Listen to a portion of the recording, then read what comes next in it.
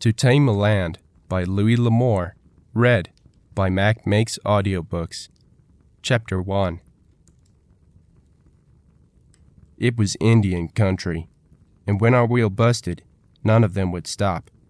They just rolled on by and left us sitting there, my pap and me. Me? I was pushing a tall 12 by then, and could cuss most as good as pap, and we both done some cussin' then. Vaguely, the one pap helped down to Ash Hollow that time. He got mighty red around the ears, but he kept his wagon rollin'. Most folks, those days, were mighty helpful, but this outfit sort of set their way by the captain. He was Big Jack McGarry. When the wheel busted, somebody called out and we swung back. Big Jack had no liking for Pap because Pap never took nothing off him, and because Pap had the first look-in with Mary Tame, which Jack couldn't abide. He swung that fine black horse of his back, and he sat there looking at us. We had turned to and were getting that wheel off, fixing it to get repaired if we could. "Sorry, Tyler. You know what I said. This is Indian country. Going through here, we keep rolling no matter what. We'll wait a spell at the springs, though. You can catch us there." Then he turned his horse and rode off, and nobody else in the wagon said by word or look that they even seen us sitting there. Pap, he didn't waste no more time. He looked after them, his face kind of drawn down and gray-like, and then he turned to me and he said, "Son, I don't mind for myself. It's you I'm thinking of. But maybe it'll be all right. You take that there gun and you set up high and watch sharp." So that was the way it was, and Papa working to fix that wheel so we could go on.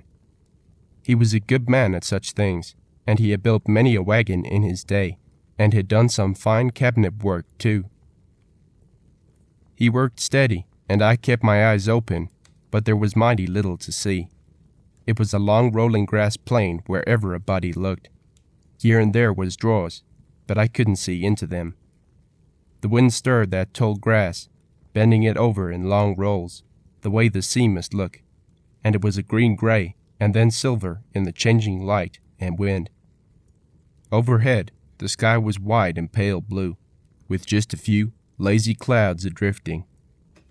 We had us a good Conestoga wagon and 6 head of cattle, good big oxen, to haul it.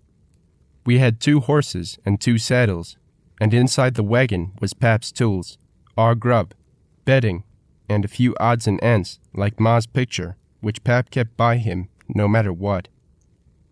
Pap had swapped for a couple of Joslin breech-loading carbines before we left Kansas, and we each had us a handgun, Shaw and McLanahan 6-shooters, caliber .36, and good guns too. Like McGarry said, this was Indian country. Not 2 weeks ago, the Indians had hit a wagon train smaller than ours, killing 4 men and a woman. They hit it again a few miles west, and they killed 2 more men. Ours was a big train, well armed and all, but Big Jack, I seen the look in his eyes when he sat there watching Pap a-working. He was just figuring to himself that he wouldn't have to worry any more about Pap, and by the time the wagons got to California, he'd be married up with Mary Tame. Her and all that silver her old man carried in the big box under his wagon. When it was almost dark, Pap called to me, "Son, come on down. You ride your horse, scout around a little. If the wagons get to stop at the springs, we'll catch 'em." But cattle don't make no speed with a heavy wagon. Their feet spread wide on turf, and they'll pull better, day in, day out, than any mule or horse, but they can't be called fast. Night came, and we set a course by the stars, and we rolled on west all through the night.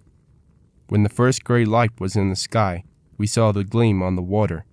Least I saw it. Pap, he was still too far back. I seen the water where the pool was, and the cottonwood leaves, but no white wagon covers, no horses, and no breakfast fires a-cookin'. When the wagon came up, I saw Pap looking like he couldn't believe it, and I seen his Adam's apple swallow, and I said, "Pap, they've gone on. They've left us." "Yes," he said. "I reckon that's so." We both knew we had to stop. Cattle can stand so much, and these had a tough night and a day behind them. "We'll water up, son," Pap said. "Then we'll pull into a draw and rest a while." So that was how it was. Only when we got to the springs, we saw the wagons had not stopped there. Big Jack McGarry had taken no chances. He pulled them right on by, and nobody to know he promised to wait for us there. Nobody but him and us. We watered up, and then we pulled out. Maybe 3 miles farther on, we found a draw with some brush, and we pulled into it for a rest. Pap unyoked the oxen and let them eat buffalo grass. He taken his Jocelyn up onto the ridge and bellied down in the grass. Me, I went to sleep under the wagon, and maybe I'd been asleep an hour when I felt someone nudge me, and it was Pap. "Here they come, boy. You get on your horse and take out." He was down on one knee near me. "Maybe if you hold to low ground you can make it safe." "I ain't a-going without you." "Son, you go now. 1 can make it, 2 can't. You take old Blue, he's the fastest." "You come with me." "No. This here is all we got, boy. I'll stand by it. Maybe they'll take what sugar we got and go." "I'll stay too." "No." Pap rarely spoke hard to me after Ma died, but he spoke sharp and stern now, and it wasn't in me to dispute him. So I loosed the reins and swung into the saddle. Pap passed me up a sack full of cartridges and such, then caught my arm. There were tears in his eyes. "Luck, boy, luck. Remember your ma." Then he slapped old Blue on the rump, and old Blue went off up the draw. Me, I was in no mind to leave him, so when we rounded a little bend, I put Blue up the bank and circled back. I heard a rifle shot and saw dust kick near the wagon, then a whole volley of shots. Along with the rest, I heard the sharp, hard sound of Pap's Jocelyn carbine. Tying Blue among some brush in a low place, I grabbed my Jocelyn and went back, keeping low down. Maybe a dozen Indians were out there, and Pap's one shot had counted, for I saw a free horse running off. As I looked, the Indians began to circle, and Pap fired again. An Indian grabbed at his horse's mane and almost slipped off. The sun was out, and it was hot. I could smell the hot, dusty grass and feel the sun on my back, and my hands were sweaty, but I waited. Boy though I was, and Pap no Indian fighter, I knew what I had to do. Night after night, I'd sat by the fire and heard the talk of Indian fights and such like from the mountain men we met, and a couple of others who had been over this trail before us. I soaked it up, and I knew there was a time for waiting and a time for shooting. Pep was doing right good. He downed a horse, and the Indians pulled off and away. I lay quiet, having a good view of the whole shindig, me being no more than 150 yards off. Sudden like, I saw the grass move. They were crawling up now. Did Pap see them? No, he couldn't see them from where he lay, but he had guessed that was what they would do, for I saw him worm out from behind the wheel where he'd been shooting and ease off into some rocks not far from the wagon. They were coming on, and right soon I could see 4 of the Indians. Pap waited. I give him that. He was no Indian fighter, just a good wheelwright and cabinet maker, but he was smart. Suddenly, he came up with his carbine and fired quick. I saw an Indian jerk back with a busted shoulder. Then 2 of them ran forward. Pep fired and missed, and fired again and hit. And then I heard a whisper in the grass and saw 4 Indians walking their horses careful behind him. Behind him and right below me. They weren't 30 yards off from me, at point-blank range. This here was what I'd waited for. My mouth so dry I couldn't spit or swallow. I ups with my Jocelyn. I took steady aim the way I'd been taught, drew a deep breath and let it out easy, and then I squeezed her off. The rifle jumped in my hands, and that first Indian let out a grunt and went off his horse and into the grass. I'd shot him right through the skull. Pap turned quickly, fired once, then swung back as I shot again. My second shot took an Indian right through the spine, and the other two went to hell and away from there. My shooting had caught them flat-footed, as the fellow says. They'd figured the man at the wagon was the only one, and now I'd killed me 2 Indians, and all in less than a minute. Another shot, and I turned quick. 2 Indians had rushed Pap, and now they were fighting with him. At the same moment, the 2 I'd run off circled back. I shot and missed, too excited, and then I saw Pap go down, and saw a knife rise and fall, and I knew it was too late to do anything for Pap. I hustled for Old Blue, jumped into the saddle, and rode out of there. But I didn't head for no settlement, or try to catch up with the train. That wagon was ours, and the stuff in it was ours. I circled around, walked my horse a couple of miles in a creek, then brought him out of the water onto rock and cut back over the hills. It was full dark when I got back there. All was quiet. There was no fire, nothing.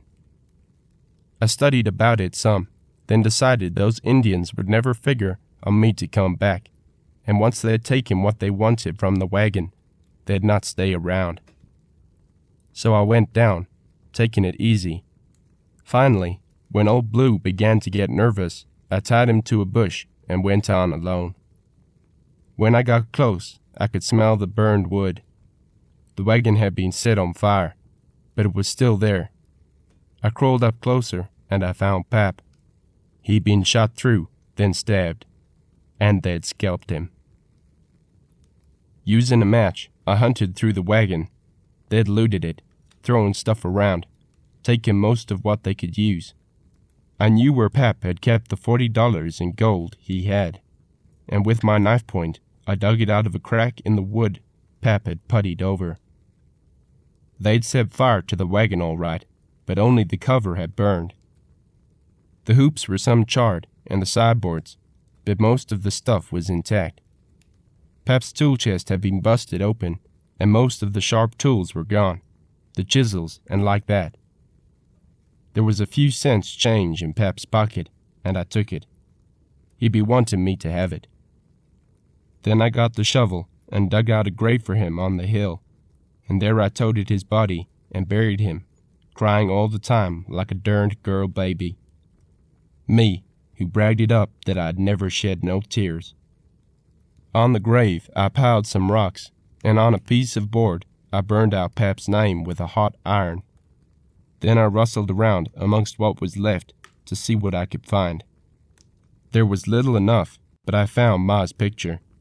Miracle was, it hadn't burned, but it was stuck down in the Bible, and only the edges of the leaves had charred a mite, and the cover.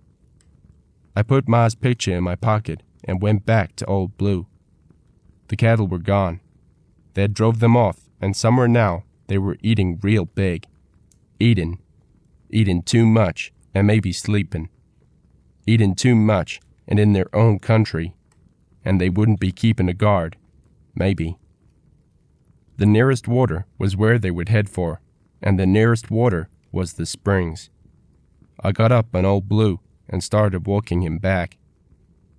Maybe I was just a fool kid, but those Indians had killed Pap and stolen our cattle. I was going to get me an Indian. One more, anyway.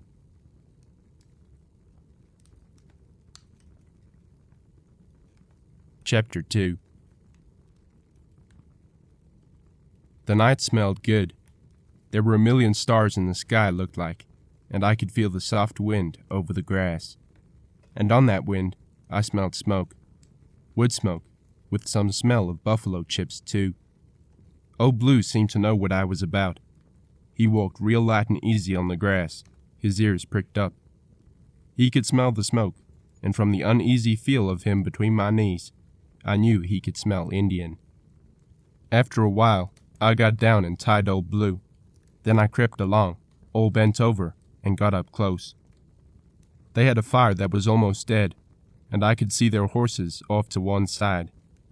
They were all asleep, expecting nothing. I could see 4 oxen still standing, so they had only eaten 2, or most of 2. Take white men a week to eat an ox, but not Indians. They gorged themselves one day, starved the next. That was the way of it. Well, one or more had eaten all he was ever going to eat. First off, I crawled around to where their ponies were. Working up close through the grass, I got up and walked casual-like among them. Maybe because of that, maybe because I was just a boy, they didn't fret much until I had my hand on a tie rope. Then one of them blew loud through his nostrils. And when he done that, I slashed the picket ropes with my pocket knife. First one, then another. Then I yelled, and 2 of the horses done what I'd hoped. They ran full tilt into that Indian camp. I held my fire until I saw Indians scrambling up, and then I shot. I shot 3 times, as fast as I could trigger that Joslin. Then I holed out my old Shalk and McLanahan .36, and, running up close, I fired 3 times more.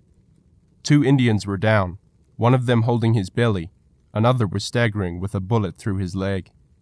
But that was enough. I turned and got out of there almighty fast. When I was a distance away, I circled around to Old Blue.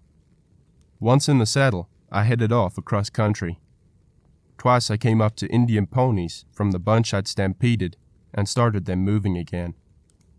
All night I rode on, heading west along the track of the wagons.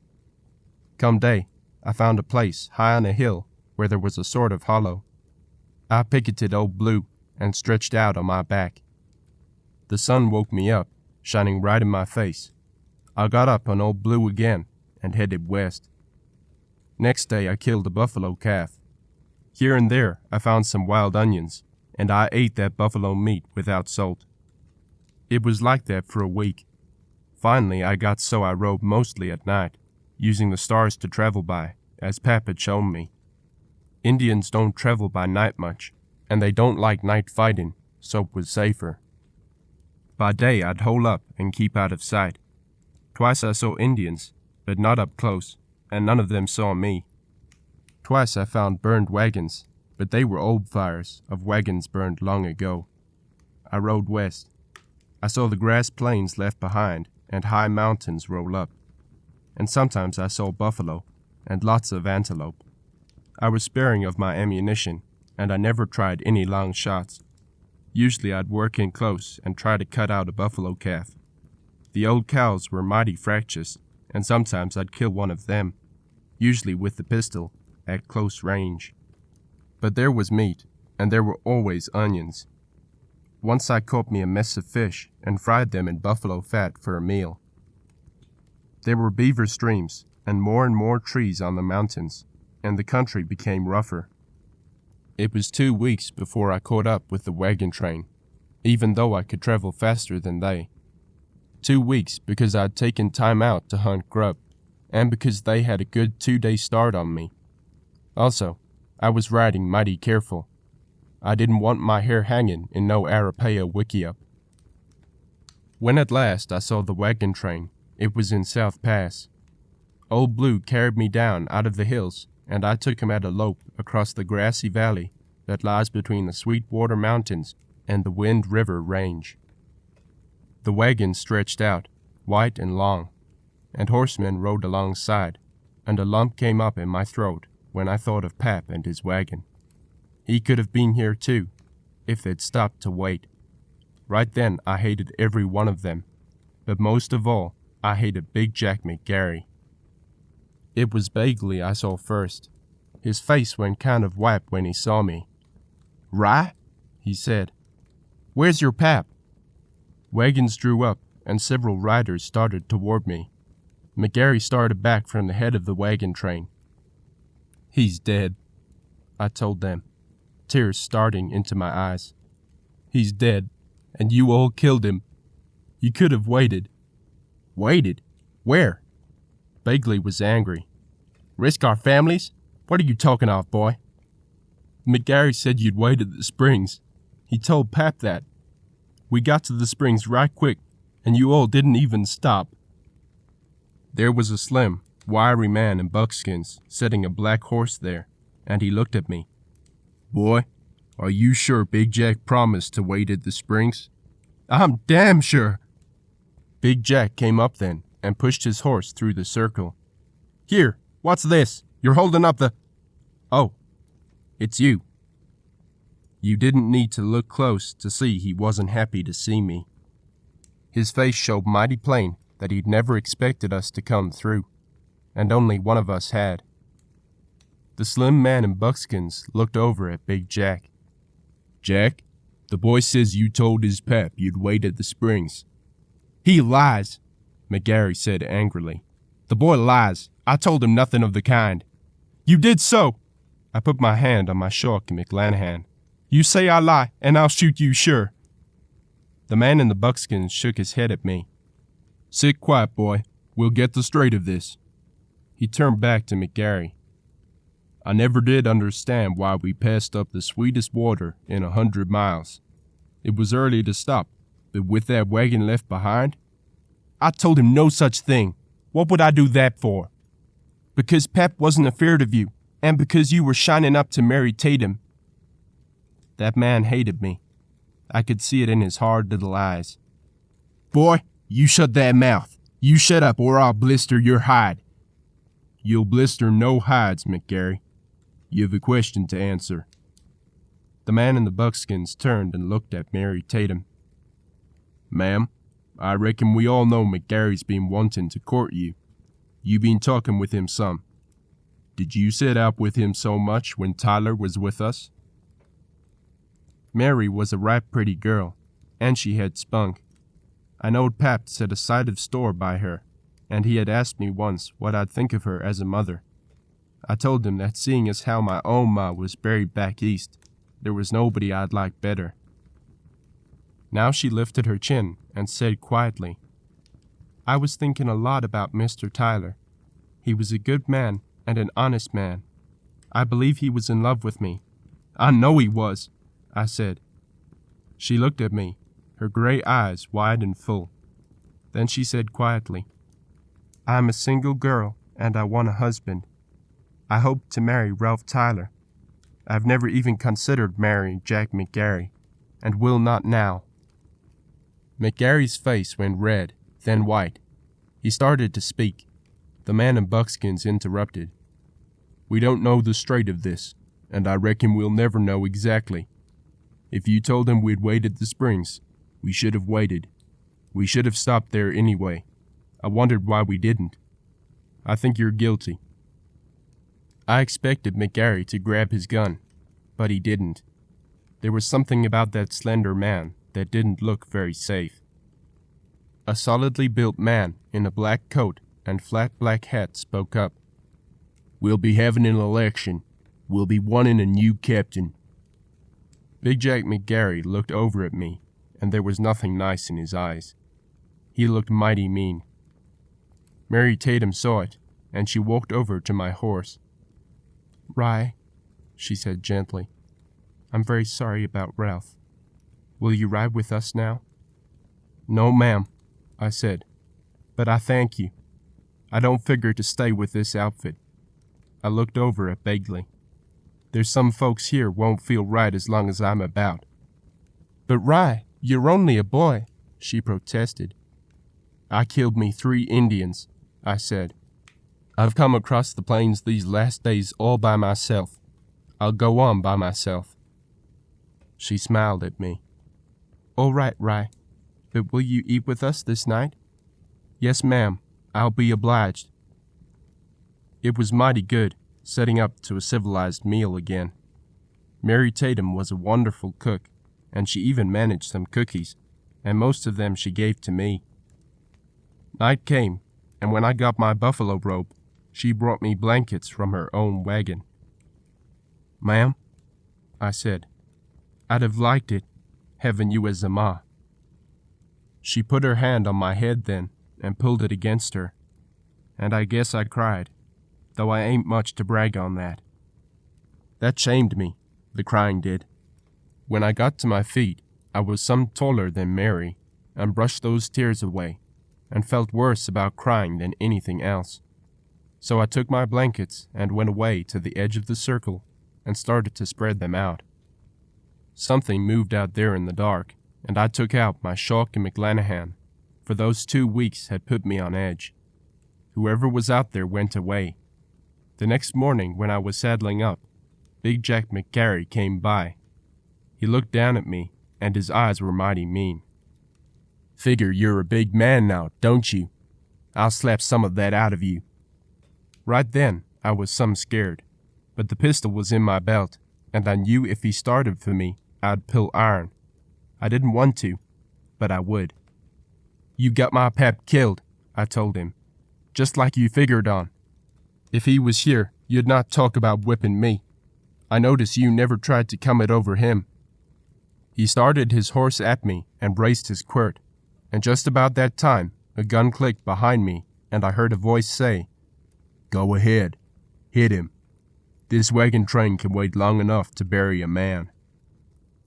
McGarry sat there with his quirt raised up, and he had the look of a fool. It was that slim man in the buckskin shirt.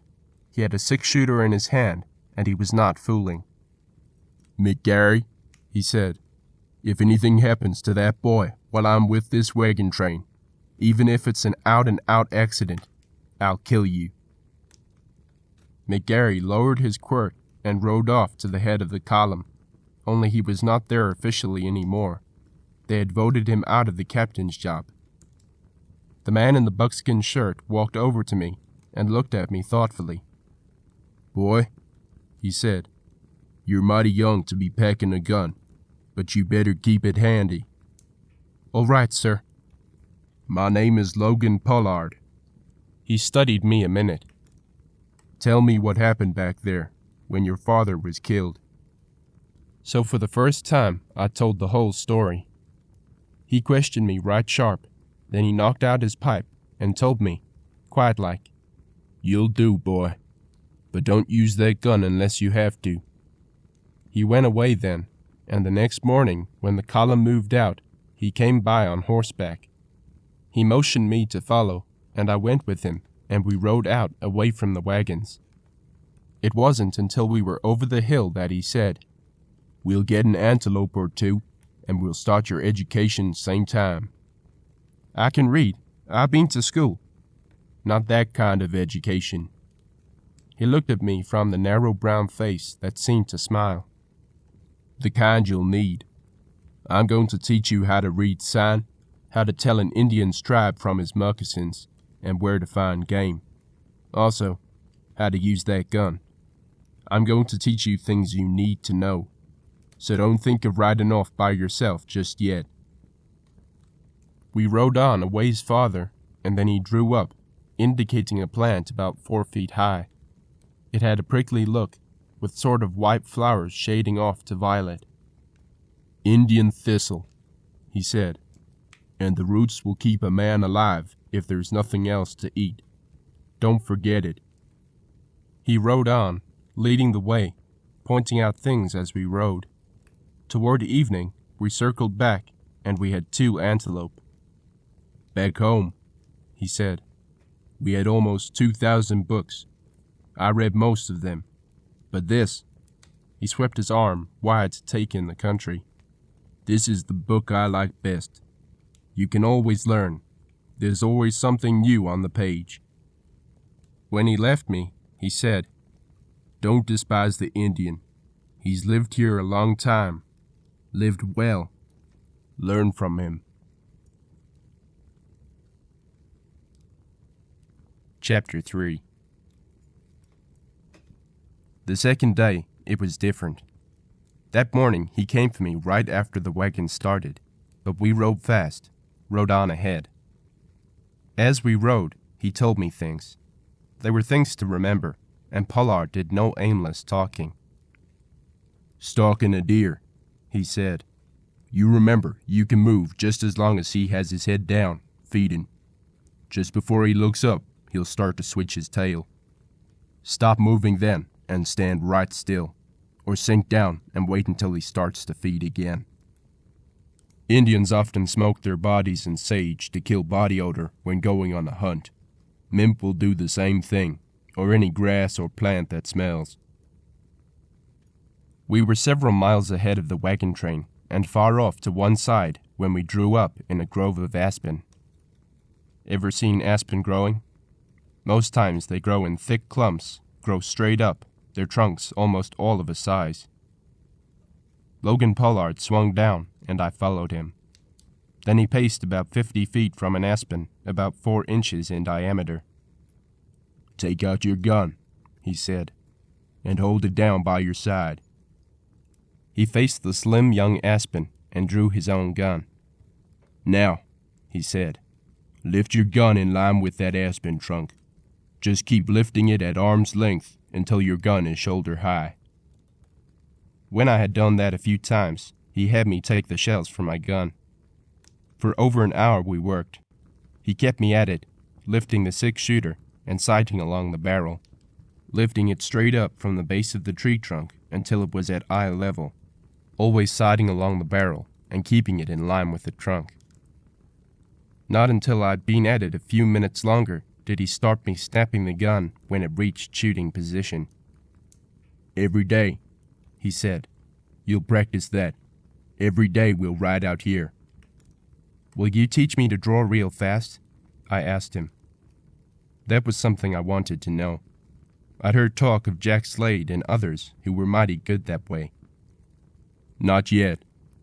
He squatted on his heels. "First you learn how to use a gun. The draw isn't so important as it is to hit what you shoot at. Learn to make that first shot count. You may," he added dryly, "never get another." He taught me to look where I was shooting, and not at the gun, and to shoot as a man points a finger, and how to hang my holster so my palm came to the gun butt naturally.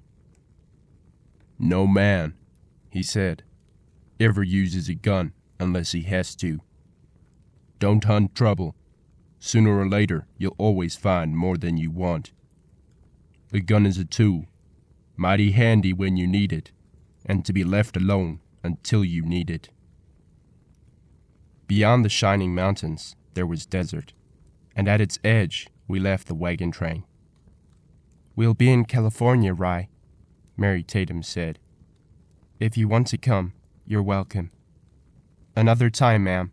I'm riding south with Pollard." She looked past me at Logan, who sat slim and straight on the black horse he rode. "Take care of him, Logan. He might have been my son." "You're a child yourself, Mary.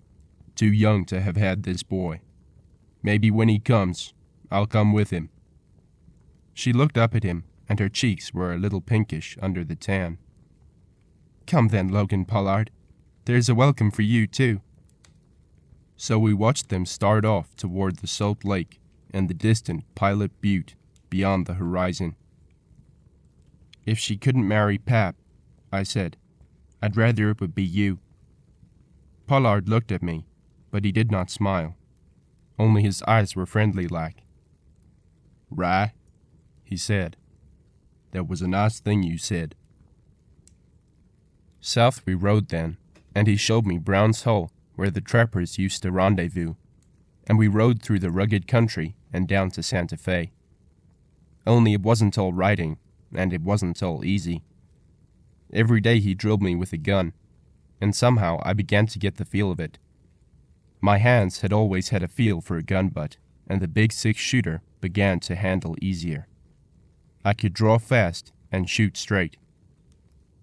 We lived off the country. Logan Pollard showed me how to rig snares and traps for small game, how to make a moose call, and what to use for bait when fishing. He showed me how to make a pot out of birch bark in which a man could boil water as long as the flame was kept below the water level in the pot. He showed me how to build fires, and he taught me to use wood ashes for baking powder in making biscuits. Sometimes we would split up and travel alone all day, meeting only at night, and then I would have to rustle my own grub, and often as not, track him to where we were to meet. When he would ride on ahead and have me track him down, I would practice with the gun while waiting to start out. It had a natural, easy feel in my hand. I tried drawing and turning to fire as I drew, but Logan Pollard told me to respect the gun too. They make them to kill, he said, and you can kill yourself or somebody you love just as easy as an enemy. Every gun you haven't personally unloaded that minute should be treated as a loaded gun. Guns aren't supposed to be empty. Santa Fe was a big town to me, the biggest since the wagon train left Missouri, and bigger than any town I'd seen up to then, except St. Louis. There in Santa Fe, I took a job herding a small bunch of cattle for a man, keeping them inside the Boundary Creek and out of the canyon. It was lazy, easy work most of the time. He paid me $10 a month, and after 2 months of it, Logan Pollard came around to see me. "You need some boots," he said, "and a new shirt." He bought them for me from a pocket full of gold coins, and then went to a Mexican place he knew and ate a good Mexican meal, chicken with rice and black beans.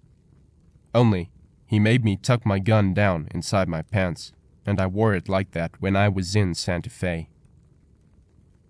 One day, when I was with the cattle, he rode out to see me, and he took a book out of his saddlebags. "Read it," he said. "Read it 5 times. You'll like it better each time. It's some stories about great men, and more great men have read this book than any other." "Who wrote it?" "Plutarch," he said, "and you can read it in the saddle." It was warm and pleasant in the sunshine those days, and I read while I sat the saddle, or loafed under a tree sometimes, making an occasional circle to hold the stock in. And then one day 2 Mexicans rode up with a mean look in their eyes, and they fretted me some, looking over the cattle like they did. One of them rode out and started to bunch the cattle, so I put Plutarch in the saddlebag and got up on Old Blue. He walked out there mighty slow. I figured Old Blue knew more than me, and he could smell trouble making up before it hit. We were halfway out there before they saw us, and they hesitated a moment, and then, getting a better look, they laughed. "Niño," he said, and kept bunching the cows. And as I drew nearer, they started them moving away from me, toward the creek. "Leave those cows," I said. "Get away from here." They paid me no mind, and I was getting scared. I'd been set to watch those cows, and if anything happened to them, it would be my fault. They were driving them toward the creek when I raced Old Blue ahead and turned them back. The big Mexican with the scar on his face swore at me in Spanish and raced at me with a quirt. He raced up and I pulled Old Blue over, and he swung, lashing at me. He struck me across the face, and I pulled the Shaw and McLanahan out of my pants. His eyes got very big, and me, I was shaking all over, but that gun was as big in my fist as his. He began to talk at me in Spanish and back off a little, and then the other Mexican rode over to see what was happening. When he saw the gun, he stopped and looked very serious, and then he turned away from me, as if to ride off. But when he turned, he suddenly swung back-handed with his rope, and the gun was torn from my hand and sent flying. Then he came at me, and he hit me across the face with the rope, and then lashed me with it over the back. And the half-coiled rope struck like a club and knocked me from my horse. Then he spat on me and laughed, and they drove off the cows, taking Old Blue along with them, and I lay there on the ground and could do nothing at all. When I could get up, I was very stiff, and there was blood on me, but I walked to where the Shaw and McLanahan lay and picked it up. It was 10 miles back to town, but I walked it, and asked around for Pollard. When I found him, he was playing cards. He waved at me and said, "Later, Rye. I'm busy now." The place was crowded with men, and some of them stared at my bloody face and the dirt on me, and I was ashamed. They would laugh at me if I told them I'd be knocked off my horse and had my cattle run off. So I went and borrowed a horse and took out after those Mexicans. It was not only the cows. My mother's picture was in the saddlebags, and the Plutarch, and the Joslin carbine was in the boot on Old Blue. That night I didn't come up with them, or the next, but the third night I did. They were around a waterhole where there were some cottonwoods.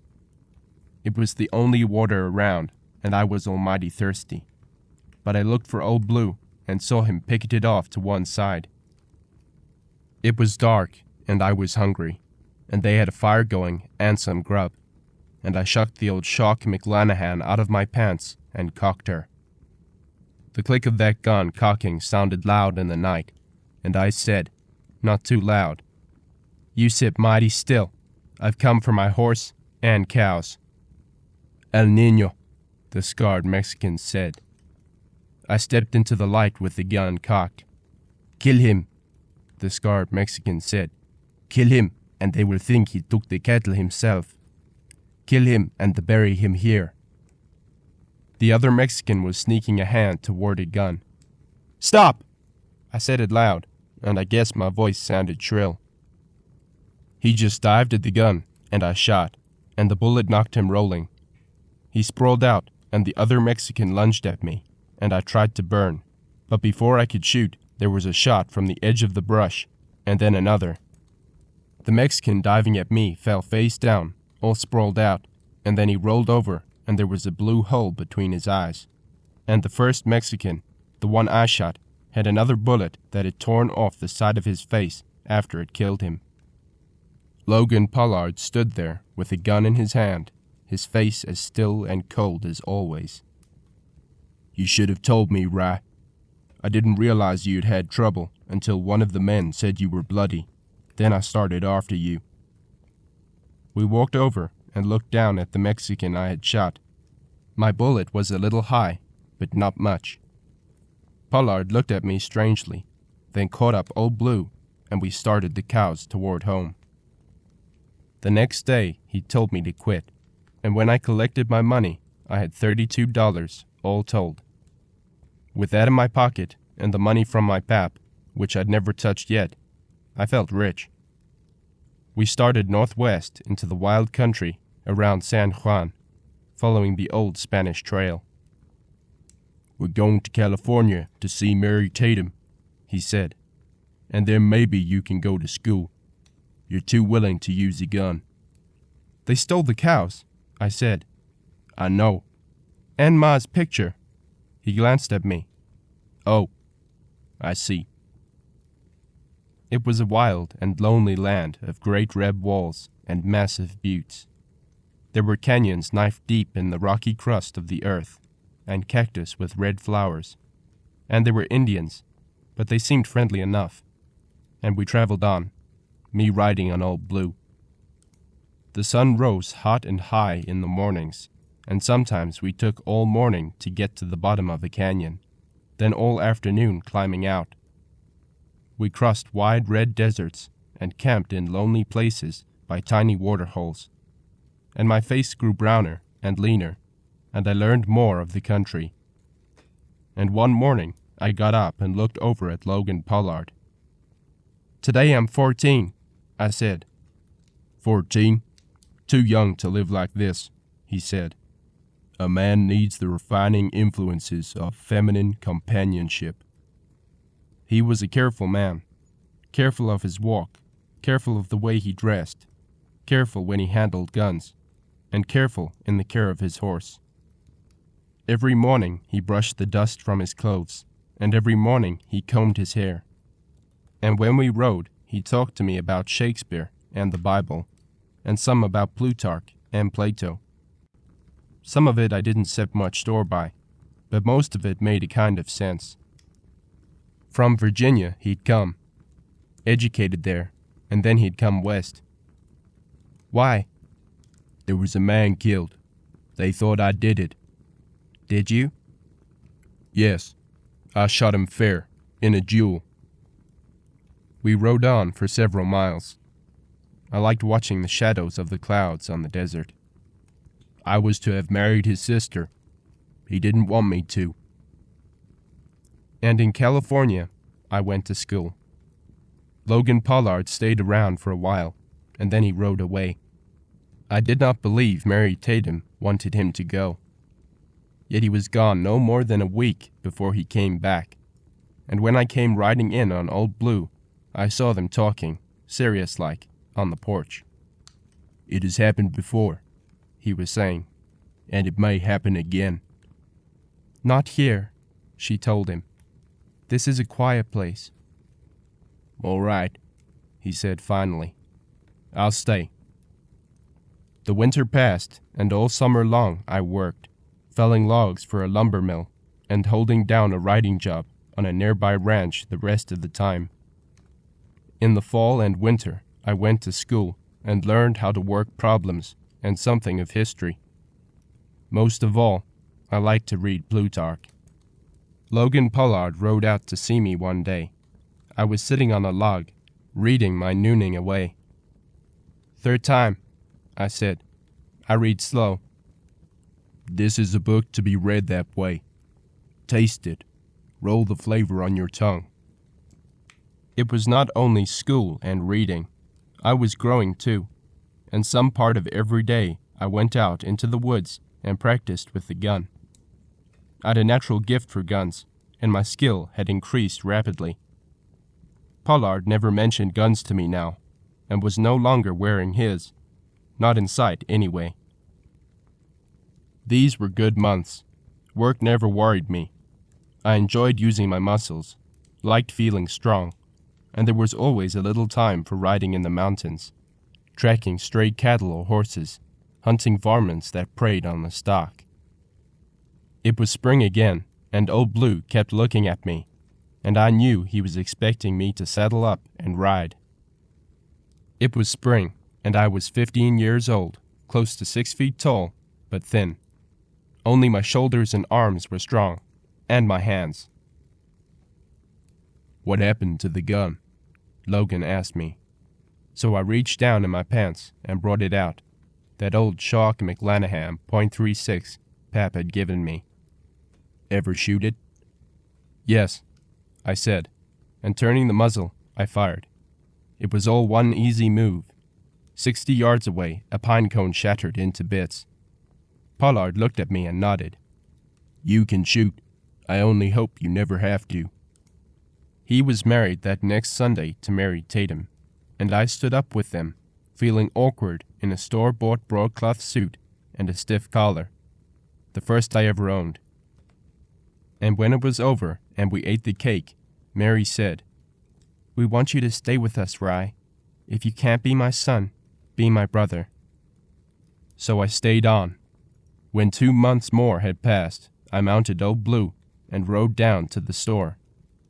It was mighty pretty that morning, and the sun was bright, and every leaf was like a tiny mirror.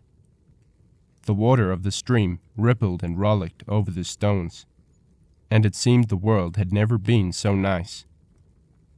I was wearing my broadcloth suit because I was going to a pie supper before I came home. At the store, I bought some crackers and cheese and went to the steps to eat, and there I was sitting, real quiet, when a big man rode up on a white horse. He was thick in the middle, and his vest was dirty with food stains. And when he saw Old Blue, he fetched up short and stopped. He got down from the saddle, and he walked slow around that horse. He glanced over at me, only my head was down, and he couldn't make out my face, and I was eating. "Who owns this horse?" He said it real loud, his voice mighty big and important like. There were 2 men setting up on the porch, and they said nothing, so he looked over at me. "Who owns this horse?" Stuffing the last of the cheese and crackers in my mouth, I got up. "I own him, McGarry. You want to make something out of that?" His nose was blue-veined and bigger than I'd remembered, and his eyes were even smaller and more piggish. He was a wide man. The sleeves of his dirty white shirt rolled halfway to his elbows, his big boots scuffed and worn. His hat was too small for his big head, and he was unshaved and dirty.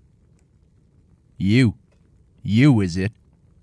"It's me," I said, and suddenly I knew I hated this man. I was wondering, too, if he realized Mary Tame was in town, or that she was married to Logan Pollard. "It was you made all that trouble," he said. "I ain't had no luck since, you and that little skirt your pap played with." Right then I hit him. I hit him on the mouth, and he staggered back 2 steps and almost fell. Blood started to come, and he grabbed for his gun. Then something bucked in my hand, and he stepped back and sat down as my gun bucked again, and he was sitting there dead almost half a minute before he rolled over on his face and stretched out. But in that last split second of life, I saw shocked surprise on his face.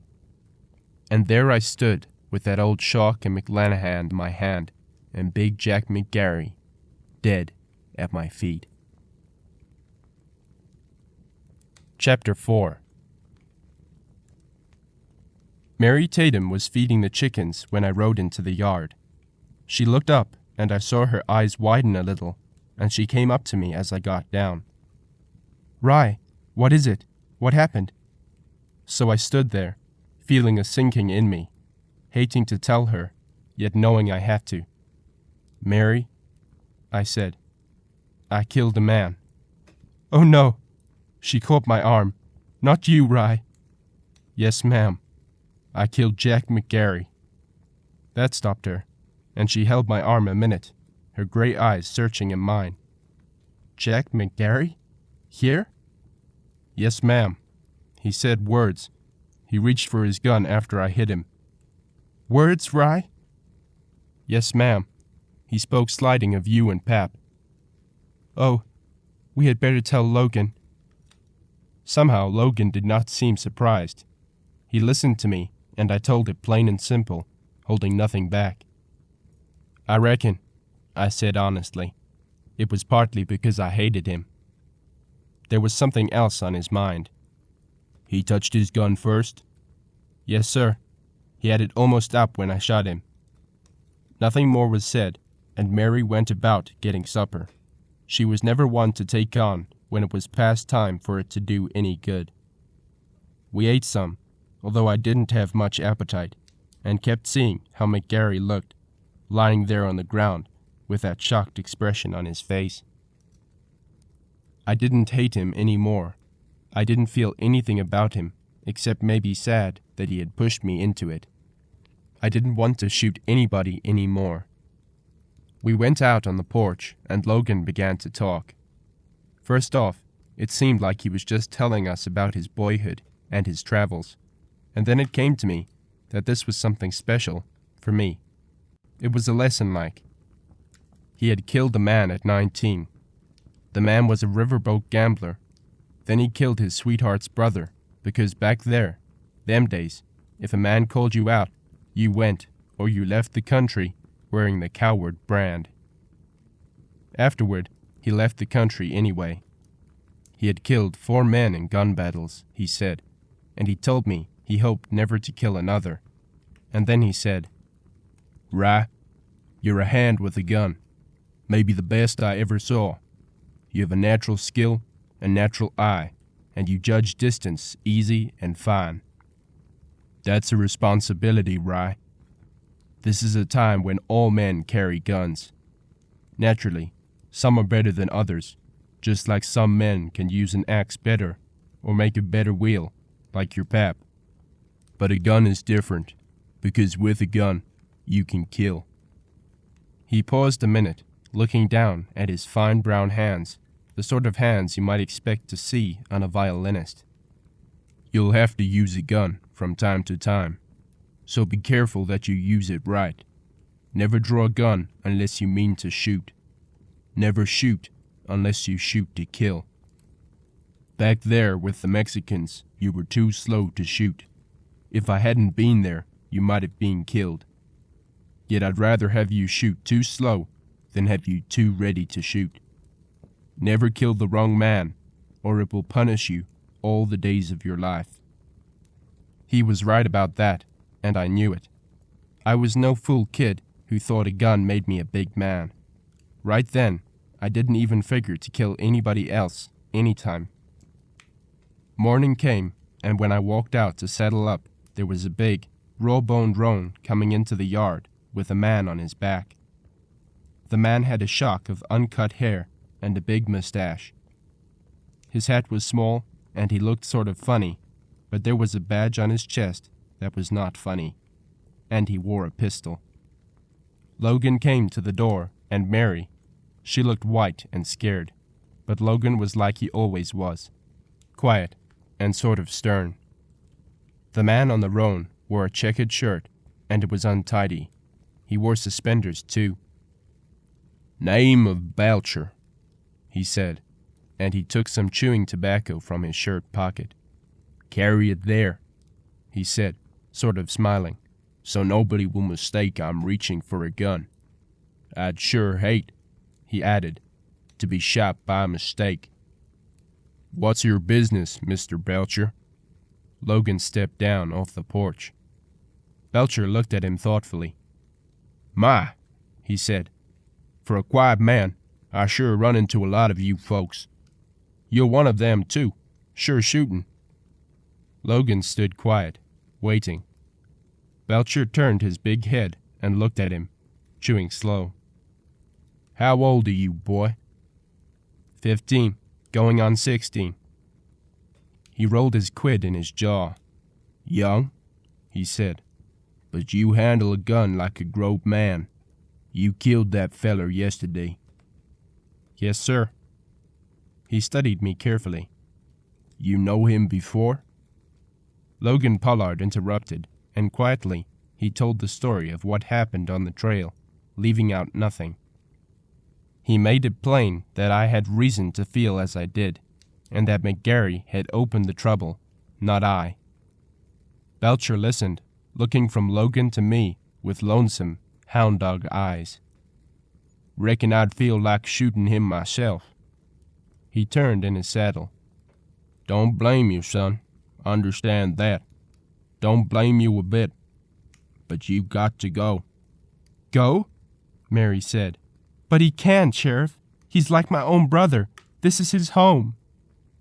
The way she said it made a lump come to my throat, and I was afraid it was bringing tears to my eyes. I reckon there was nobody quite so nice as Mary. "'Fraid so." Belcher said it regretfully. "I ain't much hand with a gun myself. Reckon either of you could shoot me dead before I could touch iron. But the way I keep the peace about here is to send all the gun folks a-packing. Now don't get me wrong. I got nothing against you, Tyler. But folks know you're handy with a gun now. Some rambunctious youngster is liable to want to find out if he's better. So I reckon you better ride." The sun was bright on the hard-packed earth of the ranch yard. It was warm and pleasant standing there, a trickle of water falling in the trough, the smell of coffee from the house. This was home for me, the only home I'd had for a long, long time, and now they were telling me to go. "And if he doesn't?" Logan asked the question, his voice low and hard. Belcher shrugged. "Well, I can't shoot him. Folks down to town, they say they never saw anything as fast as this Rye Tyler. He shucked his gun so fast nobody scarce seen it, and he didn't miss once he got it out. I reckon if the bullet hadn't killed McGarry, the shock would have. He was that surprised." Belcher turned in his saddle. "Look, Mr. Pollard, I got to keep the peace. She's my job. I reckon I'm too lazy to farm, and nothing much grows for me anyway. But 4 years now I kept the peace. I hope, folks, that he'll ride out quiet.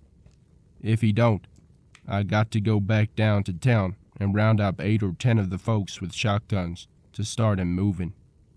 To do that, I'd have to spoil a day's work for a lot of folks. Now you wouldn't want that, would you?" "I reckon not, Mr. Belcher," I said. "I reckon I can go." "Rye," Mary protested. "Got to, Mary. You know I got to. It's all right. I've been sort of itching to see more country, and old Blue, he's been downright disappointed in me." Daybreak, I'd taken the road out to Surprise Valley, across the mountains and north. I figured I might hunt a little, then maybe get a riding job before I headed south. Right then, I had $26 of my own money, and I was still carrying the $40 Pap left me. Saying goodbye to Mary was worst of all.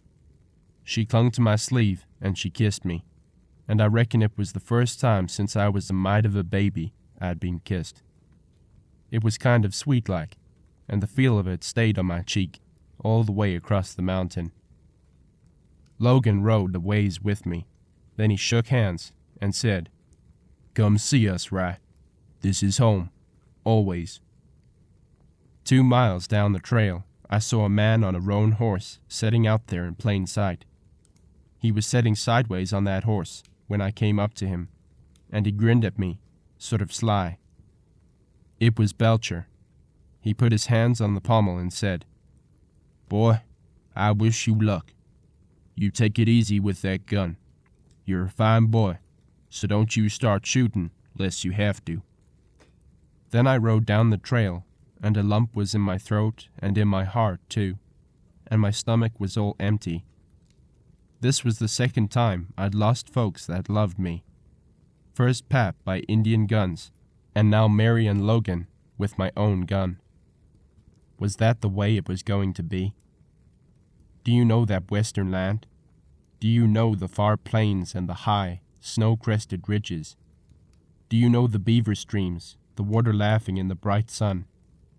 Do you know the sound of wind in the pines, the cloud shadows on the desert's face? Have you stood on a high ridge and looked 50 miles across the country known only to Indians, antelope, and buffalo?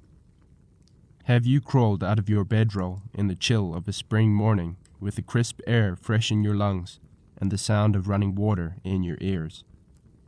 Have you started a fire and made coffee and broiled your venison over an open fire? Have you smelled ironwood burning or cedar? That was how I lived for a whole year after I left Mary and Logan. I lived away from men, writing, drifting, and reading Plutarch for the 4th time. Washington, Oregon, Idaho, Montana, Wyoming, and down to Colorado. Beside campfires under the icy Teton peaks, I read of Hannibal and of Cato. I smelled the smoke of 100 campfires as I drifted. Rarely did I find a white man's fire, and only occasionally one left by an Indian. I saw the country of the Nez Perce, and the Blackfeet, of the Crows, the Shoshones, and the Sioux. I wandered up the lost red canyons of the La Salle Mountains, and through the Abajo Range. The only sounds I heard were the sounds that the wilderness makes. The slap of warning from a beaver's tail on water, the sudden crash and rush of an elk, the harsh, throaty snarl of a mountain lion, the wind, the water, and the storm. The shelters I had were caves or corners among the trees, or wickiups I built myself. All that Logan Pollard had taught me came in handy, and I learned more. And so, after many days, I came again to a town where there were people. I rode to the edge of the hill and looked down, a little frightened, a little uncertain, and I knew that I had changed.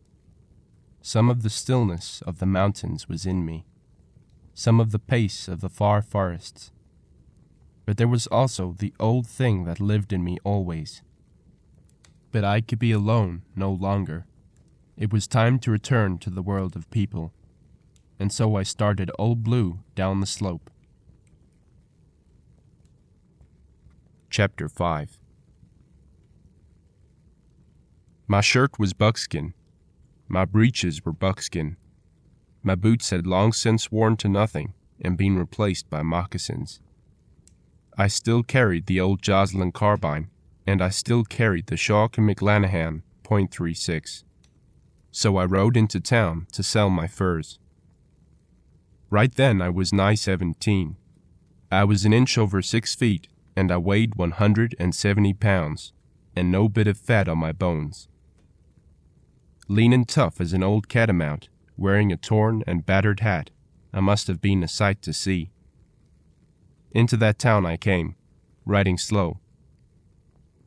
Old Blue was beginning to feel the miles. He was getting some years on him, too, but he loved the life as I did, and he could still run neck and neck with a buffalo while I shot. The town was a booming mine camp, the street lined with a jostling crowd of booted, belted men. Leaving Old Blue at the livery stable hitch rail, I walked up the street, happy to be among people again, even if I knew none of them.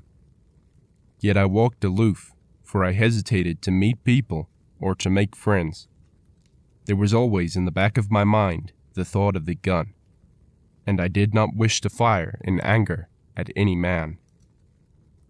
Oddly enough, in those long wilderness months, I had no trouble with the Indians. I had wandered their country, shared their hunting grounds, but evaded contact with them. A few times I had gone into the Nez Perce villages to trade for things I needed. It was warm and sunny in the street. Leaning against an awning post, I watched the people pass. Tents and false-fronted stores, a long log bunkhouse that called itself a hotel, and a big log building that was a saloon. Down the street, a man sold whiskey from a board laid across 2 barrels, dipping the whiskey with a tin cup. And it was good to be there.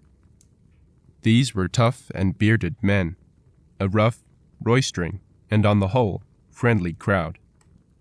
They were men, and I was a man among them. My face was lean and hard, and my body was lean too. Only my shoulders were wide, my chest deep, my arms strong. Those long months in the mountains had put some beef on me, and tempered my strength. A man came up the street wearing a badge. He had a broad, brown face with strong cheeks and jawbones. The skin of his face stretched tight. His eyes were deep sunk and gray to almost white. He looked hard at me, then looked again. It was a long, slow look that measured and assayed me, but he continued to walk. Farther down the street, he stopped, and I saw him standing alone, watching me. Finally, he moved on, but when he did, a slim young man walked over and stopped beside me. "Don't know you, friend, but watch yourself. Ollie Burdett's got his eye on you." "Trouble?" "He's the marshal, and he shoots first and asks questions later. Killed a man last week." "Thanks." "My name's Kip. Got a little spread out east of town. Come out if you've mind to." He walked on away from me, a quiet young man with quick, intelligent eyes, but maybe too quick to warn me. For a while, I loafed where I was, thinking about it. Right now, I should ride on, but I'd just come into town and had done nothing wrong, nor did I intend to get on the wrong side of the law, ever. Sometimes the law can make mistakes, but usually it's right, and it's needed to regulate those who haven't yet learned how to live with their fellow men. Walking across the street, I went into the hotel. The dining room was only half full, so I found a table and sat down. After I'd ordered, I picked up an old newspaper and browsed through it. I was just getting to the last page when a voice said, "Please, may I have it?" Looking up from the paper, I saw a slender young girl. She could have been no more than 14, but she had beautiful eyes and a nice smile. I got to my feet quickly, embarrassed. Yes, ma'am, of course. I just finished." "It was Papa's paper. I put it down on the table and forgot. He would be just furious if I didn't have it. He loves his newspaper." "Sorry, ma'am. I didn't know." Suddenly, someone was beside us. Glancing around, I looked into those gray-white eyes of Ollie Burdett's. They were cold and still. "This man bothering you, young lady?" His voice was harsh, commanding. There was something almost brutal in its tone and assurance. It was the voice of a man not only ready for trouble, but pushing it. "Oh, no!" She smiled quickly. "Of course he isn't. He just gave me my newspaper. I'd have lost it otherwise." "All right. He turned away almost reluctantly, giving me a hard look, and I felt the hairs prickle on the back of my neck, and my mouth was dry. Yet it angered me too. Burdette was very ready to find trouble. "Are you looking for a job?" My eyes went back to her. She was looking up at me, bright and eager. "Papa needs a man to break horses." "I'd like that. Where's your place?" She told me, then added, "I'm Liza Hetrick. You asked for me." When she was gone and my dinner finished, I sat there thinking. What Kip had said might be true. There were gunmen who deliberately hunted trouble, some because of an urge to kill, some because they wanted to stop trouble before it began, some who were building a reputation or whose only claim to recognition was a list of killings. But why pick on me? Because I was only a boy who wore a man's gun? Yet I was no longer a boy in Western consideration. At 17 and younger, a boy wore a man's boots and a man's responsibilities, and was the better for it, I thought. Yet it would be a good idea to ride out of town. Avoiding trouble was the best thing. I wasn't trying to prove anything to anybody. I wasn't so insecure that I had to make people realize I was a tough man, and no man in his right mind hunts trouble. Walking to the door after paying my check, I looked down the street. Burdette was a block away, standing in front of the barber shop. Stepping out of the door, I walked down the street to my horse. As I gathered the reins, I heard his boots on the walk. "You there?" His voice was harsh. "Don't I know you?" When I turned around, it was very slowly. I could feel a queer stillness in me, something I'd never felt before. His cold eyes stared into mine. "Don't believe you do, Mr. Burdette. I'm new here." "I've seen you somewhere.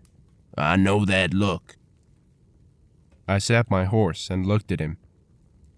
"You've never seen me, Mr. Burdette. I'm only a boy, and I've lived most of my life in the hills. But I think the look is one you've seen before." With that, I touched my spurs and started away, but he was not through. "Wait!" Drawing up, I looked at him. All along the street, movement had stopped. We were the center of attention. That strange, cool, remote feeling was in me. That waiting. "What you mean by that?" He came into the street, but not close. "And where did you get my name?" "Your name was told to me," I said, "and also that you killed a man last week." Why I said it, I'll never know, but it wasn't in me to be bullied, and Burdette was making me angry. "Don't bribe me, Burdette. If you want to kill a man this week, try somebody else." And then I rode out of town. The trail wound upward into the tall pines. The grass smelled good, and there were flowers along the way. At the fifth turning, just 4 miles from town, I saw a rail fence, and back of it, a barn bigger than any I'd ever seen, and a strongly built log house. A dog ran out, barking. Then a tall, rough-hewn man with a shock of white hair came to the door. "Light and set, stranger. I'm Frank Hetrick." "My name is Rye Tyler. I was told to ask for Liza." He turned. "Liza, here's your bow." She came to the door, poised and pretty, her cheeks pink under the tan. "Papa, you shouldn't say such things. I told him you'd give him a job." Hetrick looked at me from keen blue eyes. "Do you break horses, Tyler?" "Yes, sir, if you want them broke gentle." "Of course." The remark pleased him. "Get down and come in." At the door, I took off my ragged black hat and ran my fingers through my hair. There were carpets on the floor, and the furniture was finished off and varnished. You didn't see much of that in pioneer country. It was the first time I'd been inside a house in over a year, and I'd never been in one as nice as this before. Not at least since Pap and I left home. There was a double row of books on shelves across the room, and when Hetrick left the room, I walked over to look. Some of them were books Logan Pollard had talked about, Tacitus, Thucydides, Plato, and a dozen others that were mostly history. Hetrick returned to the room and noticed my interest. "I see you like books. Do you read a lot?" "No, sir, but I had a friend who talked about books to me." After supper, we went out on the porch to sit, and Hetrick built a smudge to fight off the mosquitoes. We sat there talking for a while and watching the black shadows capture the mountains. But that smudge was almost as bad as the mosquitoes, so we went in. Liza sat down beside me and started asking questions. And the first thing I knew, I had told them about Logan Pollard and Mary, and how Pap died. But I didn't tell them about the Indians I killed, or about the Mexican rustlers, or about McGarry. It wasn't that I wanted to hide anything, but I wasn't the kind to talk, and that was over and done. The one thing I did not want was a gunfighting reputation.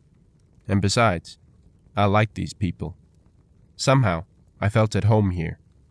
I liked Hetrick, and Liza was a mighty nice girl, even if she did look so big-eyed at me sometimes that I was embarrassed.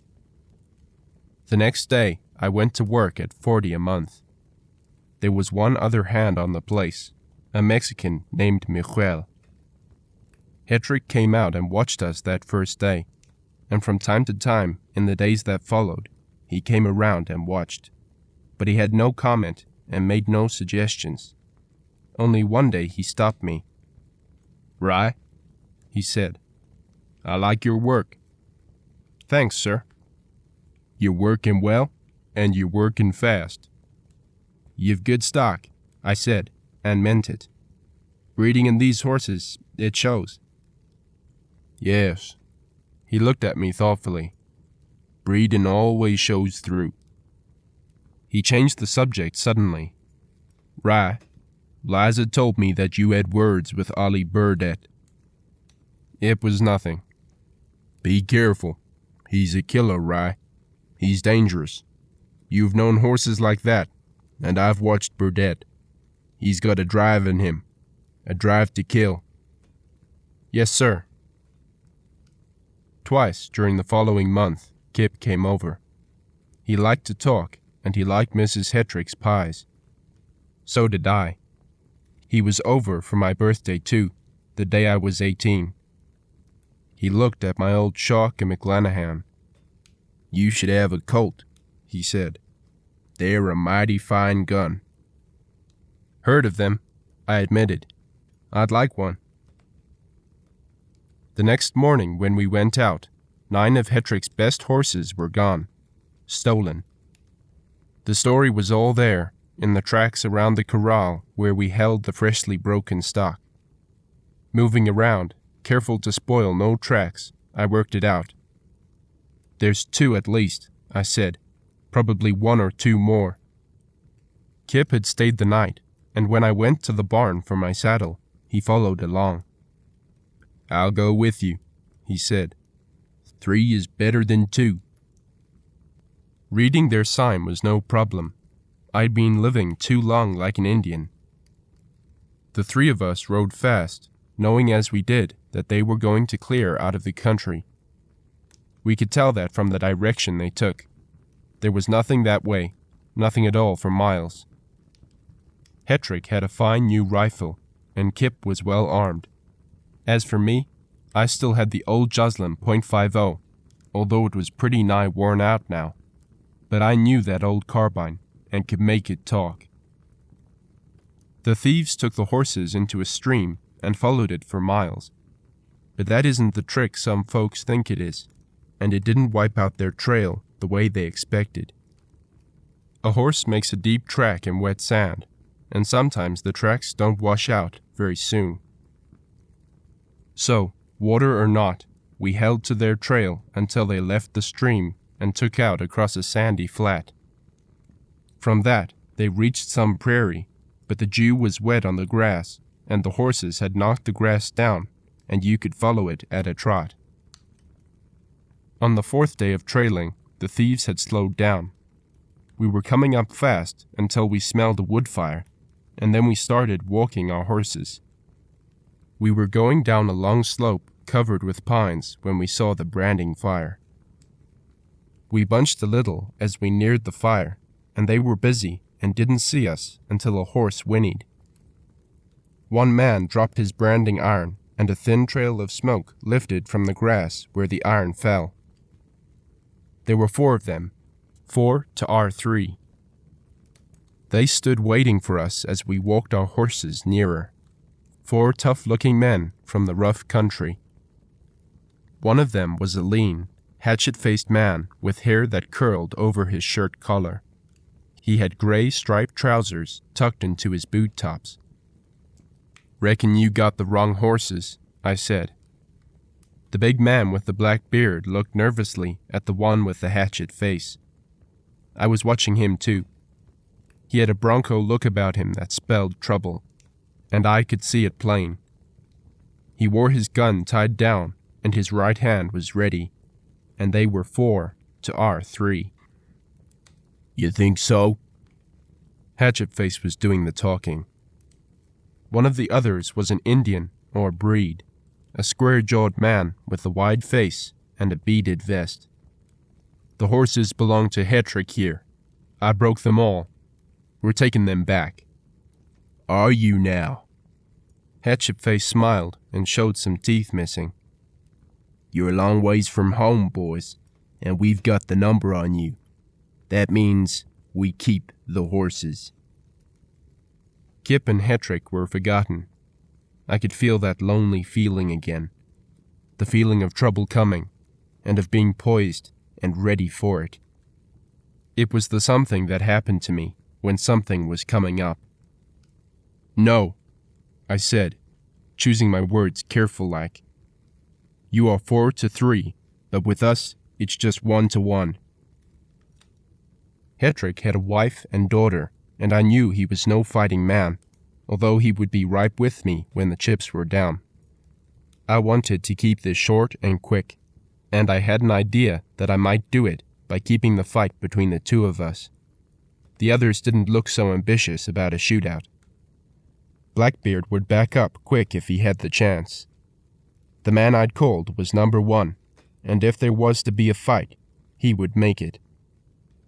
His face thinned down, seemed to sharpen. He had not expected that. There was a quick calculation in his eyes. Old Blue walked forward 2 steps, then stopped. I was looking right down the muzzle of his courage. "Yes." I said it low and straight at him. "You have this wrong, Bronco. I'm the man you think you are." He measured me, not liking it.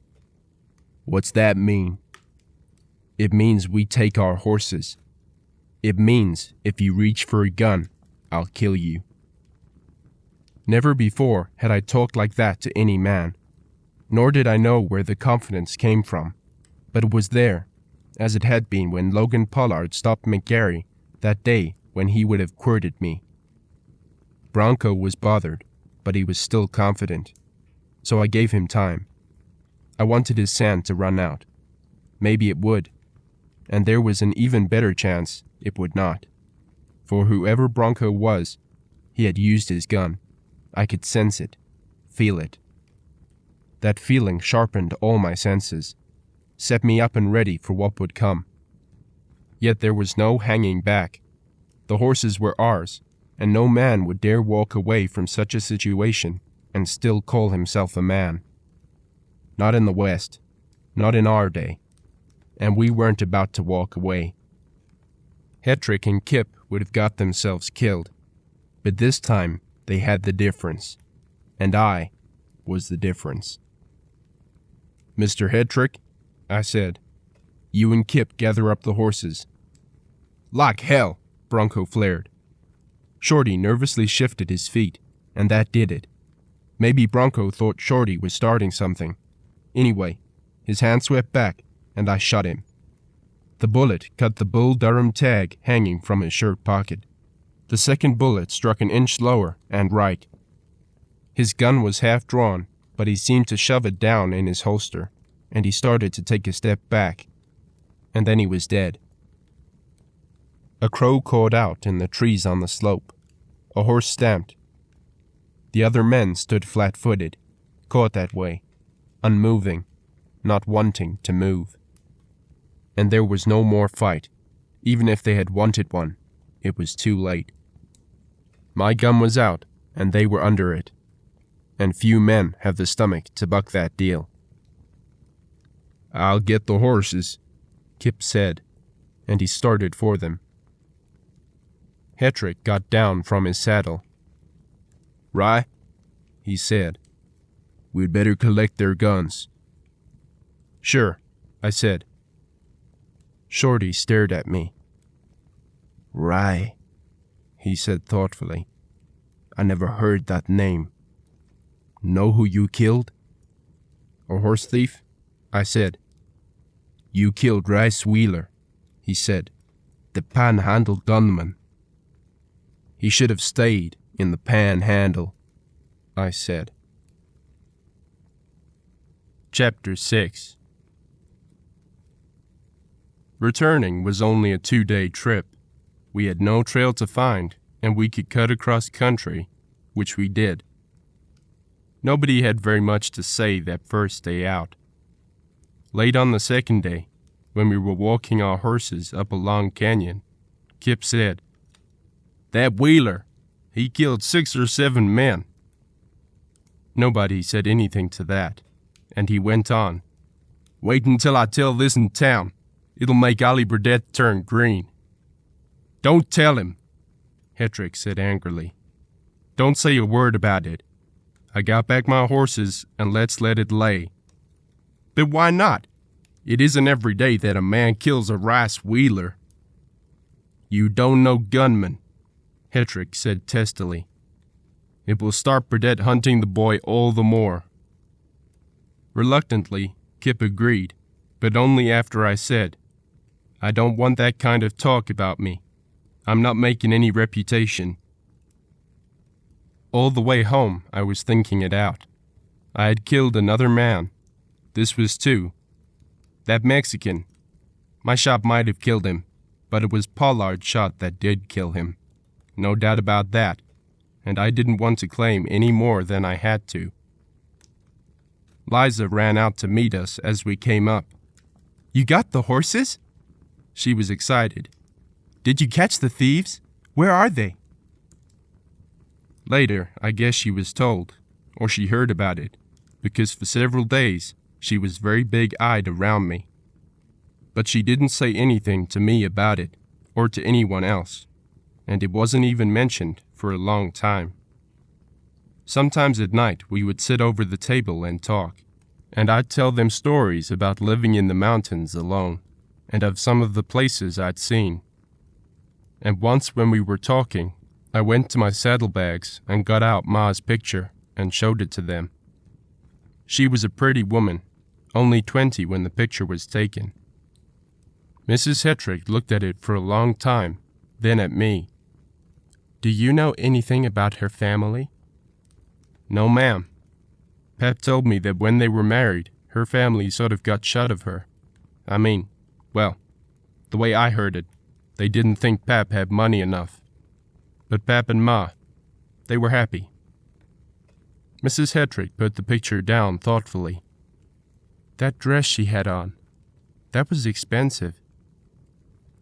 I knew nothing about women's clothes. It looked just like any dress to me. Women, I guess they know about things like that. One time, a few days later, I heard her telling Hetrick, "Real lace. I never saw a prettier collar. It's a pity the boy doesn't know her family." Sometimes of an evening, Liza and I would walk down to the spring and talk, or out by the corral, always in plain sight of the house. She was a mighty pretty youngster, but just a youngster. Me, I was 18, heading on for 19. We'd talk long talks there by that corral, leaning on the bars close to Old Blue. We'd talk boy-girl talk, even though she was younger than me, about what we wanted to do, the dreams we had, and where we wanted to go. We both wanted to be rich, but I guess that wasn't very important to us either. It was just that we both wanted more things, and to see more. Liza would listen, all wide-eyed and excited, when I talked about the mountains up in Wyoming, or the blues over in Oregon, or those wild, empty canyons that cut down through the southwest corner of Utah. Twice I went to town, but only once did I see Burdett. The other time he was out of town, chasing down some outlaw. He brought back his horse with an empty saddle. The time I did see him, I was coming out of the store with some supplies to load into the buckboard. He came down to the walk to watch me load up.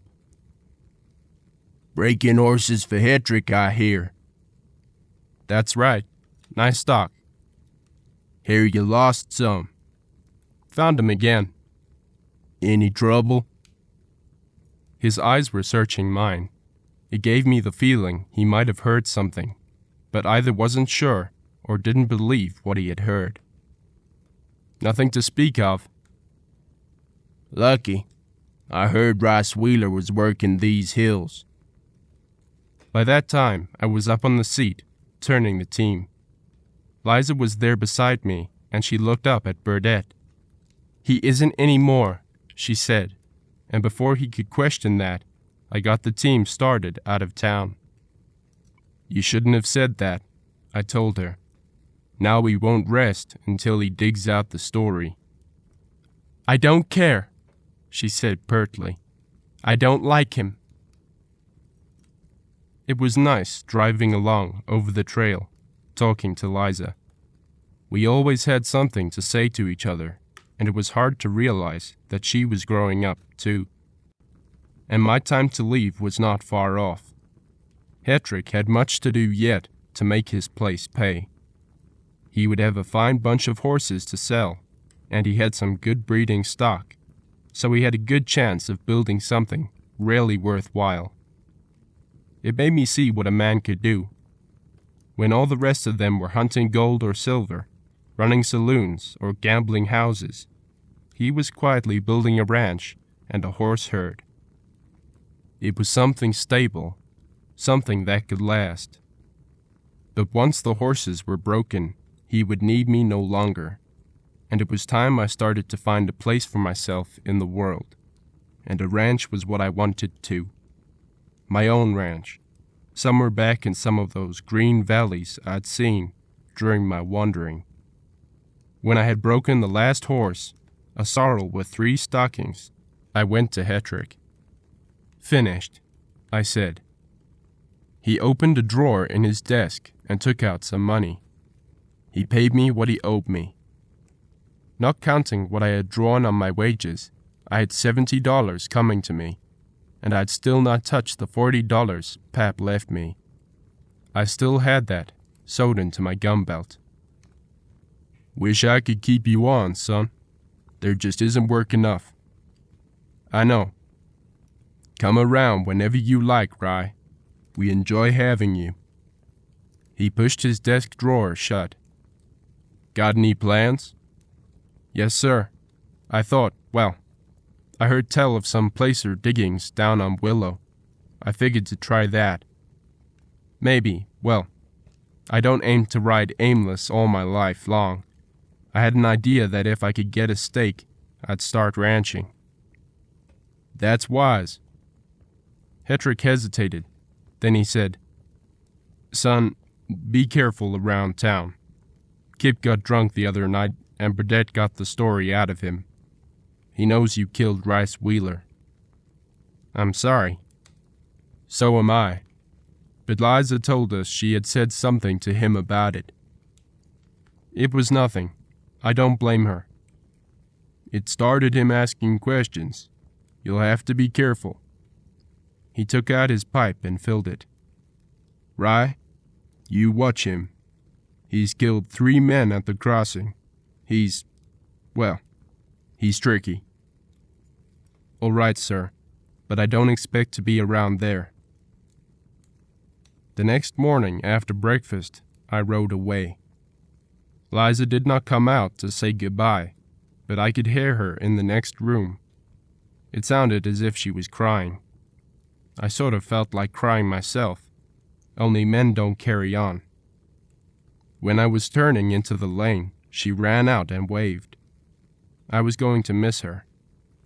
It was 30 miles to Willow Creek, and it was far away from anywhere. Once there, I scouted along the creek and picked a likely-looking bench.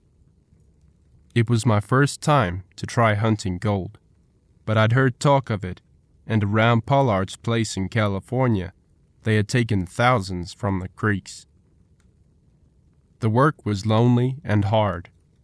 The bench was on a curve of the willow, and I found a little color. I sank a shaft to bedrock, which was only 8 feet down, and I cleaned up the bedrock and panned it out. After 2 weeks of brutal labor, I had taken about $90. Not much, but better than punching cows. It was harder living alone now than it had been in the mountains before I met the Hetricks. They were good people, and I liked staying there with them. And I thought a lot about Liza. It was Liza I kept remembering. The way she laughed, how she smiled, and the warm way her eyes looked sometimes. The next week, I cleaned out some seams in the bedrock and took out more than $200 in 20 minutes. It was spotty. There was a lot of black sand mixed in with the gold, and it was hard to get the gold out. Twice in the following week, I moved upstream, working bars and benches to the tune of a little color here and a little more there. My grub ran short, but I killed an elk and jerked the meat, then caught a few fish from time to time. Living off the country was almost second nature to me by this time. Nobody came around. Once a couple of Utes came by, and I gave them some of my coffee. When they left, one of them told me about a bench upstream that I should try. Taking a chance that they knew what they were talking about, I went upstream the next morning and found the bench. It was hidden in the pines that flanked both sides of the stream, and it was above the water. There was an old, caved-in shaft there, a shovel with the handle long gone, and a miserable little dugout in the bank. I found some arrowheads around. Whoever mined here must have been here 20 years ago. This was Indian country then. When I cleaned out the old shaft, I panned some of the bottom gravel and washed out $12 in a few minutes. The second pan was off bedrock and ran to $26. Working like all get out, I cleaned up a good bit of dust. Not enough to make a man rich, but more money than I ever had before. When I finished that week, I loaded my gear and settled up. Old Blue was fat and sassy, so we drifted back to the crossing. The old black hat was still on my head, and I was wearing buckskins. It wasn't trouble I was looking for, but I remembered Hetrick's warning. Outside of town, I reined in. I got out the old Shock and McLanahan and belted it on. When I swung down at the bank, Burdett was coming down the street, and when they had finished weighing out my gold, they counted out my money, and it came to just $462, and I still had $50 of my wages from Hetrick. "Doing well," Burdett said. "Not bad." "So you killed Bryce Wheeler?" "Uh-huh." "That was what you meant then, when you said I should know the look of you." I shrugged. "Read it any way you like." He watched me as I walked out to my horse and stepped into the leather. When I rode toward Hetrick's, he was still watching. I could feel his eyes on me, and I'll admit, I didn't like it. At a store on the edge of town, I bought some ribbon for Liza, and I'd also saved her a small gold nugget. She ran out to the gate to see me, recognizing Old Blue from far down the road. She stepped up in my stirrup and rode that way up to the house. Mrs. Hetrick was at the door, drying her hands on her apron, and Hetrick came up from the corral, smiling a greeting. I felt all choked up. I guess it was the first time anybody felt good about seeing me come back. Most of my life I've been a stranger. It was good to walk around the place again and to see the horses. One of them, a tall Appaloosa, followed me along the fence, whinnying at me, much to Old Blue's disgust. While we waited for dinner and talked about the horses, Hetrick suddenly asked, "Did you see Burdett?" "I saw him." "Bother you?" "No." "He wanted to buy a horse from me, but I turned him down. I've seen the way he treats his horses." That gave me some satisfaction, but it worried me too. I wouldn't want any of the horses I had broken so carefully to get into the hands of Ollie Burdett, who was, as Hetrick said, a hard man with a horse. But it worried me because I knew that Hetrick, a stiff-necked man and stern about such things, would not have hesitated to tell Burdett what he thought. It was pleasant inside the house, and Mrs. Hetrick put on a linen tablecloth and had the table fixed up real fancy. When I had my hair slicked down as much as it would ever slick, which isn't much, I sat down to the best supper I'd had. Kip rode in while I was there, all excited about the gold I'd panned out, but I knew he wouldn't be so much excited by the work. It was a good supper, and there was good talk around, and had I been their own son, I couldn't have been treated any better.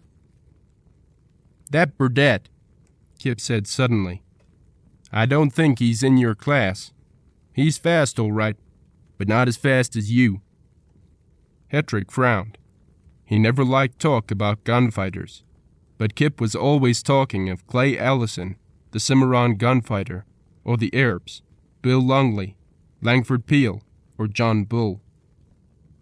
"You'd match any of them," he said, his excitement showing. "I'd like to see you up against Hardin or this Bonnie feller down in New Mexico." "Why, Kip," Mrs. Hetrick was horrified. "A body would think you'd like to see a man killed." He looked startled, and his face flushed. "It ain't that," he said hurriedly. "It's just, well, sort of like, I don't know," he finished lamely. "I'd just like to see who's best." Talk like that worried me some, and I didn't want any more of it. Loose-talking folks have promoted more than one fight that would never have happened otherwise. Kip wasn't the only one. When I was around town, I'd heard some folks speculating on who would win, Burdett or me. The talk excited them. It wasn't that they were bloodthirsty, just that they liked the contest, and they just didn't think that a man would have to die to decide it. Or maybe they did. Maybe they figured the sooner we killed each other off, the better. It nagged at a man's mind. Was he better than me? I didn't want to be better than anybody, not at all. But it worried me some, because I wanted to live. Even nice people warned me, never realizing that even their warnings were an incitement. It was on their minds, on all of their minds, so how could it be different with me, or with Burdett? The sooner I got out of town, the better. "I'm taking out," I said suddenly. "I figure to go east, have a ride on the cars maybe. I want to see St. Louis or Kansas City, maybe New Orleans." "Will you look up your family?" Mrs. Hetrick asked. "I reckon not. They never tried to find me." "You don't know," she protested. "Maybe they think you're dead. Maybe they don't even know about you."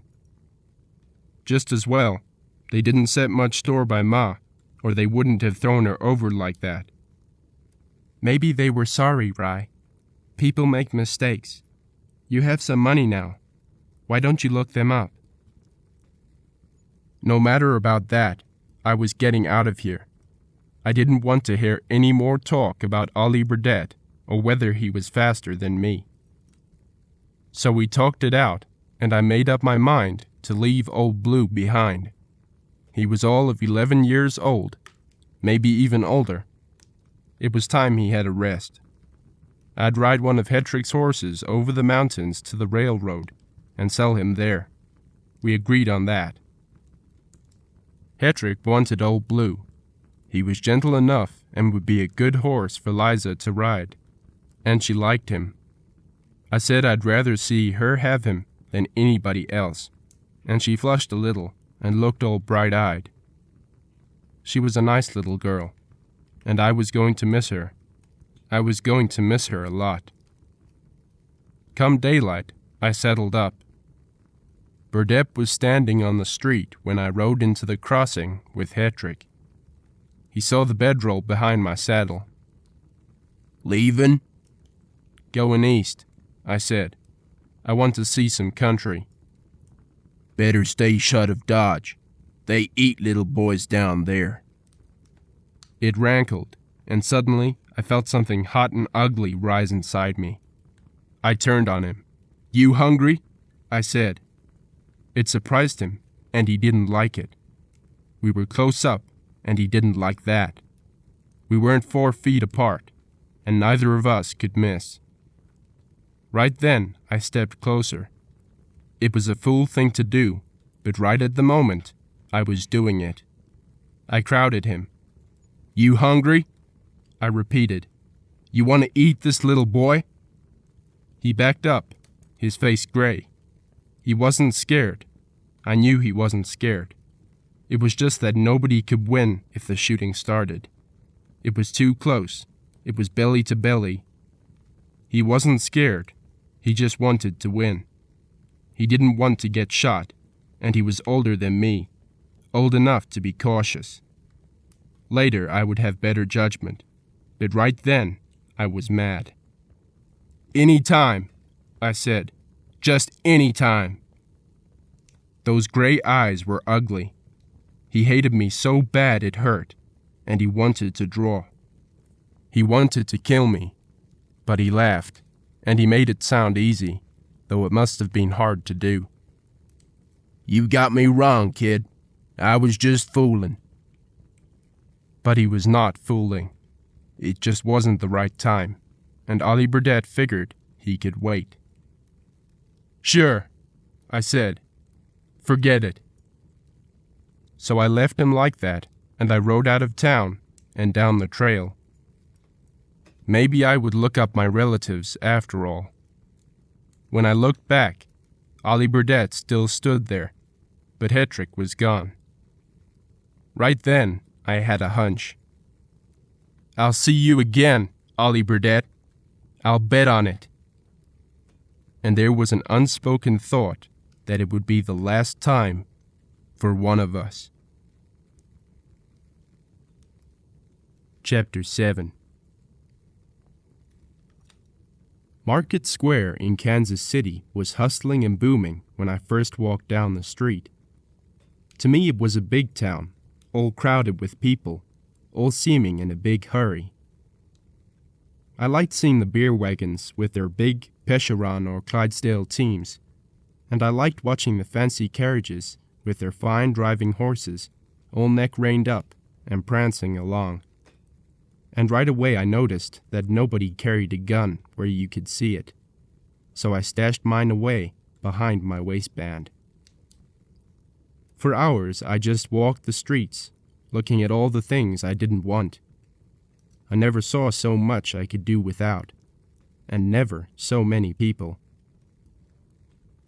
Right away I saw I'd have to do something about my buckskins. Even the new black hat I'd bought looked shabby, so I went to a tailor and had him make me a fine gray suit, and one of black, and I bought a fine white hat, some shirts with ruffled fronts, and some black string ties. When I'd found some boots of black calfskin, I began to feel mighty dressed up. Almost 19, I could pass as several years older. I was weighing 180 now, and no ounce of fat on me. Once in a while, I'd pass some girl who would look at me, then turn to look again. And I always saw it because I'd usually turn to look myself. The old Shock in McLanahan was still with me, but seeing some of the Bisley Colts, I longed for a new and more efficient gun. Several times I almost went in to buy one, but each time I hesitated. Right now I needed no gun, and there was a lot I wanted to see on the money I had left.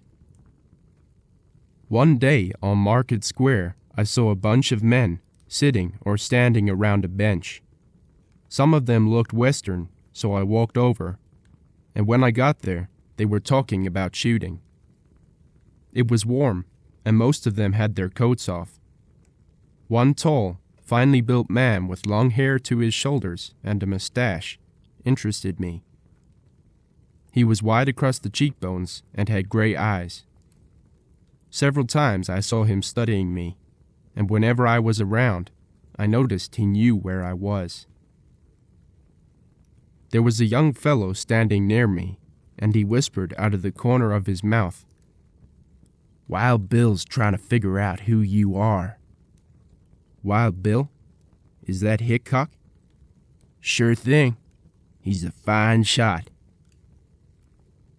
This fellow stood there listening to the talk of guns and shooting, and then he turned to me. "Have you eaten yet?" "I'm hungry." We walked along together. He was a buffalo hunter, he told me, and he had come into Kansas with nearly $3,000 from his hides. "My name's Dixon," he said. "Billy Dixon." "I'm Rye Tyler, lately from Colorado." We ate together, then went to see a show. Later, we met a strong-built man, older than us, whom Dixon had known on the prairie. His name was Kirk Jordan. Several days we hung around town, but my money was running short, and I'd begun to think about leaving. When I was sitting on the square one day, a sharp-faced man in a black coat stopped near me. Several times he looked me over carefully. Me, I'd hunted a good bit myself, and knew how a hunter looked. This man was hunting something. He sat down near me, and after a bit, he opened a conversation. After a while, he mentioned poker, a friendly game. Now, I'm not so smart as some, but Logan Pollard had taught me a side of poker, and he taught me how to win at poker, and how a card sharp works. Pollard was good. He knew a lot, and being naturally clever with my hands, I had learned fast. Moreover, poker isn't a very friendly game. If you play poker, you play for money, and beyond a certain point, there is nothing friendly about money. So when a stranger suggests a friendly game of poker, well, you figure it out. This fellow had me pegged right. He figured I was in from the hills, had bought some fancy clothes, and was carrying a stake in my pocket. Only the last was a wrong guess. "Don't really play cards," I said cautiously. "But if you're going to play, I'd enjoy watching." "Come along, then." We started off, and glancing back, I saw Hickok and Jim Hanrahan and some others looking after us with amused smiles. They were thinking that I would learn a lesson, and every man has some lessons to learn for himself. There were 5 men in the game, and one of them looked like a buffalo hunter. The others, well, I didn't know about them, but after a while, I sat in. They let me win 3 out of 4 times. Each time the win was small, but it was enough to double what I had to begin with. I played a blundering, careless game, sizing up the others. I played a blundering, careless game, sizing up the others. The way I saw it, all but 2 were card sharps. The buffalo hunter was named Billy Ogg, and there was a man who had been a stage driver in Texas, a mighty fine fellow. The buffalo hunter was named Billy Ogg, and there was a man who had been a stage driver in Texas, a mighty fine fellow. On the 5th hand, they built the pot pretty strong, and I stayed with them, and lost. It was my deal then, and clumsily I gathered in the cards, having a hard time getting them arranged, but in the process I got 2 aces on the bottom. Shuffling the cards, I managed to get another ace to the bottom, and then I dealt the cards, taking my 3 aces off the bottom as I needed them. That is, I dealt myself 2 of them to begin. Then when I drew 3 cards, one of them was the 3rd ace. Woods, the man who had roped me into the game, raised $5. I saw him and raised again. Woods raised, and I went along, and at the showdown, my 3 aces took the pot. Woods didn't say anything, but he looked angry, and one of the others, a fat, dirty man, growled something under his breath. It was a good pot, more than $70, as I recall. We played for 2 hours, and I was careful. When a hand looked too good to be true, I wouldn't go along, or played it so badly that I lost little. And when I dealt or could hold out a card or 2, I won. At the end of that time, I was $400 ahead, and Woods was getting mighty ugly.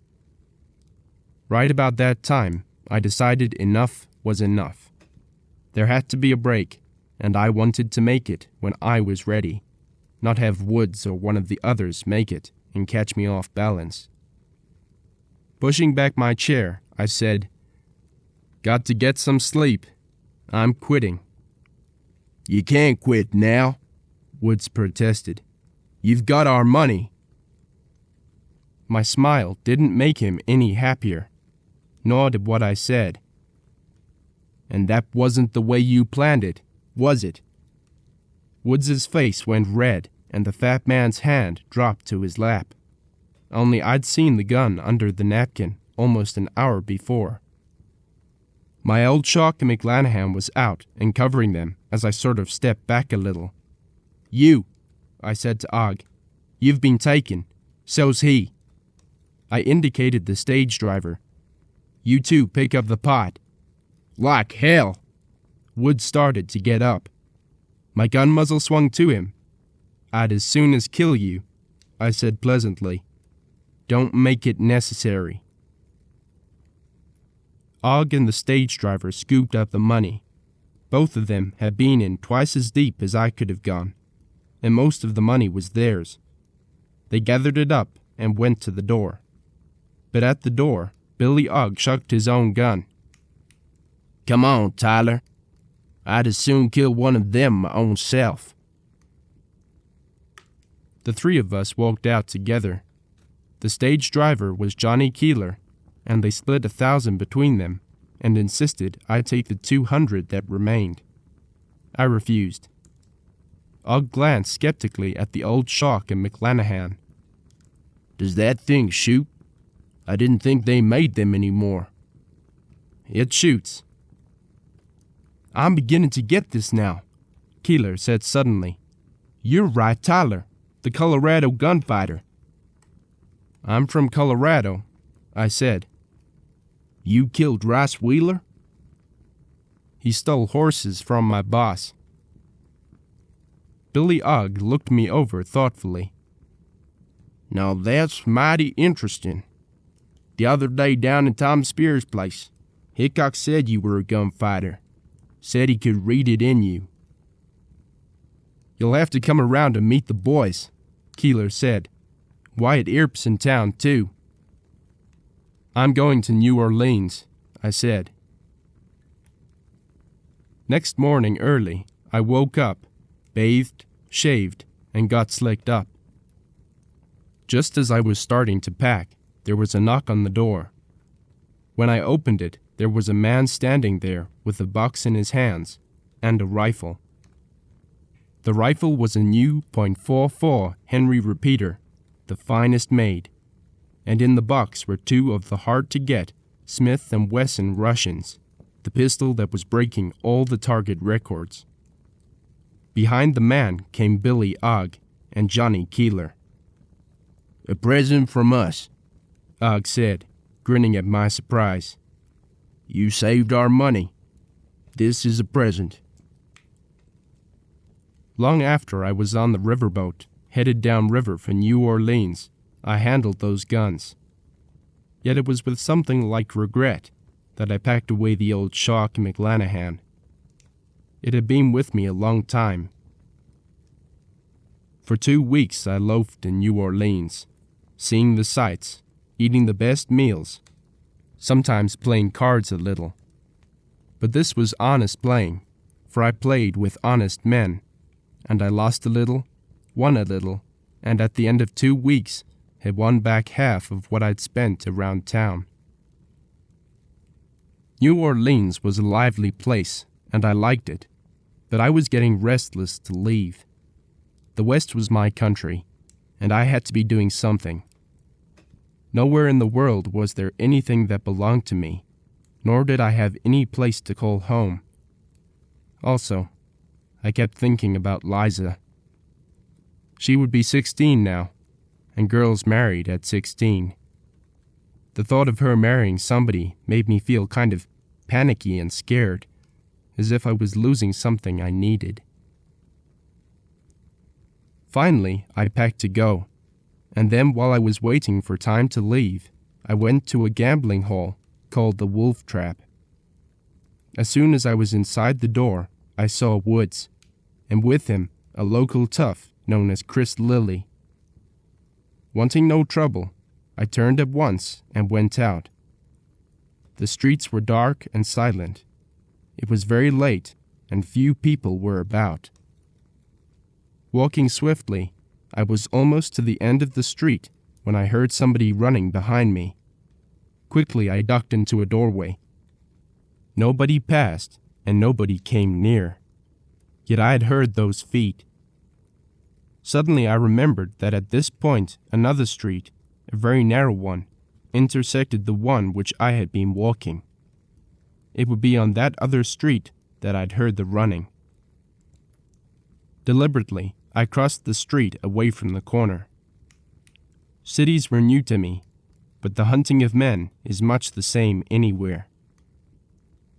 In the blackness of a doorway, I waited, watching the point where the two streets came together. Several minutes passed, and then I saw Chris Lilly come out of the alley and peer down the street up which I had come.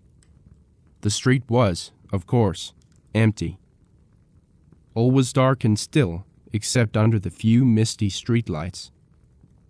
Fog was beginning to drift in from the bottoms, and the night was ghostly in its silence. Then a second man emerged, and this was Woods. They stood there together, whispering and peering around. My disappearance worried them, and then I stepped out into the street. "Looking for me?" I asked. Woods had a pistol in his hand. He whipped it up and fired, but he shot too quickly and missed. I felt the bullet whip past me as I steadied my aim and fired. Woods turned back, starting in the direction from which he had come, and then fell dead. Lilly sprinted for the alley, and I let him go. Waiting only a minute longer, I turned away and walked back to my hotel.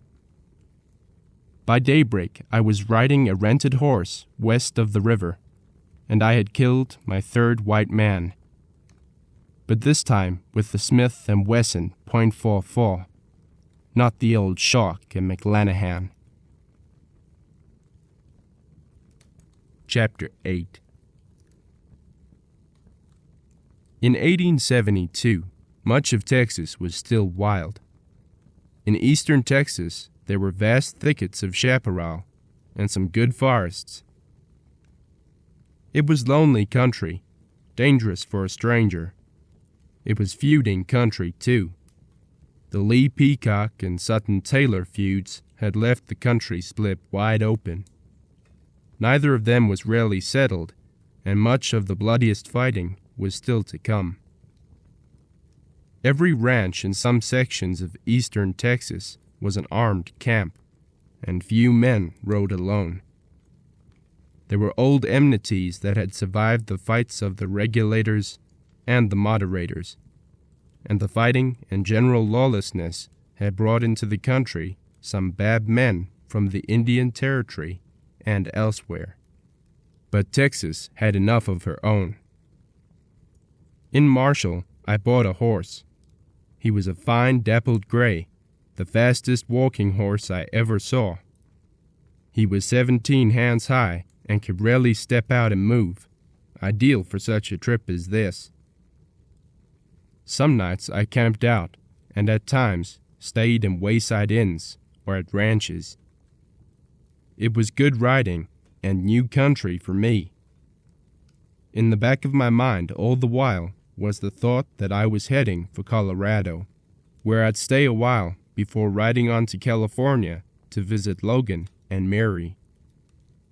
Meanwhile, I was young and restless, and the country looked good. For a month I rode, drifting south and a little west, and one day I came on a man with a herd of cows. He had 600 head, and he was short-handed. He was a big man with a blunt, good-natured face. He looked me over as I came along the road, then called out, "Hunting a job?" "Use one," I said, and swung my gray alongside him. "$30 a month," he said. "I'm driving to Uvalde, selling this herd to Bill Bennett. He's going up the trail to Kansas." "All right." "Can't promise you Kansas, but the job is good to Uvalde. My name is Wilson." The gray was quick, intelligent, and active. He became a good cow horse and learned fast. Mostly, though, I rode one of Wilson's horses. Nobody asked questions in those days. Every man was judged by what he did. Lots of men had pasts they did not want examined, and if you minded your own business and did your work, nobody bothered about anything else. Riding jobs always suited me. I liked to think, and a man could follow along with a herd of cattle and do a powerful lot of thinking. In my jeans, I had over $1,000. Here and there along the trail, I'd gambled some, and I'd won and lost, but I had a stake, and I wanted more. The beef Wilson had was mostly young stuff, and it looked good. In Kansas City, I'd heard a lot of talk about the rich grass of the northern prairies and how cattle could actually fatten while on the trail. This stuff Wilson was driving was young, raw-boned, and would fill out. The third day I made up my mind. Wilson was riding point, and I drifted alongside the herd until I pulled abreast of him. After we'd passed the time of day and talked about the weather and how dusty it was, I started in. "Got a little money," I said. "Mind if I buy a few cows and drift them with yours? I'd be a partner in the herd then, and you'd have a free cow hand." "Go ahead." Wilson waved a hand. "Glad to have you." Leaving the herd that night, I rode on ahead and began to check the ranches. And right away, I began to wish I had more money. Cash was a scarce thing in Texas in those days. Men had cattle, horses, and hay, but real cash money was mighty hard to come by for the average rancher. Moreover, he had to gamble on riding anywhere from 30 to 100 miles to market, with maybe no sale when he got there, or a stale price. I rode into a ranch yard and drifted my horse up to the trough. Looking around at the cattle, I saw they were mostly good stock, with a few culls here and there, such as you'll find in any cow outfit. But this stock was big, like your longhorns are apt to be, and rangy. Given a chance, a longhorn could fill out to quite a lot of beef. Grass was not good, and most of the range was overstocked.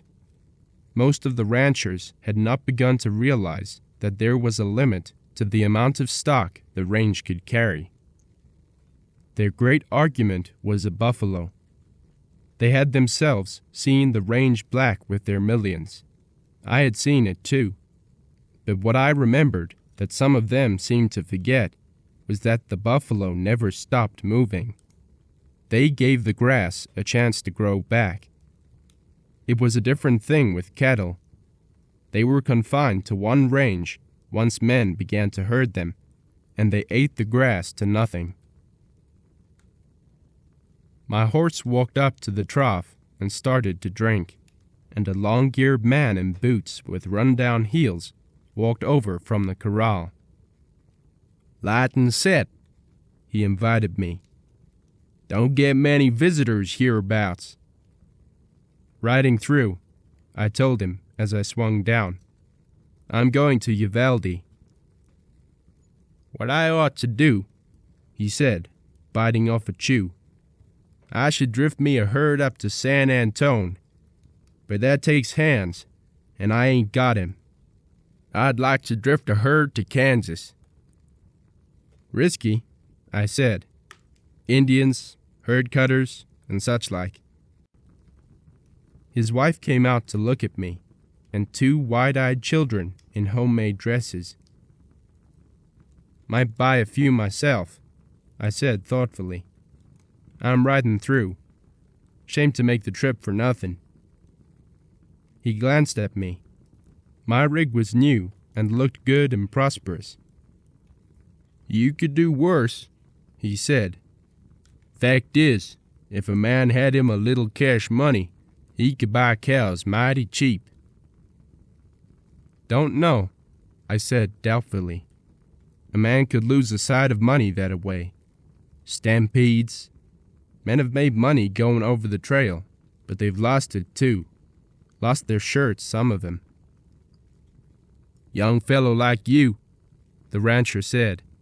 "He should take a chance if anybody should. Got your life ahead of you. I reckon you could double your money." "Well," I hesitated. "I have got a little money, but gold is scarce in this country, and I hate to get shut of it."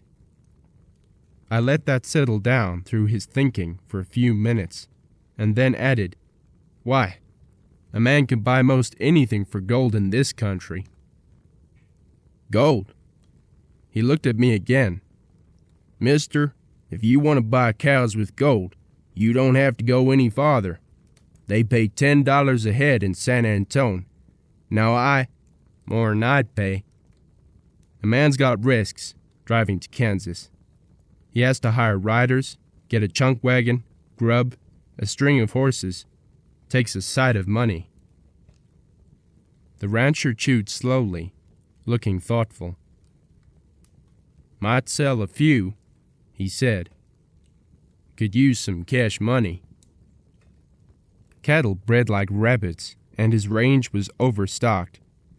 He would have been a fool not to sell, if only to save grass for the other cows. "Give you $5 a head." He was astonished. "5? You're crazy." I gathered my reins and moved to mount. "Maybe I'd better forget it anyway. As it is, I'm drawing cowhands' pay. If I own cows, I stand to lose. I'll just forget it." "Might let a few go for $8, he suggested hopefully. "No," I said. "I've got to ride on. Enjoyed the talk." He put a hand on my saddle. "Now, look." A half hour later, we compromised at $7 a head, his men to round them up, and no culls. I bought 100 head, and when Wilson came along, I swung them into the herd. A neighbor boy who wanted to see San Antonio came along for the $10 I promised him to make the drive.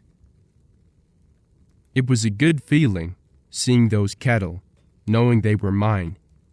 They were good stock and would bring a good price whether I sold them in San Antonio or at the end of the trail in Kansas. William J. Bennett was waiting in the plaza at Uvalde when I rode my horse into the square with Wilson. Wilson gestured to me. "Rye Tyler," he said. "A good hand." "Glad to know you." Bennett cut the end from his cigar. "Got any cows?" 100 head. "I'll buy 'em." As easy as that, I could turn a profit, maybe double my money, and in only a few days of work. I might go out again and buy more cattle and sell them too. If I worked hard and used my head, I could build a business for myself. But the trail to Kansas was north, and it was closer to Colorado. $10 a head, Bennett said. "Take it or leave it." "No," I said, taking my time. "I don't want to sell. I want to make the drive with you." I leaned on the pommel. "Mr. Bennett, I want an outfit of my own. I know a little valley out in Colorado that's just what I want. But I need money. If I can sell those cattle in Kansas, I'll be well along toward having my stake." He rolled his cigar in his teeth and looked around the plaza. Finally, he took the cigar from his mouth. "Have you any money?" "Just a few $100. "You want to buy more cattle?" "Yes, sir." He looked at the end of his cigar. "All right, Tyler." He reached in his pocket and took out a small sack. "There's $1,000 in that. Buy cattle for me, too. We want to leave here by the 5th. As I started to swing my horse, he spoke again, only just loud enough for me to hear. "You the man who killed Rice Wheeler?" For a moment, I sat very still in the saddle. Then looking around at him, I nodded. "Knew him," Bennett spoke abruptly. "He killed my saddle partner at Red River Crossing 4 years ago." Riding out of town, I felt the weight of that sack of gold. It was the first time anyone had ever trusted me with money, and he had merely turned and tossed it to me. Yet it was more than trust of money. He was trusting my judgment to buy well. It gave me a good feeling. A week later, I had bought few cattle. The areas close to San Antonio had been swept clean, and all I had been able to send in were 30 head. All good stock, but nothing like what we wanted for the drive. So I pushed on, hoping for better luck. The country was wild and lonely. Occasional chaparral, but mostly open country, broken and rugged. Ranches were scattered, and some of the small ones were merely rawhide outfits without enough cows to bother with. The air changed, and it began to look like rain. By nightfall, the clouds were hanging low, and they were spitting a little rain, so I started the gray to moving along and dug my slicker out of my bedroll. I'd taken to wearing both guns, but only one in its holster. The other I tucked behind my waistband, the butt out of sight under the edge of my coat. It was added insurance because I was carrying another man's money and was never one for trusting to luck. I'd helped bury a few men who did. This was rough country in more ways than one. During any day's ride, a man would come up to several horsemen, mighty hard-looking men. Most of them, by the look of them, had been up the creek and over the mountain. The wind was blowing, splattering rain ahead of it, and I was thinking of something to crawl into when I heard cattle. Just the restlessness of a good-sized bunch and some lowing from cows. Then I saw the hard outline of a roof gable, and just off the road loomed a large house. In a flash of lightning, it showed itself square and solid, built of sawed lumber. To one side there were corrals and a lean-to, and beyond, in an open place that was walled on 3 sides by bluffs, was the herd. Catching glimpses by the heat lightning, I saw the steers were big and rangy, and they looked like young stock. It was a herd that might run to 600 head. And then the rain hit. She swept in with a roar, the solid sheets of water striking like blows on a shoulder. And I raced the gray to the lean-to and swung down. Here, partly out of the storm, it was quieter except for the roar of rain drumming on the roof. The lean-to was partly faced, and there was shelter for several horses. I found a place and tied the gray, and then I slopped, head down against the rain, to the house. There was a light gleaming faintly behind a shutter, so I banged on the door. Nothing happened. I was standing in the rain, as there was no porch, only a slab of rock for a door. Dropping my hands to the latch, I pressed it and stepped in, closing the door. I was about to call out when I heard voices. I heard a man saying, "You pay us now, or we take the herd." "You've no right." It was a woman's voice, protesting. "You were to be paid when the herd was delivered and sold." Outside, rain drummed on the roof. I hesitated, feeling guilty and uncertain of what to do. But the conversation held my attention. It was also my business. This was cow talk, and I was looking for cows. "We done changed our minds." In the tone of the man's voice, there was something hard, faintly sneering. It was a voice I did not like, and quite obviously the voice of a man talking to a woman with no man standing by. "Then I'll simply get someone else to handle the herd. After they're sold, you'll be paid." "We ain't gonna wait." The man's voice was confident, amused. "Anyway, who would you get? Ain't nobody gonna handle them cows if we say they ain't." I felt mighty like a fool, standing there.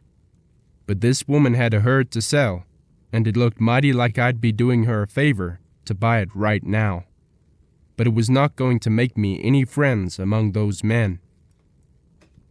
"Anybody to home?" I called it out loud, and there was silence afterward. So I walked through the door into the lighted room. There were 2 women there. One, I guessed it was the one who had been doing the talking, was standing. She was young and, in a plain sort of way, an attractive woman. The other woman was older. She looked frightened and worried. There were 3 men, a rough-looking outfit, unshaved and dirty. All of them were looking at me. "You didn't hear me knock," I said, taking off my hat with my left hand. So I took the liberty of coming in out of the rain. "Of course. Won't you sit down?" The young woman's worry wasn't making her forget her hospitality. "We haven't much, but—" "He won't be staying," the big man said abruptly. "We got business to talk. Nothing for strangers to hear." Before she could speak up, I took the issue by the quickest handle. "Heard some talk of selling cattle," I said. "I'm buying. How many, and how much?" The big man had heavy shoulders and a blunt, powerful jaw. There was a cross-eyed man and one in a gray shirt. They didn't like it. They didn't like me. You heard wrong. The big man did the talking. We're selling in San Antone. Ignoring him, I looked at the young woman. Her eyes were wary, but hopeful.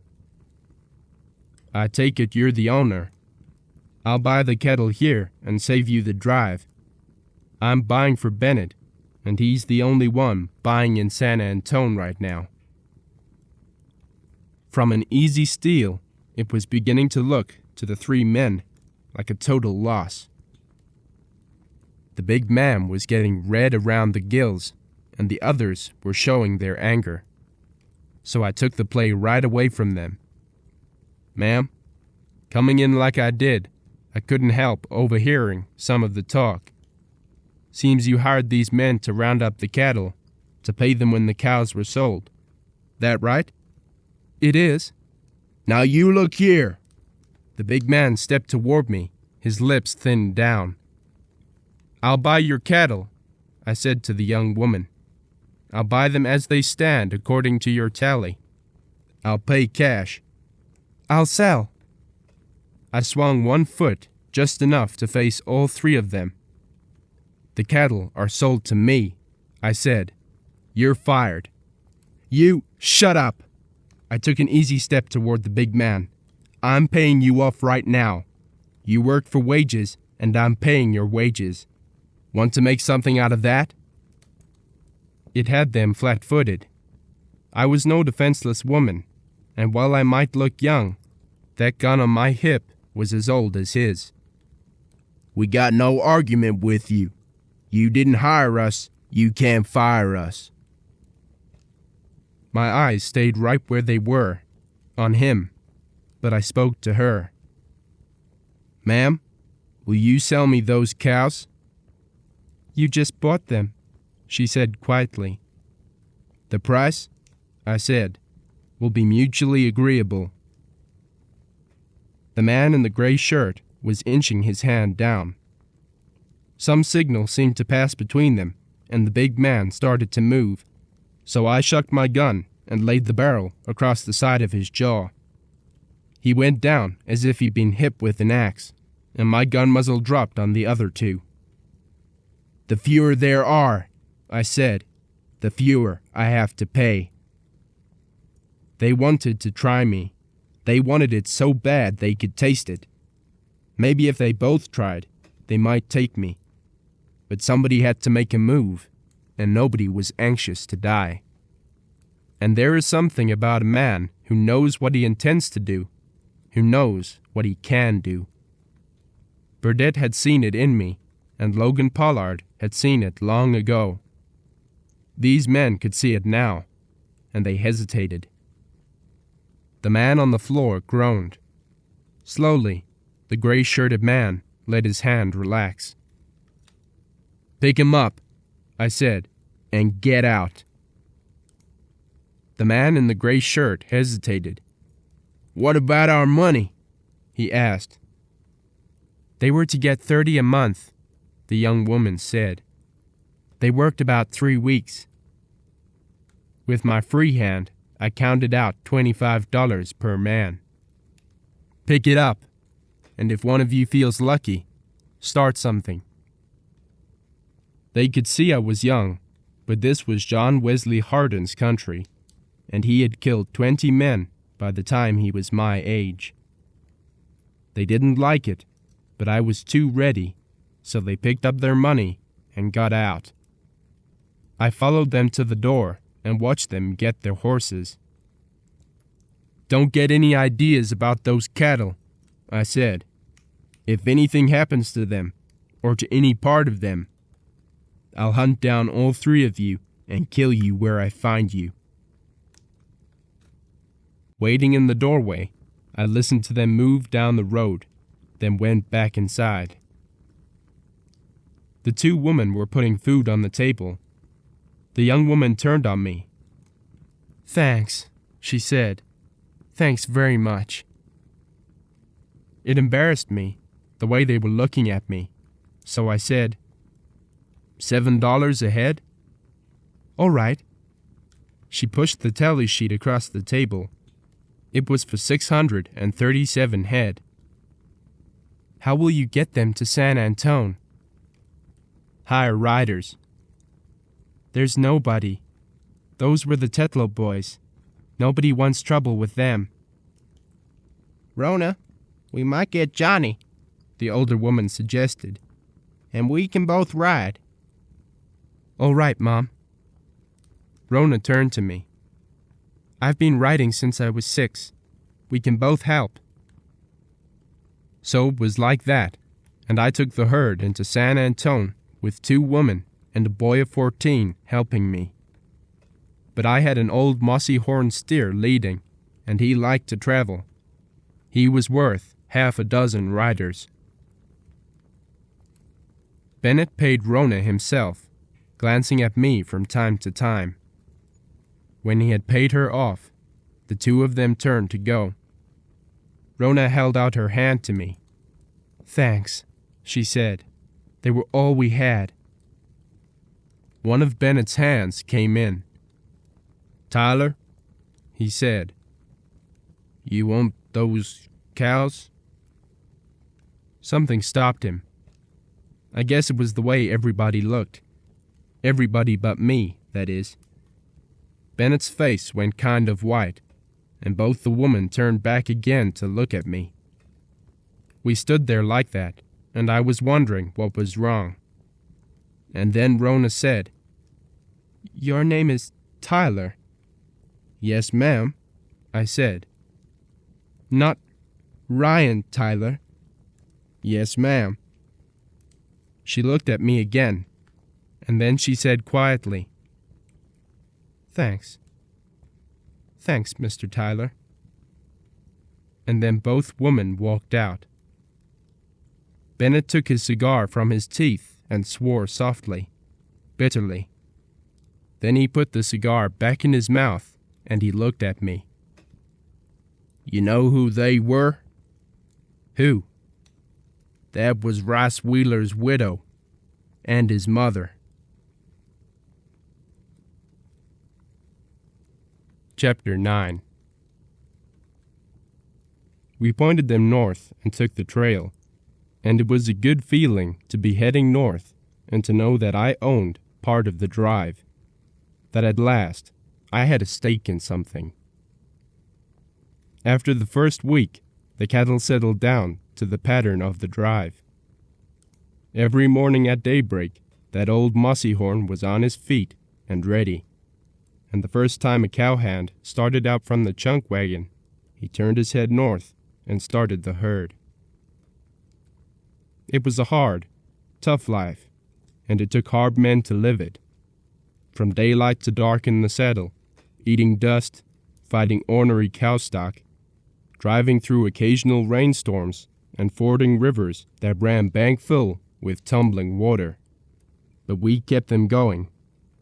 Not too fast, for the grass was rich, and we wanted them to take on weight.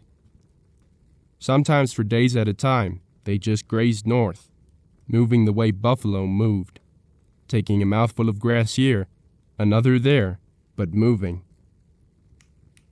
250 head of that stock were mine, wearing no special brand.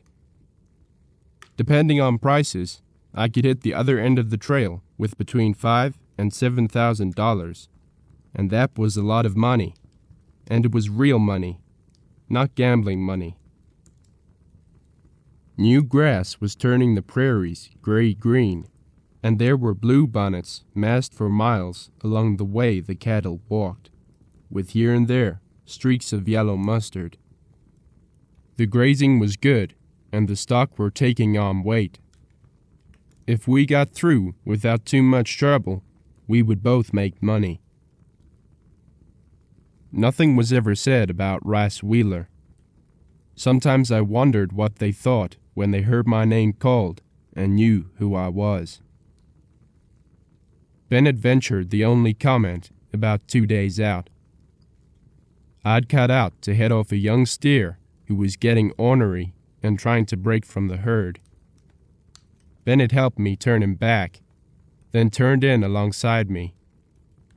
Don't think about Wheeler, he said abruptly. He was no good. Best thing ever happened to Rona when he took off and never come back. Leave of his own accord? No. Folks caught him with some fresh-worked brands in his herd. He killed a man and left ahead of the posse. It was a good crew we had. The oldest of the lot, not speaking of the boss or the cook, was 26.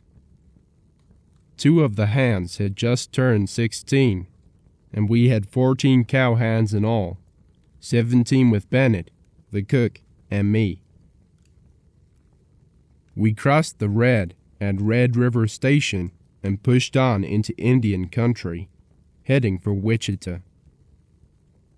Twice, groups of Indians came down, and each time we gave them a beef. Each time they wanted more, but they settled without argument. After crossing the North Canadian, we lost a hand in a stampede. We buried him there, high on a hill where he could listen to the coyotes and hear the night singing of the herders. He was 17 the day he was killed. The Osage drums were beating, and we held the herd close. We weren't looking for trouble, but we knew it could come. Nighttime, we slept away from the fire, and we kept 2 men on watch near camp. We missed a lot of sleep them days, but we were getting on toward the Kansas line, and things looked good. When the first cows were coming up to the Cimarron, we were attacked by a party of Osages. They came sweeping down on us from a wide-mouthed draw, a bunch of young bucks with more nerve than sense, and they hit us at the wrong time. Me, the boss, and a tough hand called Mustang Roberts were riding drag. As though by command, we swung around, dropped to the ground, knelt, and took steady aim. Then we waited. They came on fast, very fast, riding low down on their horses' sides. On signal, we fired. An Indian fell, his horse catching him in the head with a hoof as he went over him. A horse went down, throwing his rider wide, where a bullet from Kid Beaton's sharps nailed him. They lost 3 men and 2 horses in a matter of seconds, and drew off, deciding they had had it. 2 days later, Mustang went out after antelope and didn't come in. I was in the saddle, so I swung around and picked up his trail. When I'd followed him maybe 5 miles, I heard the boom of a rifle. It was far off in a bottom somewhere. Taking it fast, I headed toward the sound with that fine new Winchester of mine, ready for action. There were 6 of them, all Kiowas, and they had Mustang pinned down in a buffalo wallow with his horse dead and a bullet through his leg. There was no chance for surprise. They would have heard my horse's hooves drumming on the sod, and they would be ready for me. So I went in fast, the reins looped on the pommel and shooting as I came. I wasn't hitting anything, but I was dusting them some, and they didn't like it. Maybe I did burn one of them, because he jumped and yelled.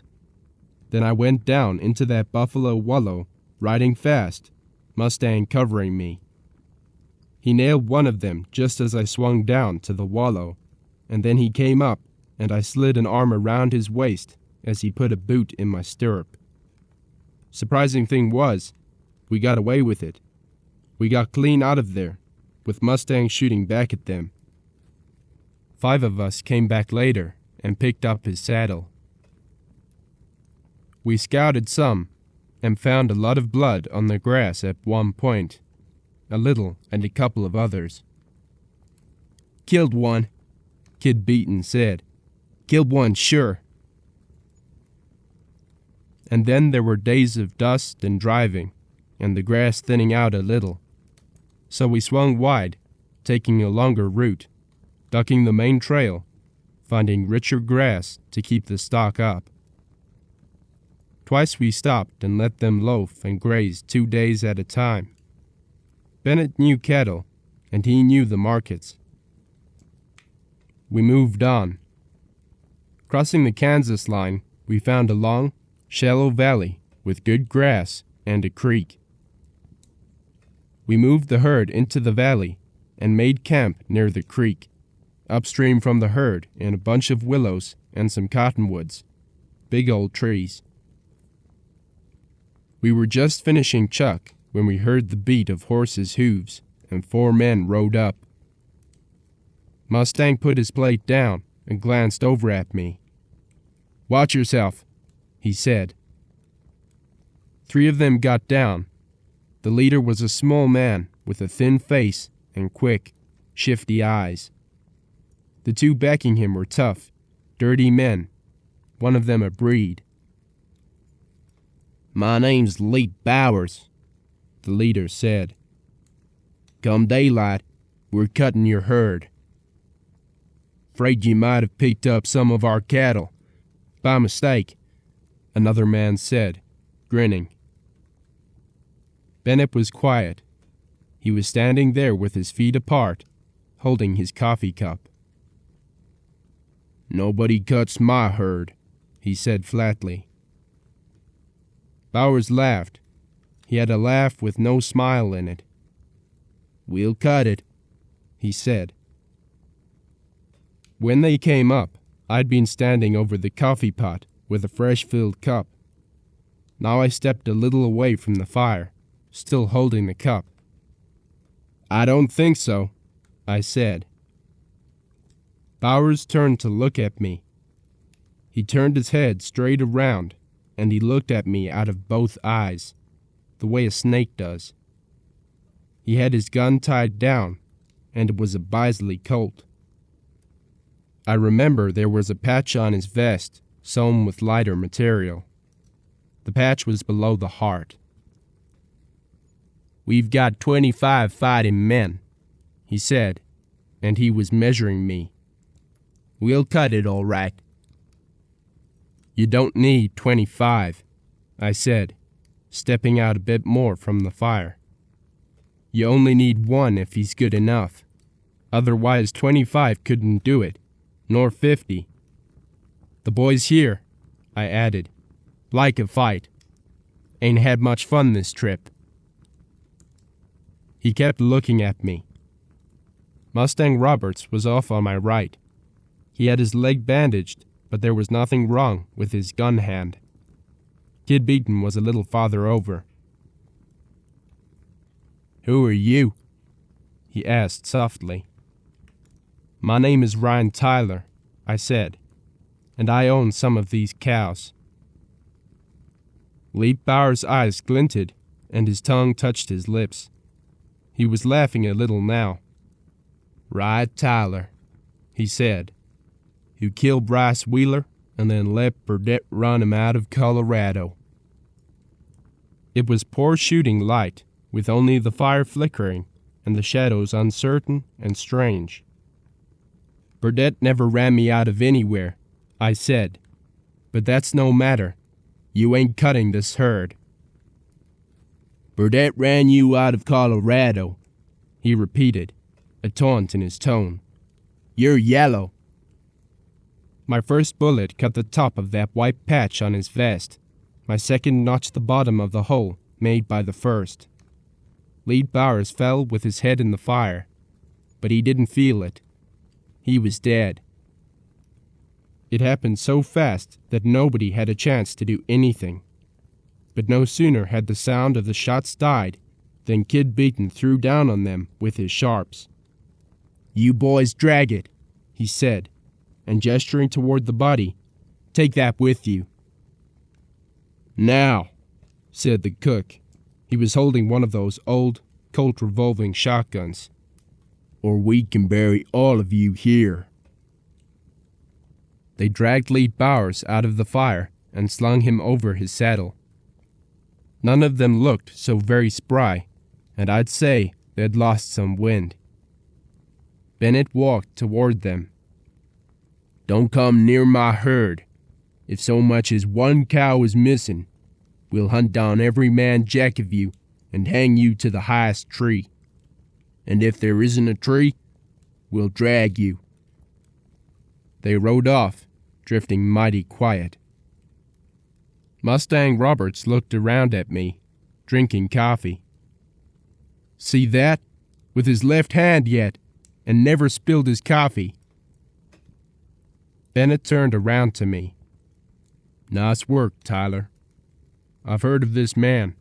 He killed a rider 2 months ago, and since then has had everything his own way." For once, I didn't feel bad about a shooting. In Lee Bauer's eyes, there had been something vicious. The flat, mean look of a man who kills and wants to kill. Outside of Wichita, bunching the herd, Roberts rode over to me. "Going back to Colorado?" "Uh-huh." "Who's this Burdett? Heard something of him?" "Gunman. Mighty salty, they say." "Have trouble?" "Words." I headed the steer back into the herd. He had his chance. "Seems he's talking." "Well," I said, "I'm not hunting trouble, but I am a-going back." "Maybe I'll ride along." "You're welcome to." In Wichita, Bennett decided to hold his herd for a better price and advised me to do the same. "It's down from what it's been, but there's only a few cows around and no herd within miles. The price will go up." "I'm selling," I told him.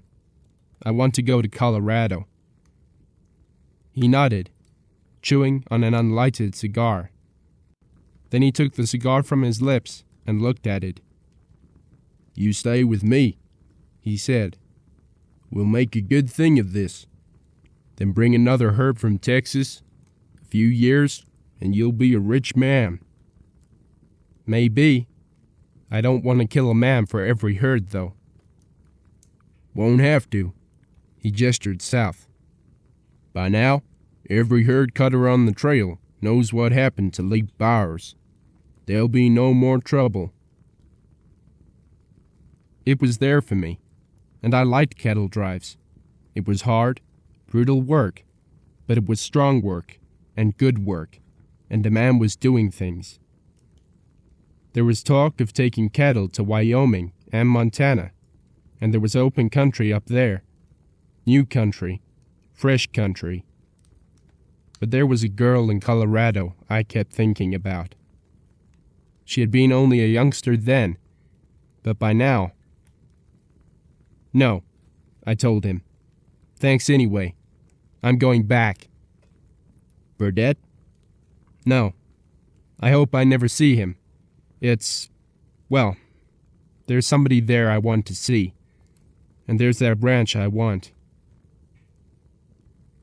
2 days later, I sold for a nice price and left there with more than $7,000. Some I carried in gold, some in a draft on a St. Louis bank. Mustang Roberts rode along with me. It was late fall, the air turning crisp and sharp. I liked the feel of it because it reminded me of the high country. We rode west, heading for Dodge.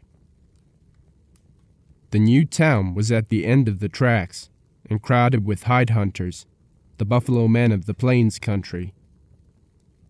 We crowded up to the bar for a drink, something I rarely did, but I wanted to see how things went in this wild town. The first person I saw was Billy Dixon, whom I'd known in Kansas City. "Come with me," he argued.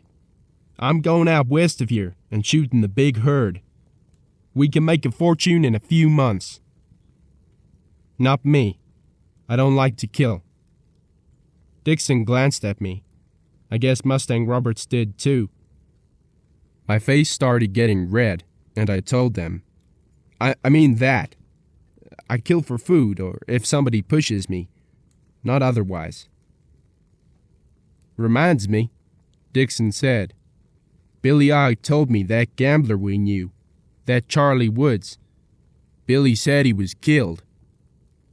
That so? Must have happened when you were in New Orleans. Chris Lilly was telling the story around that Woods tried to murder some Western man. Probably deserved what he got. I wasn't telling anybody anything. 4 men I'd killed now, not counting Indians. It was nothing to be proud of. Nobody but a tin horn ever scratched notches on his gun, and I never would. Nor was I wanting to be known as a killer. So far, nobody knew about Jack McGarry. That is, it was known in California, but there wasn't too much traffic between the cow and mining camps. The bad men of one group weren't much known to the other. So far as the public was concerned, I had killed but 2 men, Rice Wheeler and Late Bowers.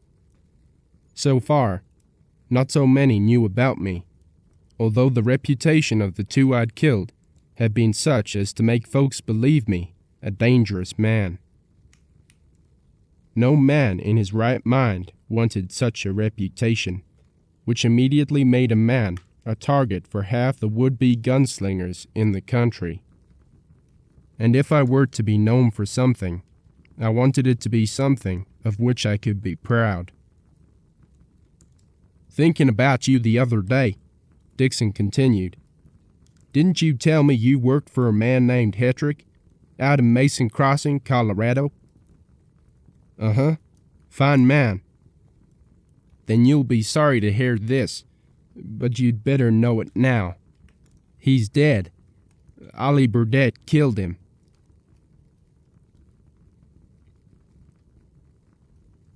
Chapter 10.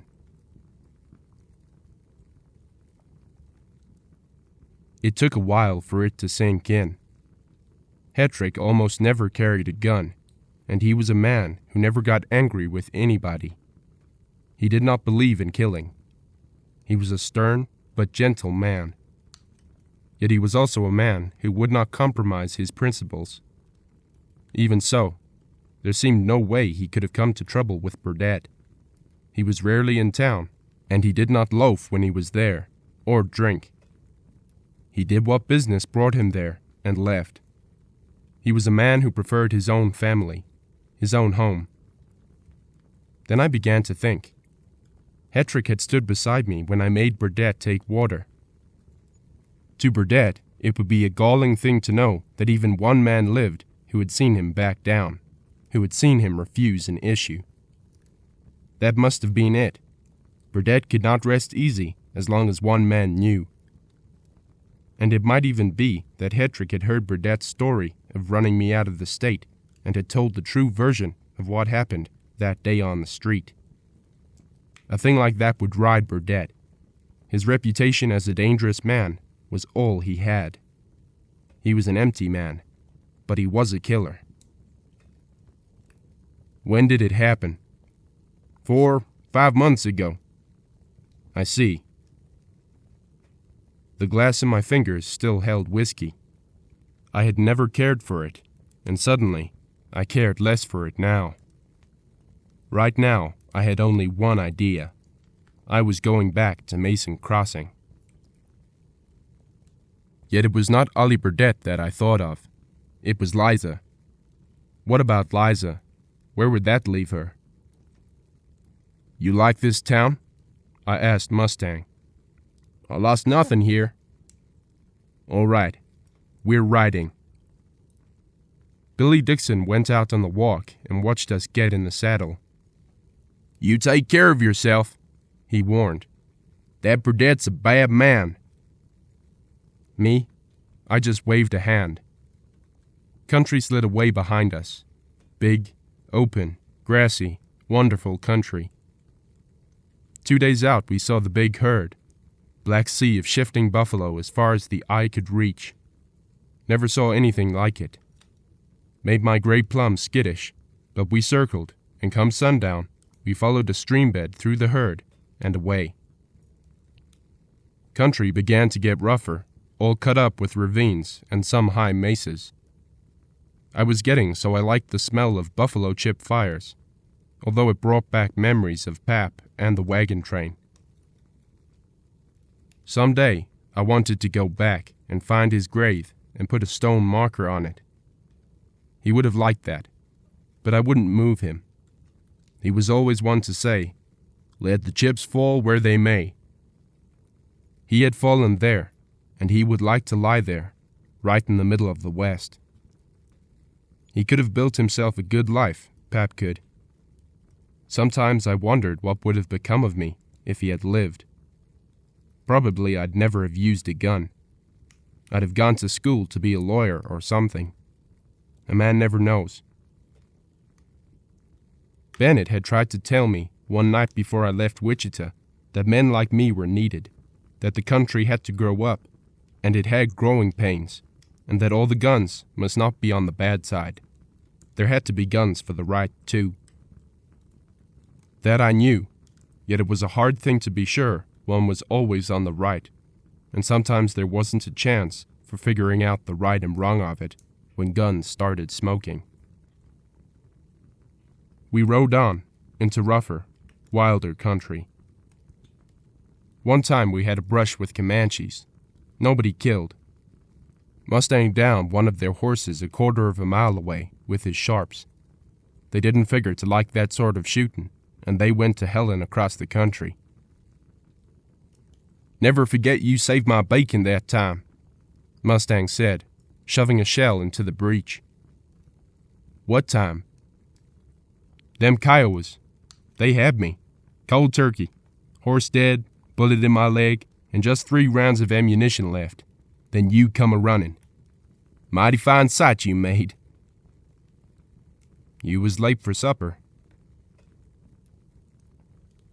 Might have snow came time and again. The country was high now, the weather crisp, the nights cold. There was more brown than green in the grass now, and the cottonwoods looked like tall feathers of gold with their yellow leaves. In the morning, there was fog in the low ground, and sometimes it was noon before a man rightly began to feel warmth in the air. The gray was growing his winter coat. He didn't look so pretty anymore, but mighty ragged and tough. He was all horse, that one. This was a man's country, wide open, big as all creation, and as far as you could look, nothing but rolling miles. Antelope bounded up and away, giving queer jumps. Sometimes a rabbit scurried out of the way, and at night there were coyotes calling the moon. Once we sighted an army patrol and went out of our way to get some tobacco and talk a bit. It was a routine patrol. Somebody had seen some Cheyennes, but they turned out to be Shawnees, peaceful, hunting buffalo from the fringe of a small herd. "We going to Denver?" Mustang wanted to know. "Uh-huh. I want to get me a sheep coat. This here wind cuts a man." All I could think of was Burdett killing Hetrick. Time a man like that was sent packing. I wasn't going to kill him. I was going to do worse. I was going to break him. I was going to bust him right in front of people. I was going to ruin him as a gunman. The one thing a gunman can't stand is to lose face. Too many men hunting them. Too many men wanting to make a cheap kill. Once they get shown up, it's only a matter of time until they are killed, unless they leave the country. We reached Denver in late September with snow sifting out of a lead-gray sky. We reached Denver and headed for a hotel. I had money, so we went to the best. That night I lay in bed thinking, staring wide awake at the ceiling. What did a man come to? Where could a man get, drifting like this? I had a little stake now, and the thing to do was to go someplace and light, get some roots down. Maybe I should marry. That thought stopped me a bit. I didn't like to think of being tied down. not when I might have to ride on at any time. But Logan Pollard had stopped. Good old Logan. I'd sure like to see him. I told myself that, and it was true. By now they'd probably had a family. No time at all since I'd seen them, but it seemed a long while. I was going to be 20 soon, and I'd been through the mill. Getting up, I went to the wash bowl and poured some water and bathed my face. I picked up a towel and dried it and looked at myself in the mirror. Rye Tyler, I told myself. There you are. What looked at me was a smooth brown face without any mustache, curly hair brushed back from the forehead, but always inclined to fall over it. A brown face that had strong cheekbones, a strong jaw, but the eyes were sort of green, and there wasn't any smile around the mouth. That wasn't good. A man should smile, and there was something a little cold around the eyes. Was I cold? I didn't feel cold inside, not a bit. Never had many friends, but then I drifted too much, and the few friends I had were good ones. Logan Pollard, Hetrick, and now Mustang Roberts. Yes, and Billy Dixon, Ogg, and Bennett. Good men they were, all of them. But where did that leave me? The one thing I could do better than most men was the one thing I did not want to do. Maybe, as Bennett had said, the West needed its gunfighters. Maybe in a land where there was no law, some restraint was needed for the lawless. But I didn't want to be one of them. What did it get a man? 20 years old and no smile.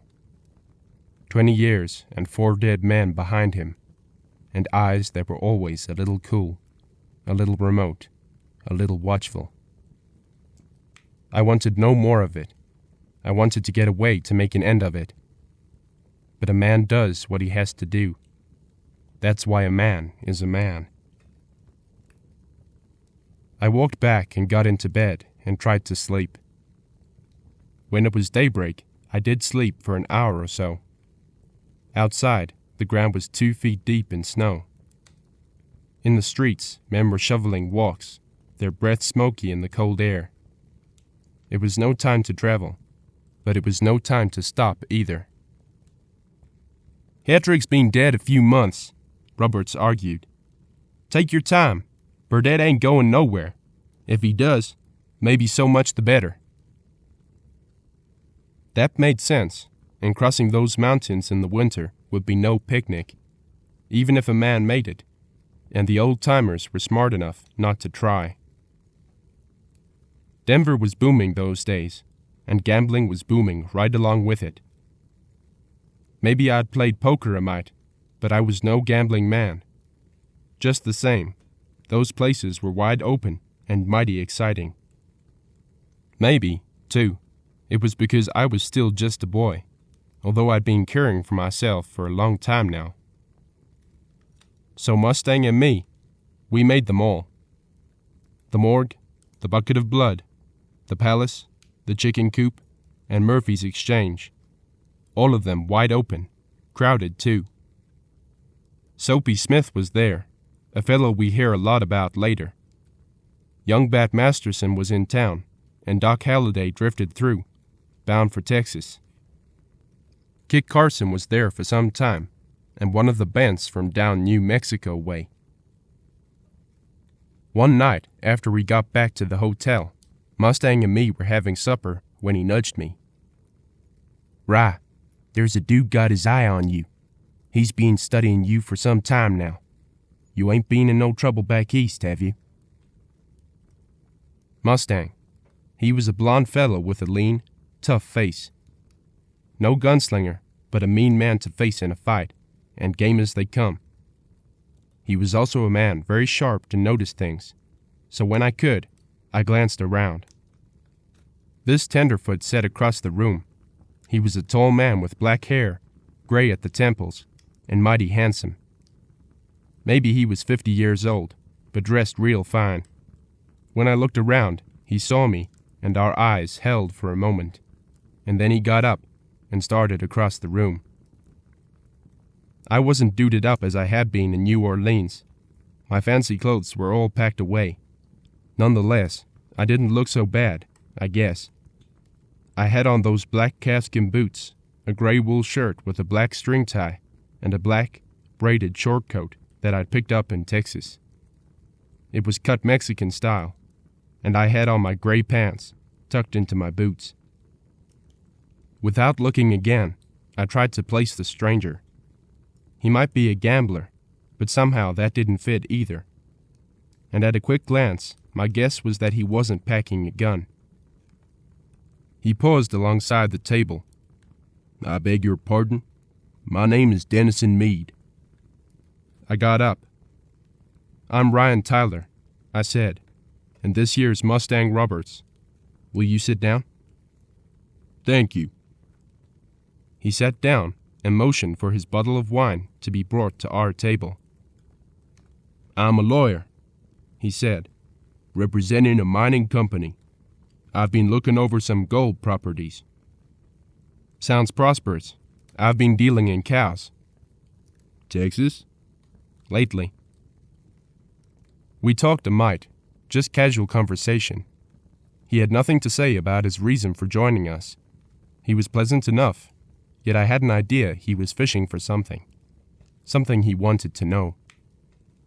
He didn't ask many questions, but he had a way of getting a man to talk.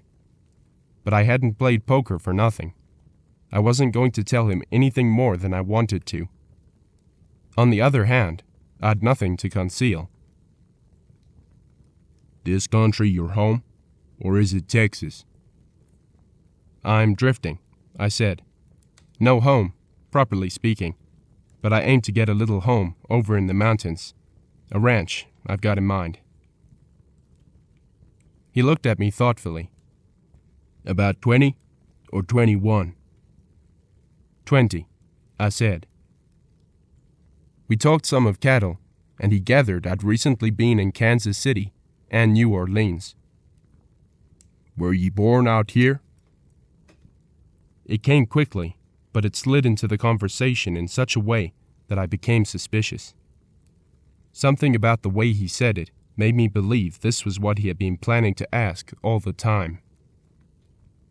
I was getting uneasy. That shooting in New Orleans now, that was off my home grounds, and they looked at things different there than out here. Unless somebody had stolen the gun, they would have found Woods with a pistol in his hand. But no telling what Chris Lilly might tell the law. Still, he was apt to tell them nothing. Not his kind. "No, sir," I said finally. "I was born in Maryland, or so my pap told me. Lived in New York when I was a boy, then in Missouri and Kansas." "You've traveled a good bit." He paused. "And me? I'm good at reading sign. I can read it on faces as well as on the ground, and that's why I play a fair game of poker." And right then, I had a feeling this was another question he'd been building up to. "You've no home," he said. "Wouldn't you say your home was where your parents were?" "Ma died on the way west," I explained. "Pap was killed by Indians when I was 12. "So, I've heard of such stories," he commented. "I guess they're all part of the West. Men have to die to build any country strong. All of them don't die in battle, though." "Pap did," I said, and then I told him about it. Mustang had never heard the story either, but he heard it now. How Ma took sick and didn't really have no decent care, though Pap did the best he could. Then she died, and when she was buried, we started on west. I told him all that, and I told him about the last few hours, about the wagon train leaving us, about the fight in the ravine. But I didn't tell them about what I did to the Indians, or about Jack McGarry. He was a pleasant man, easy to talk to, and he was friendly. I told him about Logan Pollard, and about reading Plutarch. "And did you read it 5 times? Only 4, so far, but I'll get to it. And this place you're going to, Mason Crossing, do you intend to stay there for a while? Probably, I said, but I might move on. After he left us, I did some thinking about it. No law that I knew was looking for me. Woods was killed in self-defense, and he was no account anyway. Those days, men like him didn't attract much notice when they died. Everybody figured the country was saved a hanging. Nevertheless, this talk worried me some. Tired of hanging around gambling joints, I bought a dozen books and lay on my bed in my room through the long, cold days and read. Outside the wind blew a lot, and every other day or so it snowed. All the passes were closed, and nobody was traveling. The streets sounded with the jingle of sleigh bells, and the stoves in the saloons glowed cherry red. At night sometimes we sat around a big stove in the lobby and yarned. I didn't talk much, but I liked to listen. There were mining men and cattlemen there, gamblers, drifters, and businessmen. There were drummers and cattle buyers, and men just looking for something to put money into. Most of them had been around a lot, and they talked well. Up in my room, I read a couple of books by an English writer named Dickens, and I read The Scarlet Letter by Hawthorne. There was some poetry, too, by an English writer named Byron. This I liked a mighty lot. One day when I came back to the hotel, that lawyer was waiting for me. Mustang was out somewhere, but this fellow was sitting in a big leather chair in an almost empty lobby. He seemed anxious to talk private, so we went upstairs, and when my room door was closed, he turned on me. "Tyler, I've been hearing some talk. Don't go back to Mason Crossing." This stopped me flat-footed, but I waited a long minute and then said, "Why not?" And I was pretty cool, for I wanted no stranger butting into my affairs. "Burdett will kill you." I doubt it. Anyway, I looked him right in the eye. "I'm going back." He said no more about that, walking up and down the room a couple of times. Then suddenly he stopped and looked at me. "How many men have you actually killed, Tyler?" "None of your business." He looked at me for a long time, his eyes sort of searching my face. Yet there was something friendly about it all, and something worried too, almost as if he had an interest. "Of course," he agreed finally. "You're right. It's none of my business. Only, well, no matter." He crossed to the door. "Whatever you do, take care of yourself, and you may hear from me." He went out, and the next day I heard he had taken the stage for Cheyenne. Nobody in town knew much about him, except that he'd been investigating the titles to some mining claims, and he had looked over some prospects. At least, looked them over as much as he could, with the weather what it was. 2 days later, the cold spell broke, and I shook Mustang out of his sleep. "Pack up, man. We're riding." He didn't argue any. I expect town was getting on his nerves, too. Anyway, within the hour, we were riding out of town, headed west. The route we had taken swung south by way of Durango, and as the thaw was on, we made good time. We reached Durango late at night, and the next morning I found a squaw who had been making buckskin breeches, and I bought some. I was beginning to feel as if I belonged again. This was my country. I liked the largeness of it, the space, the sharp, clear mountain air, and riding. When I had a ranch, it was going to be a horse ranch.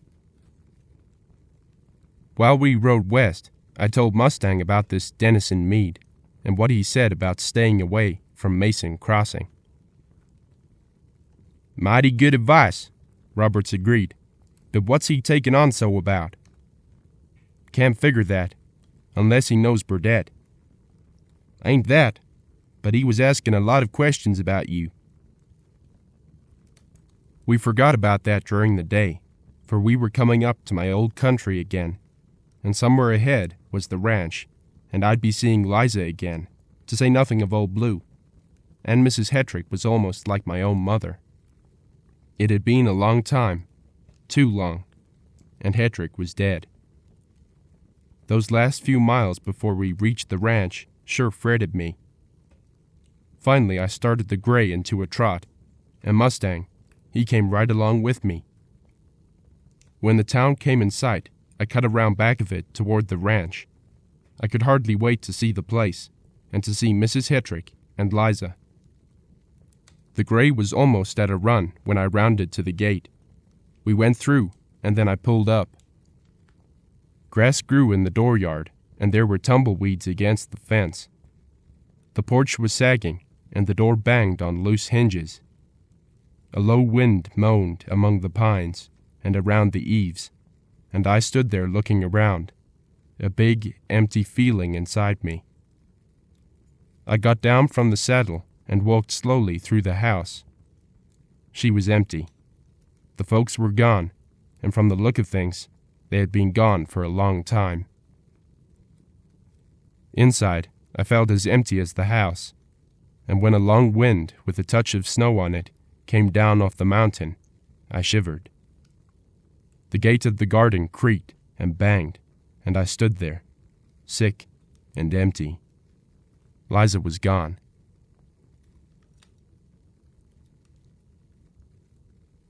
Chapter 11. The crossing was built up some. I could see that as we rounded into the main street. It was built up. A mason's store was bigger. There was a long awning in front of the rooming house, and it had become a 2-story hotel. Thinking suddenly, I turned aside and rode around to the cemetery. Mustang, he trailed along, never leaving me. At the cemetery gate, I got down and went in. It was like so many of those western cemeteries. A high knoll outside of town, with wind blowing across it, and tumbleweeds racked against the fences. And I found what I was looking for, and more. Hetrick's grave, and beside it the grave of his wife, who had died just 4 months later. Both gone. And Liza? She might still be in town, although somehow I was sure she wasn't. "Mustang," I said, "I gotta get me a man, but I don't aim to kill him, not unless I have to. I want you to go down to town. You be careful, because this Burdett is mighty mean. But you listen around and find out if he's still there, and where he is. I want to come on him unexpected like. I want to get the jump." Sitting under some cedars there by the graveyard, with the gray grass alongside me, I waited. Maybe I slept some. Anyway, lights were coming on in town before Mustang came back. The chill had awakened me, and when I sat up, I heard his horse. He rode up to the gate and got down. Then he walked over and squatted on his heels and began to build a smoke. "Burdett's there, all right. Mighty mean, like you said. The folks got no use for him, but he's still marshal, and they're scared.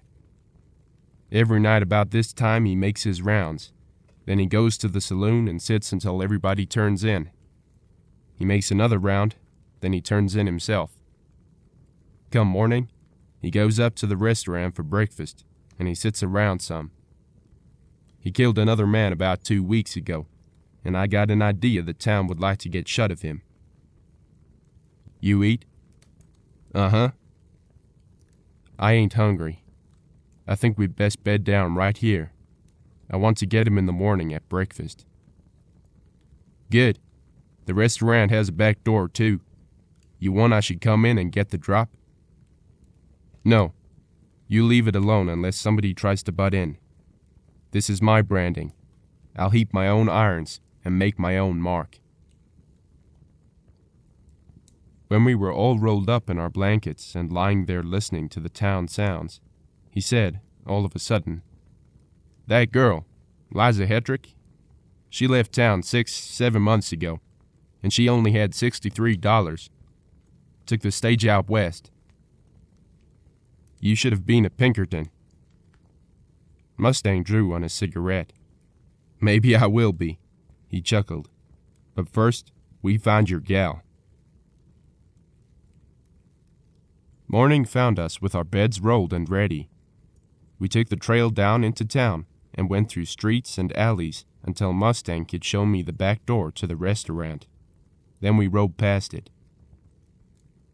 "We may have to leave fast," I said. Mustang chuckled dryly. "You leave. I'll be right behind you, maybe ahead of you." We got down and tied our horses and went inside. Mustang went through the door first, with me right behind him, my head down. There were 4 people in the restaurant. The woman who ran it, old Mason, who sat at a table alone, and 2 cowhands in from the forks of the creek. 4 people besides Burdett. He was sitting behind a table facing the door. When we got 3 steps inside the door, Mustang sidestepped, and I was looking into those mean, slate-gray eyes of Ollie Burdett's. He was surprised, that was plain, and he never got a chance to get over it. I walked right up to his table because he didn't like it close up. I walked right up, and I had only 2 steps to make to get there, and then I spoke up, loud and clear. "Burdett, you murdered Hetrick. That old man never packed a gun in his life, and you told it around that you had run me out of town. That's why you killed him, because he knew you were a liar. He saw you take water that time." He hadn't no time to get his mouth open. Me, I just kept shoving it at him, and when he started to drop his hand, I slammed against the table and smashed him back against the wall.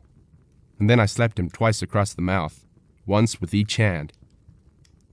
Suddenly I was mad. I was mad clean through, but not killing mad. I just wanted to destroy everything he was, or thought he was. It had been a complete surprise, shocking to Ollie Burdett, and my lunge against the table had pinned his gun holster. But suddenly I jerked the table away and stepped in. He grabbed for his gun, but I hit him. He staggered, and I swung a boot from the floor and kicked his gun loose. It fell, and as he grabbed for it, I hit him in the face. He put his hands up and rushed at me, but he was a man who had trusted to guns. Big as he was, and he was heavier than me, he was no fighter. I hit him in the belly, then on the side of the face. That last blow cut deep and knocked him around, smashing his head against the edge of the table. He got no chance at all from me, no more than he had given some of the men he killed. I grabbed him by the collar and back-walked him to the door, slapping him across the face at every step. Then I shoved him out of the door and into the street. He fell in the dust and fell hard. Then he lunged to his feet, but he didn't know which way to turn. He was caught without a gun, and without a gun, he was nothing. He started to back up, and I went after him. Walking him back across the street, I slapped him. He tried to fight back, striking at me, trying to knock my hands down. A time or 2 he hit me, but he had been sitting around taking it easy while I had been riding, working, roughing it. In front of the saloon, with 50 men looking on, I knocked him down. He got up and rushed me, and I hit him in the mouth, smashing his lips into his teeth. He backed up, bloody and beaten. I walked up to him and, throwing one from the hip, knocked him down again. Then I picked him up and tossed him bodily into the water trough. Then I fished him out and stood him up against it. "You murdered Hetrick. You might as well have murdered his wife. You bragged around that you run me out. You're just a 2-bit bad man in a 4-bit town." He couldn't talk. His wind was gone, and his mouth was all blood and torn lips. You got a horse?" I looked around at old man Mason, who had followed us. "Where's his horse?" "I'll get it." The voice was familiar, and I looked around. It was Kip. Burdett stood there, soaked to the hide and shivering. He shook his head like a wounded bear. It had all happened so fast that he hadn't no time to get set for it. Right then, I don't think he had realized yet what was happening to him. Too long he had lorded it around, doing it all on the strength of his gun. And now he had no gun. When Kip came up with the horse, I told Burdett to get into the saddle. "Now ride, and don't stop riding until the week is gone." "I got property," he protested, able to talk at last. "I got stuff at the house." "You lose it," I said, like Hetrick lost his ranch. He stared at me, and those poison-mean eyes were shocked and dull. "Don't I get a gun? Without a gun, my life ain't worth a plugged nickel." "No more than the lives of some of those you killed. You get no gun." He never said anything more. He just walked his horse off down the street and out of town. Somebody gave a half-hearted cheer, but not much of one. Trouble was, they were shocked too. "Kip," I said, "where'd Liza go?" "Don't know, Rye. She wouldn't take any help. After her ma died, she aimed to take care of herself. She didn't get much out of the ranch. After Hetrick was killed, the horse thieves stole them blind. All I know is, she bought a ticket for Alta. She would have had about $40 left when she got there." Mustang and me, we mounted up and rode out of town that night. There was nothing at the crossing for me now. A Mustang, he just seemed to want to stay along with me, and no man had a better friend. We never talked any about being partners. We never said much of anything to each other. We just rode together and shared together, and that was the way of it. Alta was a boom mining town, half across the state of Utah. It wasn't a Mormon town, being populated mostly by Gentile miners from Nevada or Colorado. Many had been working on the Comstock lode, and some had come down from Elder Gulch, Montana. I'd been hearing about Alta. It was a sure enough mean town where they killed men every night, and mostly every day. The mines were rich and the town was booming. It was wide open and a-raring. Never before had I had much of any place to go to, or any purpose in life. Now I had one. I was going to find Liza. I was going to make sure she was doing all right. It wasn't right for a girl of 17 to be traipsing around rough country on her own. No telling what had happened to her. Right then, I thought some mighty fierce thoughts, and I angered up some, just thinking things that might have happened to her. It was snowing when we rode into town and stabled our horses.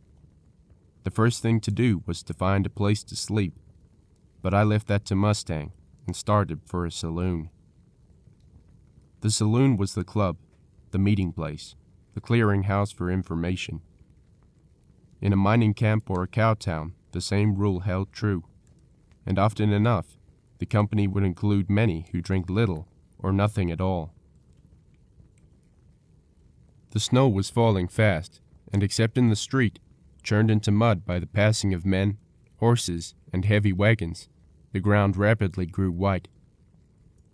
Huge ore wagons dragged by, their shouting drivers bundled up against the cold, their huge horses or oxen leaning into the harness as they strained against great loads. A music box was going up the street, and in the feeble light of a lantern behind a saloon, a man was splitting wood. When I pushed open the door of the bucket of blood, I was met by a wave of hot air, thick with tobacco smoke and the sour odor of bad whiskey. At least 100 men crowded the small room, standing 3 deep at the bar. Bearded men loafed along the walls, leaning or squatting and watching for a favorable moment to grab a chair. This was a familiar scene, and I had known it before in other towns. There were even familiar faces, men whose names I didn't know, but whom I had seen in Denver, Santa Fe, or Mason Crossing. There was even one I knew from New Orleans. Moving through the crowd, I was lucky enough to get close to the bar. Beside me, 2 men talked Norwegian, and down the bar I heard a man order in German, and the bartender replied in the same language. This was the West, a melting pot, a conglomeration. These were hard, tough, reckless men from all over the world, following the lure of a wild new country and quick riches in the mines. No telling what had happened to Liza here. Maybe she had seen this place and what it was like, and had gone on. Certainly this town was no place for a pretty girl alone. 2 hours later, I was no closer to finding her. True, I wasn't asking questions.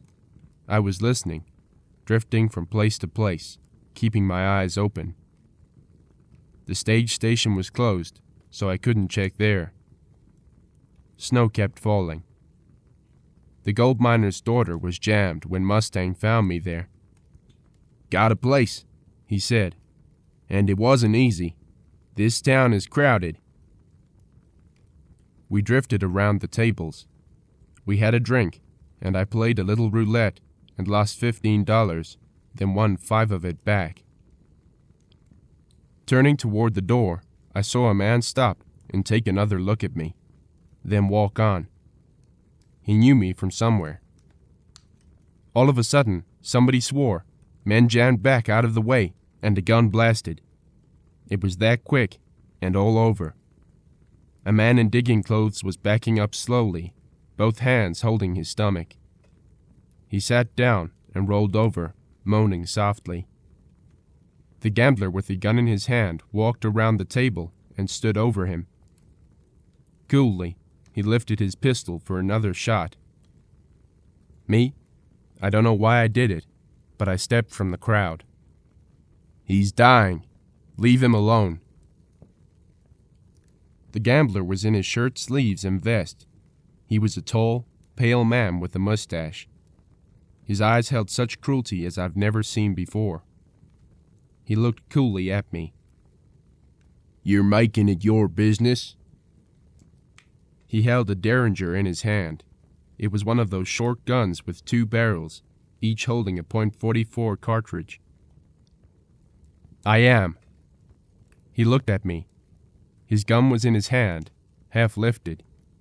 Mine was in my holster. Yet he had 1 shot left, and if he did not kill me with that shot, he was a dead man. He shrugged. "He'll die anyway. No use to shoot again." The man on the floor coughed heavily and stared at the gambler. "Cheat! You cheat!" And then he sagged back on the floor and died. He wore a gun all right, but it was buttoned under his coat. It had no chance at all. "He lies," the gambler said contemptuously. "He just couldn't take losing."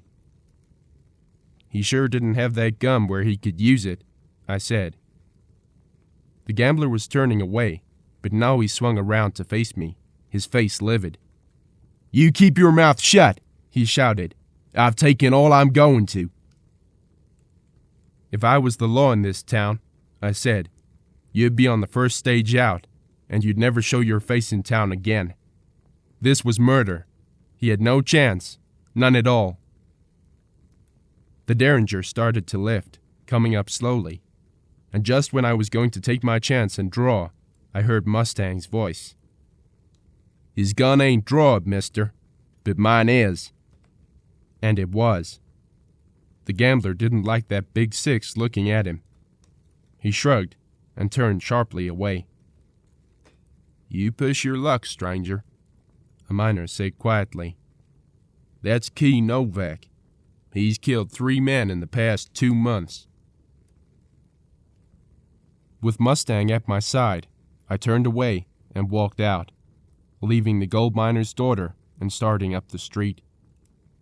We had taken only a few steps when a door closed behind us and we heard footsteps on the walk.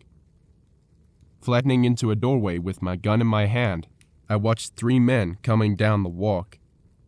Mustang was standing on the other side, half behind a water trough and an awning post. A frozen water barrel offered added protection. The men drew abreast, and in the light from a nearby window, I recognized the man who had appeared to recognize me in the saloon. They stopped, and this man spoke. "Tyler, you don't know me, but I used to see you around Kansas City. Heard about you from Billy Dixon." "So?" "I heard you were the man who killed Bryce Wheeler and Lee Bowers." "That's right." "Tyler, we want a marshal in this town, one who will clean out the crooked gamblers and the thugs. We had 2 knife killings last night. We don't know who did them. We had a miner killed last week. The crooks are running the town. We'll give you $250 a month to clean up for us." This was a surprise. I'd never fancied myself as the law before. On the other hand, there would be no better way to look the town over for Liza. "All right," I said, "but I want Mustang as deputy." "As you like." He hesitated. "My name is Murdoch. I own the general store. This is F. Graham, agent for Wells Fargo. Newton here has the hardware store and the mining supplies. We're the town council." "All right. One thing. The present marshal is John Lang. He's the Texas gunman. He has to be fired." My eyes went over the 3 of them. A wagon was passing in the street, and the clop-clop of the heavy hooves in the stiffening mud was loud. "I fire him?" I asked. Newton looked uneasy, and Murdoch shifted his feet, but Graham nodded. "He's dangerous, and we think he's with the crooks." Gesturing toward the crowded saloons, I said, "This won't be easy. Suppose somebody gets hurt." "We'll back you. Organize vigilantes if you want them." "We won't need them." Murdoch took some badges from his pocket and handed them to me. I shook my head. "These are all right, but I want a signed paper appointing us, signed by all 3 of you." They gave it to me, and I was the new marshal of Alta, with Mustang Roberts as deputy. They walked away, and we stood there getting used to the idea. Mustang, he looked over at me and grinned. "Like him tough, don't you?"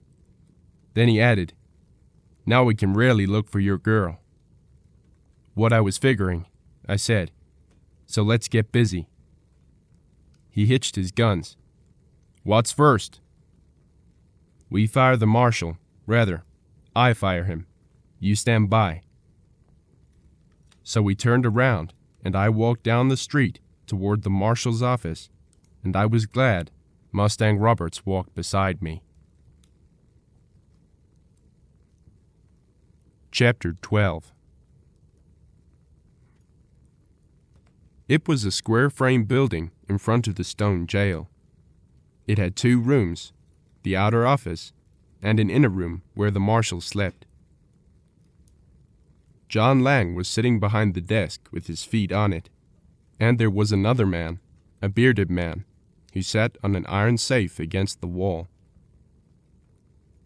The floor was dirty, a few scattered cigar and cigarette butts lying around, and some old papers, fly-specked in yellow.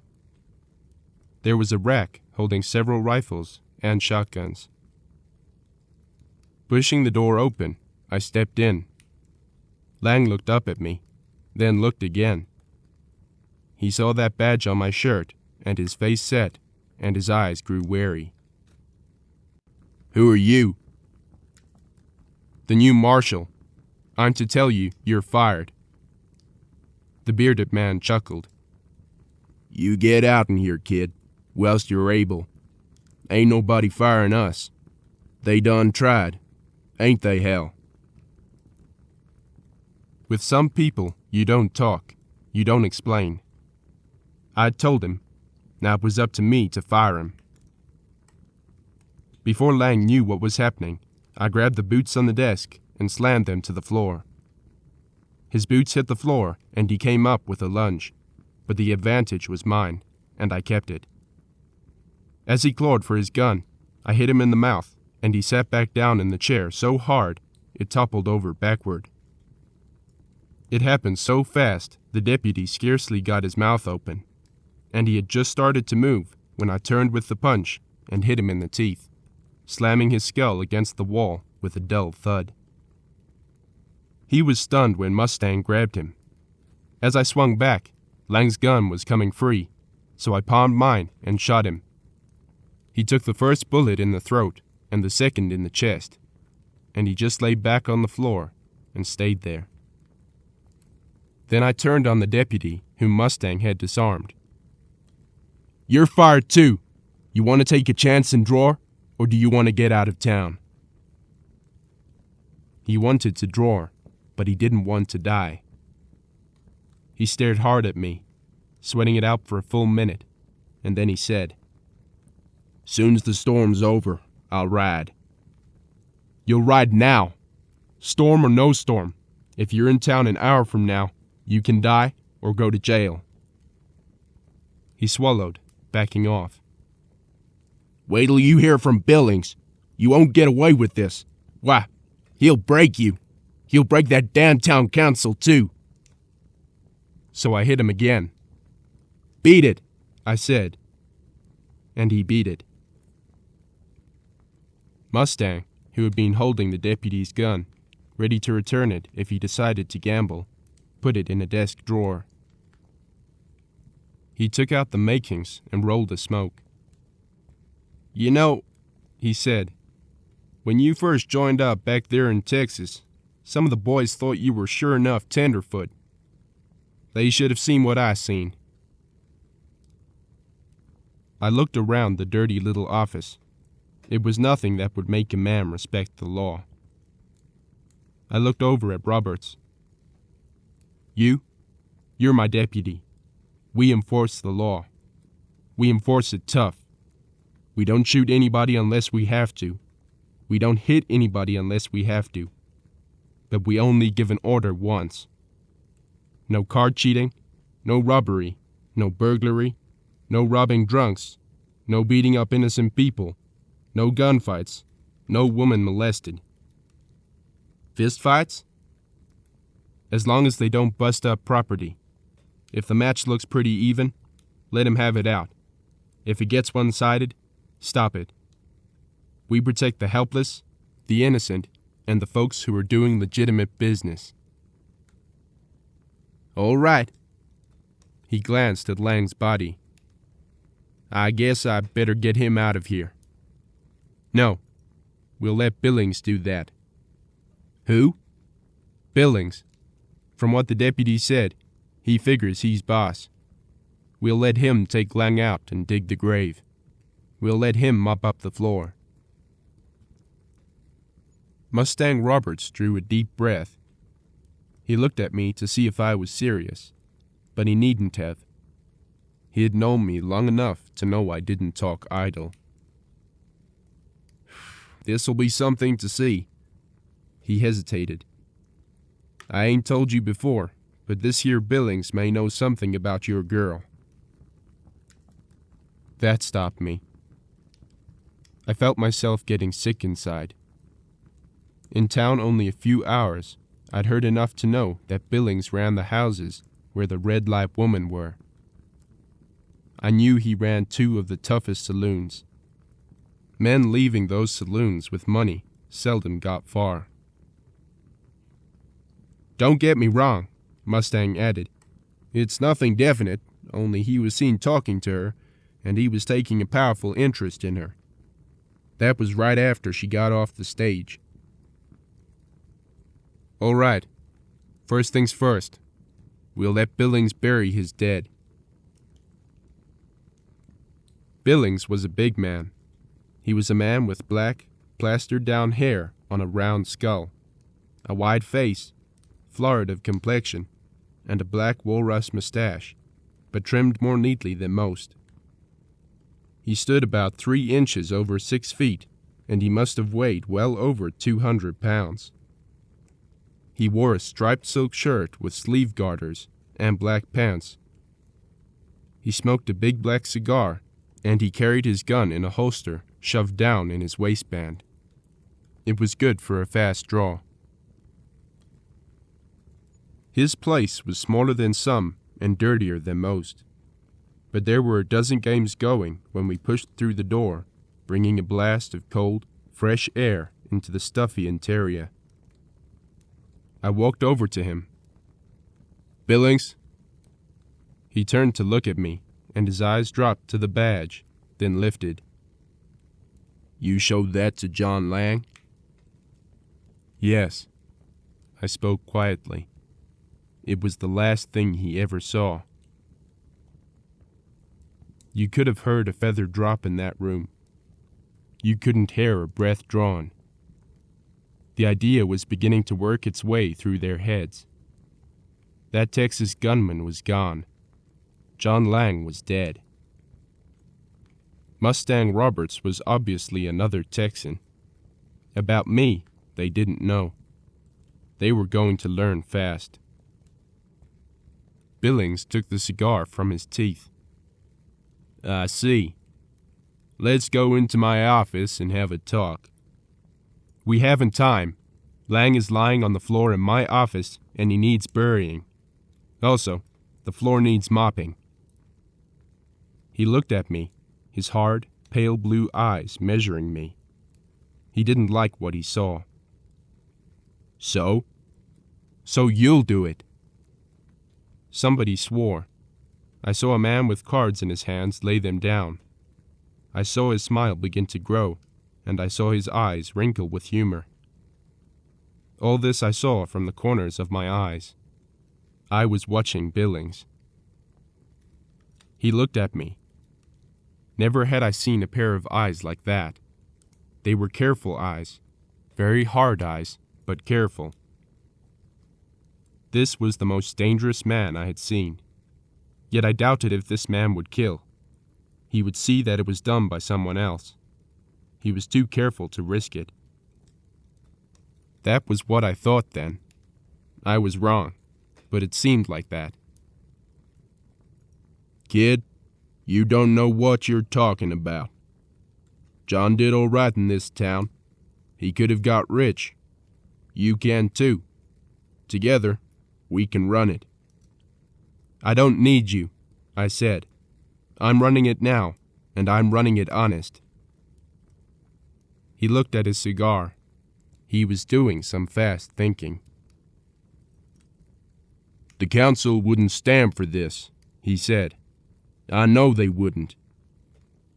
"It will be too late for them to object. You're starting now." His temper exploded then. "Like hell I am. Why, you damn fool, Right then I hit him. My first cut his words off, and before he could get set, I hit him again. This he had not expected. Gunfighters rarely used their hands, and he was a powerful man who outweighed me by a good 50 pounds. My second punch knocked him back against the bar, and then I kicked him on the kneecap with a boot heel.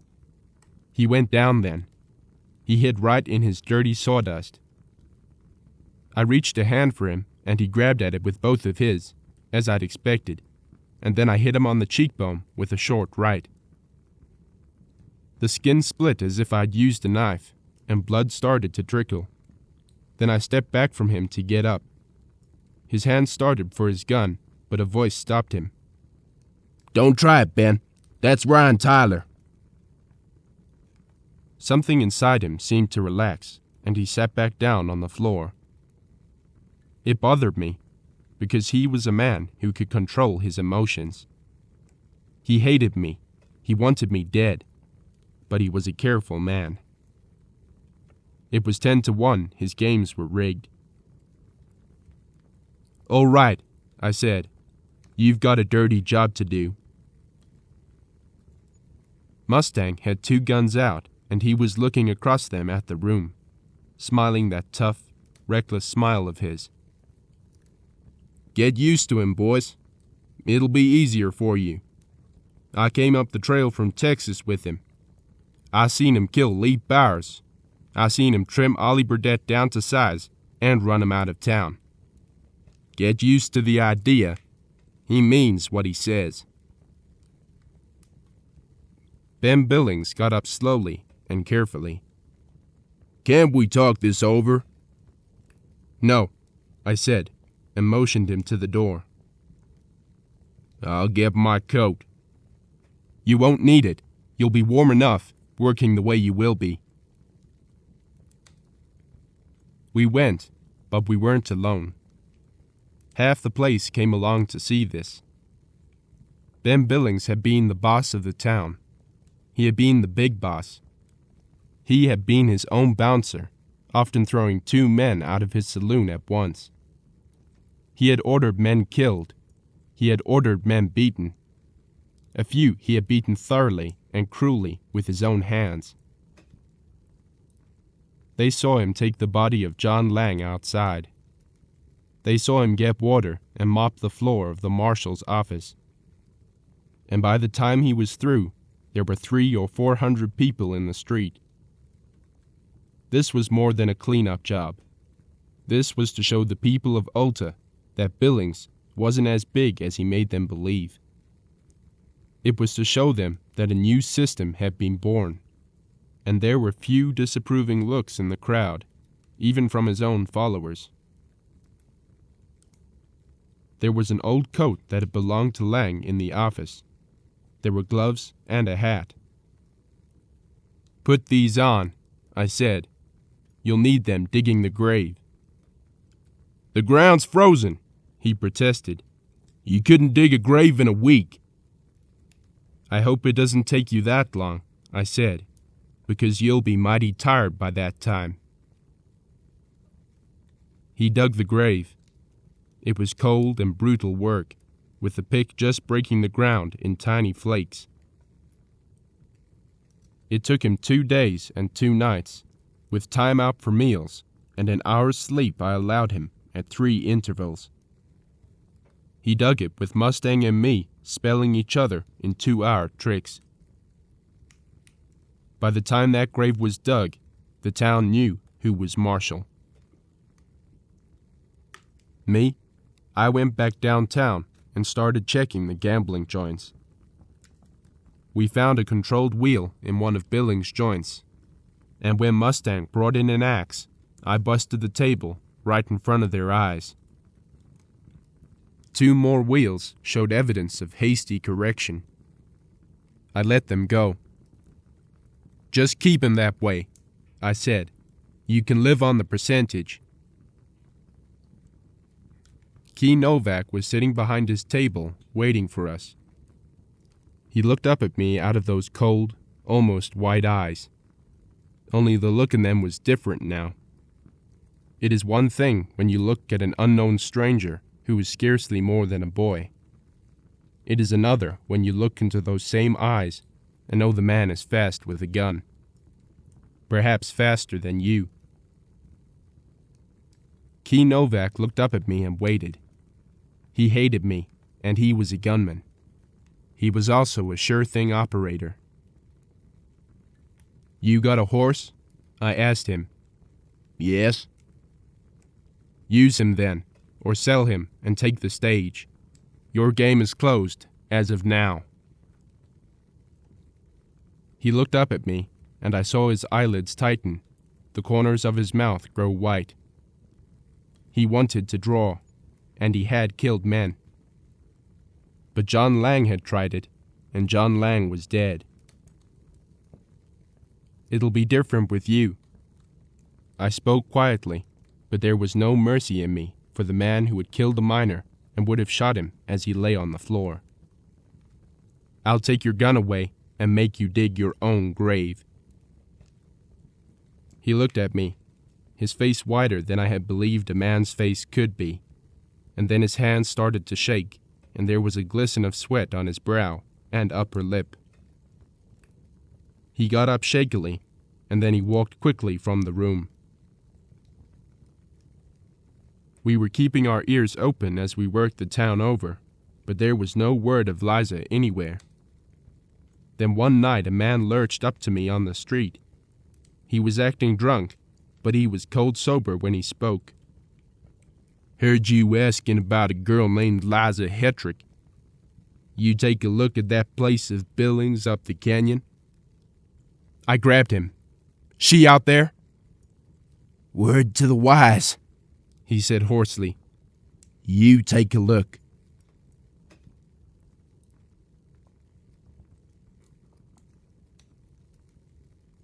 Chapter 13. Ben Billings Canyon Place was 6 miles out. It was a winding mountain trail, and I took it fast. The gray had been eating his head off and was ready to go, even in that cold, and it was pushing right close to 0. It was night when I started, the stars so bright they hurt, the night clear and brittle, the snow crunching underfoot and scintillating with a million tiny brilliance. I liked the look of it, liked it fine. Only I wasn't thinking of snow. I was thinking of Liza. Once I had the gray warmed up a little, I kept him at a fast walk. I didn't want him working up a sweat on a cold night. Aside from my Smith & Wesson pistols and my rifle, I was carrying a sawed-off shotgun from the marshal's office. It was one of those Colt revolving shotguns that fire 4 shots.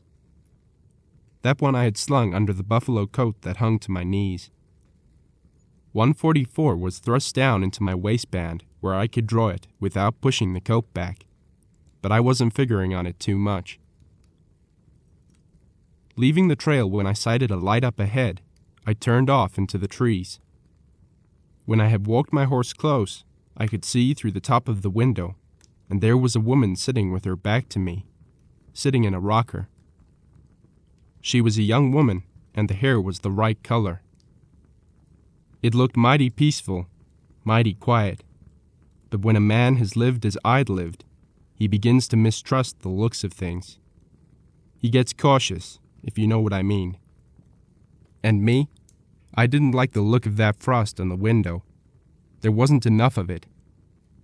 A body who was a mite suspicious might believe just enough had been scraped away so a man could see in. So he could see just what he was supposed to see. Getting down from my horse, I walked away through the snow. There was a window on the north side, too. It was frosted to within an inch of the top. So right then, I did some fast thinking. A man going into a tight corner would first investigate the stable, and be mighty careful about it. A man would approach the door only after he was sure the girl was alone. So I did investigate the stable. There were 2 horses in it, which meant nothing, because the rig I'd seen outside was a cutter for a 2-horse team. There was some harness there, but there was no dampness on the horses, and no snow anywhere in that stable. There were no recent tracks near the stable or the house, but I was getting an idea. From the window I could see a door, maybe to the kitchen, but I couldn't see anything that was on this side of the entrance. If a man entered and was suspicious, he would watch that kitchen door. If this was a trap, it was a good one laid by smart men who knew what they were doing, and who knew the sort of man I was. But I hadn't come out all that way just to ride back. Anyway, I always believed in taking the bull by the horns. So I opened the door and stepped in without knocking. But I didn't just step over the threshold and stop. I ducked low and jumped 4 feet into the room, then spun a chair around and faced the corner I couldn't see from the outside. It was covered with a red blanket that reached to the floor. The girl had got up and backed off, her face strained and pale, and she was no more Liza than I was. Better close the door, ma'am. Liable to get cold in here. She hesitated and put out a hand to steady herself. She was dressed like a ranch woman, but her face was painted, and anybody could tell what she was. Where I stood, anybody behind that blanket could not see me. If I'd stepped through that door and stopped, I'd have been a sitting duck. But now whoever was there would have to move out from behind that blanket. Nor was I in range from the kitchen door, and as soon as I spoke, I moved. Walking carefully, the girl crossed and closed the door. The fact that my coming was no surprise, or even the manner of my coming, showed me I had been expected. Know anything about a girl named Liza Hetrick? No, I never heard of her. Who owns this house? Why, I rent it from Mr. Billings. My eyes never left that curtain, and she could see them. She was getting more and more nervous. By now, I'd moved until I had that old sheet iron stove between me and the curtain. It was a hot stove, and it stood on legs more than a foot high, bringing it more than chest high on me, and it was wider than me. It was good protection. The way I stood, only my right side was free of that stove, and that was where my gun hung. You behind the curtain, I said. Come out. There was no move, no sound. You're a crazy fool! The girl's voice was a little too shrill. Nobody's back there. All right, I said. Pick up that poker. She hesitated, then picked it up. Now lift it shoulder high and take a full swing with both hands, I said, and hit that blanket. No! She jerked back frightened. Then she caught herself. Why should I do that? Do it! She touched her lips with her tongue and drew back. No, she said. I won't. All right, I said loudly. I'll shoot into it with my shotgun. With sudden triumph, she cried out, He hasn't got a shotgun. He's lying. She didn't say, You haven't got a shotgun, as she would have done if she'd been speaking to me, so I knew she spoke for the benefit of whoever was concealed in the house. And right then, that kitchen door slammed open, and a man stepped in and said, Now, Joe! And he shot. Only the trouble was, I had my right hand inside my coat. There was a slit inside the pocket of my buffalo coat that enabled me to grasp the gun at my belt, or the shotgun, and my coat was unbuttoned. The shotgun was suspended by a strap inside my coat, and that kitchen door grated on a little sand. A scarcely perceptible sound, and I stepped around the stove and shot into the blanket, shot twice, fast as I could pull the trigger. A bullet rang like a bell against the sheet iron stove, and then I turned and shot past the stove at the man standing in the door to the kitchen. It was fast, like the wink of an eye. 3 shots gone in the 5th part of a second, maybe, and 2 men dead. The man in the kitchen door had taken his in the belt. The man behind the blanket had fallen forward, pulling the red blanket down with him. 1 charge of buckshot had caught him in the face, and 1 in the chest. There was an acrid smell of gunpowder, and then the sound was gone, and the room was empty, and I could hear the clock ticking and the sobs of the girl. Something was stinging my arm. Looking down, I was surprised to see blood there. The girl had drawn back into the corner and was staring at the dead men with horror on her face. I didn't feel sorry for her. She helped set that trap, and she played along with them all the way. One of them was Lang's deputy, the one I'd ordered out of town. The other was a loafer I'd seen around Billings' saloon. Me, I stood there, looking down at those 2 men. 6, I said. 6 and 7. What? She stared at me. Nothing, I said. Only you'd better get into town. I don't want you. You'll let me go? Sure, I said. I expect you did what you were told to do. She seemed dazed.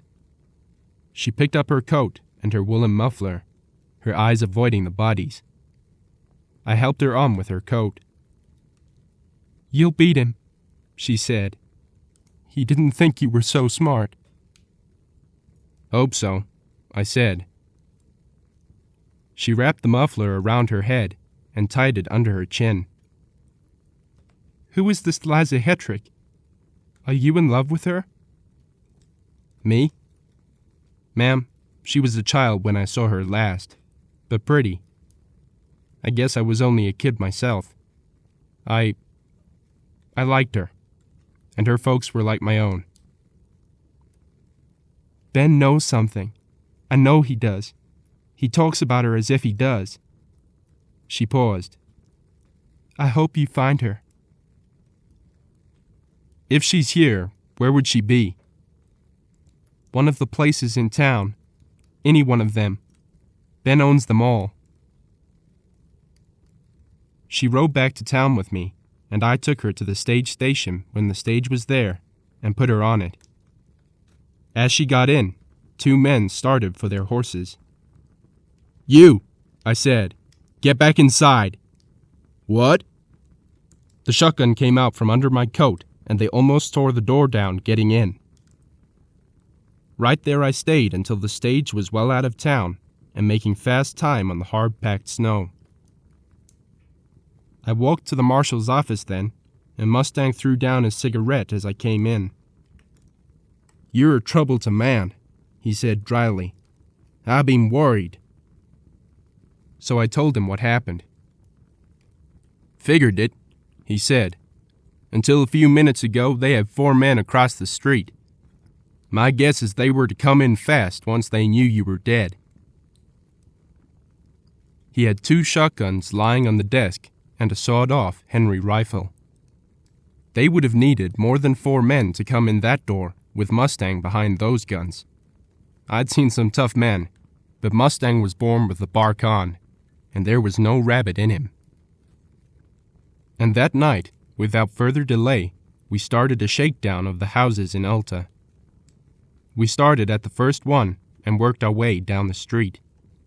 We embarrassed some folks and frightened others, but house by house, we shook the places down.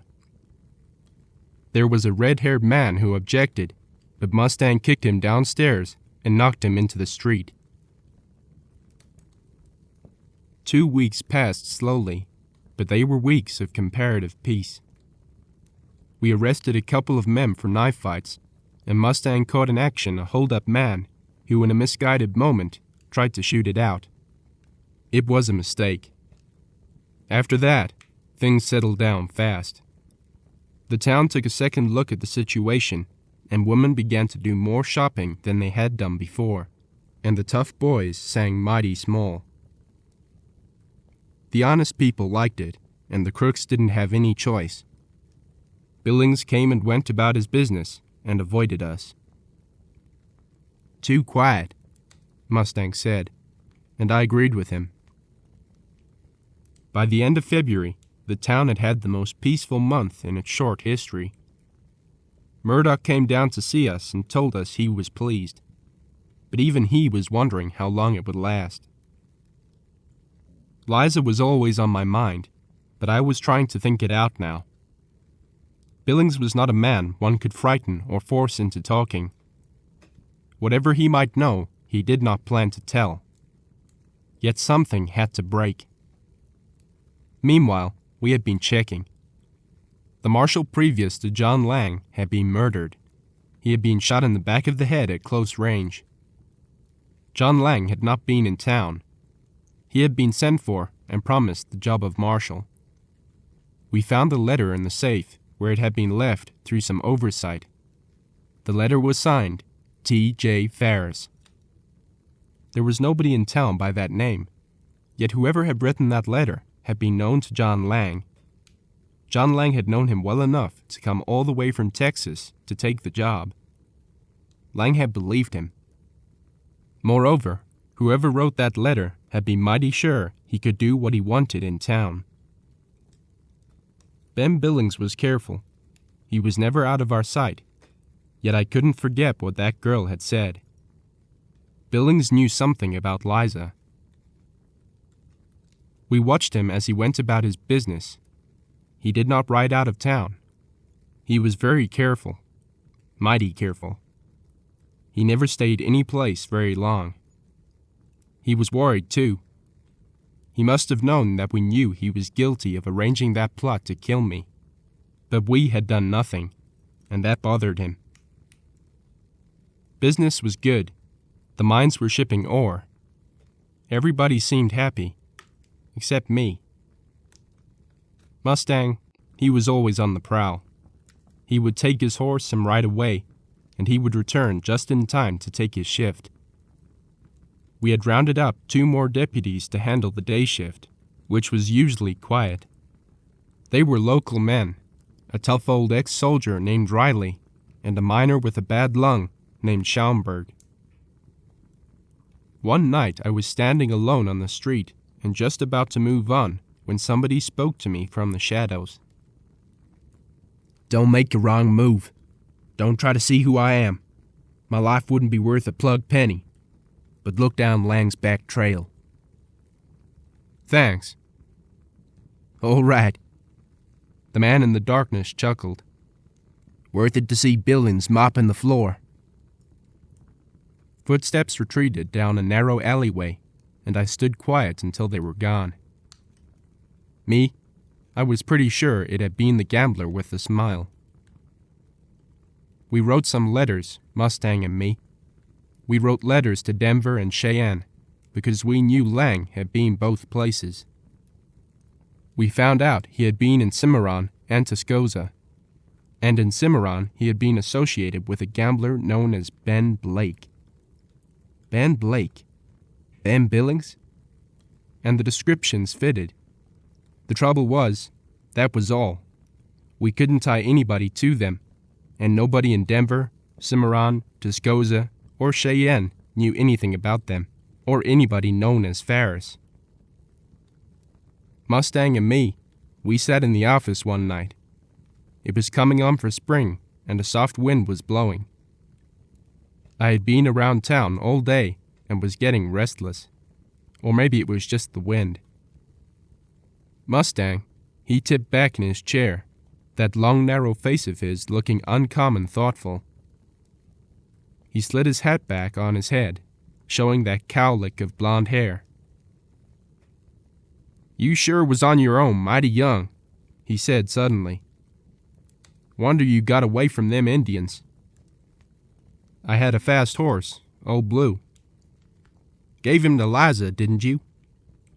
"Well, sort of. She was to ride him." Mustang rolled him a smoke, and when it was lit, he said thoughtfully, "You set store by that kid. Maybe she set some by you, too. You're a good-looking galoot. All the woman folks in town say you're handsome. I reckon they could be right. Now such a girl as that, not seeing many men, she might be so dumb as to fall for you." "Not much chance." "Supposing she did, she have anything to remember you by?" "Not that I know of, except Old Blue. He's probably dead. Old, anyway, and most of the horses were stolen." Mustang drew deep on his cigarette and looked superior-like. "Not him," he said. "I seen him today." Chapter 14. Come daylight, we rode out there, ready for trouble, really loaded for bear. If what Mustang figured was true, Liza would take care of that horse. If she cared a mite about me, she would keep Old Blue close to her. Mustang, he was a shrewd one. He sat around with a poker face most of the time, but he used that head of his, and he reasoned mighty well. He got to thinking about that girl and that ranch. He reasoned she would keep Old Blue up close to the house, in the stable probably. He reasoned Old Blue wouldn't get stolen for that reason. Besides, he was mighty old, and no horse thief would want a gelding who was getting along in years. Something else, Mustang said. Whoever this T.J. Ferris is, he knows who you are. I figure. I mean, he knows plenty about you. He gone to some trouble to find out. He even knows things I don't know about you. How's that? You'll see. He's been hunting along your back trail. Maybe to find something to scare you with. This ranch was a little outfit back in the hills, not far from town, but out of the way. A nice little ranch with pole corrals and rail fences, and some good meadowland. There were some stacks of hay put up, and I could see some berries trimmed and up on a fence like. She was a mighty nice place. We came riding up mighty slow. Mustang, he had scouted the place, and he had talked to the man who owned it, or said he owned it, only now it might be a trap. Sure enough, Old Blue was there. He still had on his winter coat and looked mighty rough, but it made a lump come to my throat to see him. Why, he must be 14 years old, maybe older. Right then, outlaws or no outlaws, trap or none, I wasn't passing up Old Blue. I swung down and went over to the fence. "Blue," I said. "Good old Blue." His head came up and his ears pricked. He came toward the fence, then stopped, looking at me. "Blue, you old sidewinder! Blue!" Then I reckon I shed some tears. I reckon I did, in front of Roberts and all, with maybe guns trained on me. But this was Old Blue, the horse that had come across the plains with us, the horse my pap rode, the horse that carried me that lonely, crying time after Pap was killed, the horse that carried me right up to the ranch where I'd met Liza. And he knew me. Don't you ever tell me a horse can't remember. He remembered all right. He came up and I went over that rail fence and put my arms around his neck, and he nuzzled me with his nose. "Where is she, Blue? Where is Liza?" And if he could have talked, he would have told me. I believe that. If he could have talked. Only he couldn't. Or could he? A man was coming down the lane toward us, a tall old man with gray hair. Just such a man as Hetrick himself had been. Gave me a start for a minute, only when he came nearer, I saw it wasn't him, nor even much like him. "Knows you, doesn't he?" "He should. We went through it together." "So I was told." "Told? By Liza? Where is she?" He drew on his pipe. "No idea. I told him." He gestured at Mustang Roberts. "I'd no idea. Only the horse was left here. A man came up one day with the horse. I knew the horse because I'd seen him with the girl. She had brought him with her behind the stage. All she had left, she said, and she was going to keep him. This man who was with her, he said to keep the horse. He said to take good care of him. He said one day you'd come along to claim him." "That I would?" "What he said, that you would. Named you to me. He said Rye Tyler would be along, that if you wanted him, he was yours. Otherwise I was to give him a home until he died, with the best of care." Now, that was funny. That was most odd. What would anybody care about my old horse? Unless... maybe he was doing it to please Liza.